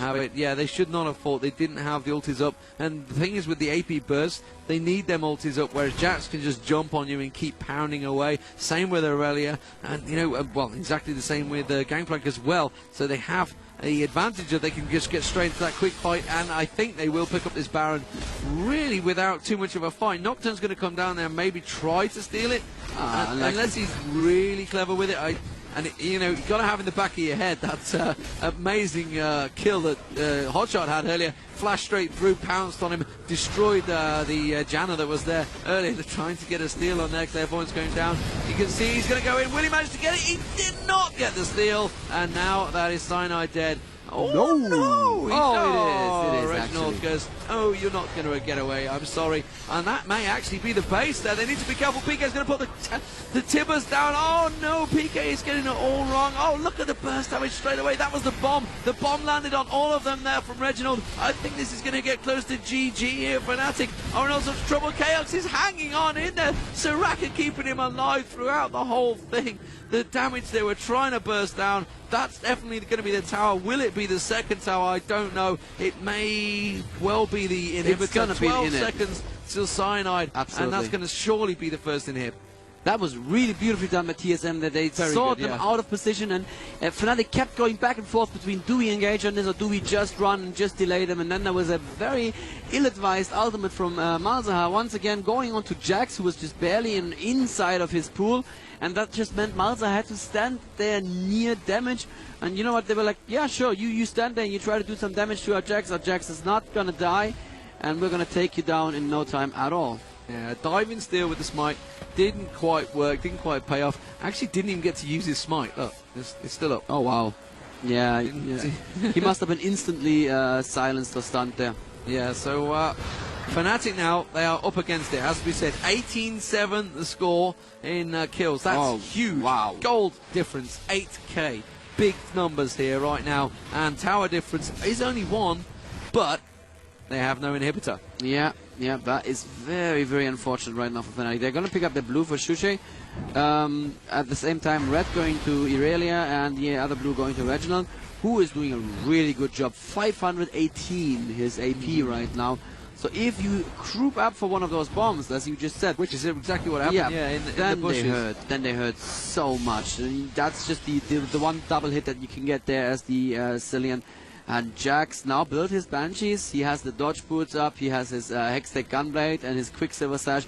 and the reaction time, so very, very good. He hardly stood within, in the dragon fight, he hardly stood for one tick in the ultimate. He was just hovering his finger over it, ready and waiting. Exactly. And they're going to push bot lane right now, and there's not very much Fnatic can do. They need to get a perfect initiation, but who can they send in first? I mean, Cyanide, he does have that Heart of Gold Sunfire cape, but he's not going to survive much. I mean, look at him. He has 2,300 health. That's almost going to be taken half or 2/3 of it by a double bomb. The rest is back Jax. away. What are they doing? They need to back away from this. Aurelia's going to go diving in towards Shushei. The gangplank ulti goes down. Shushei is definitely a dead one. He takes Mellisan with him with the bomb going down. That's how strong the bombs are from Reginald. And wow, this is going to be a GG right here. PK is now trying to flash away. Exhaust is on him. He is dead meat. And wow.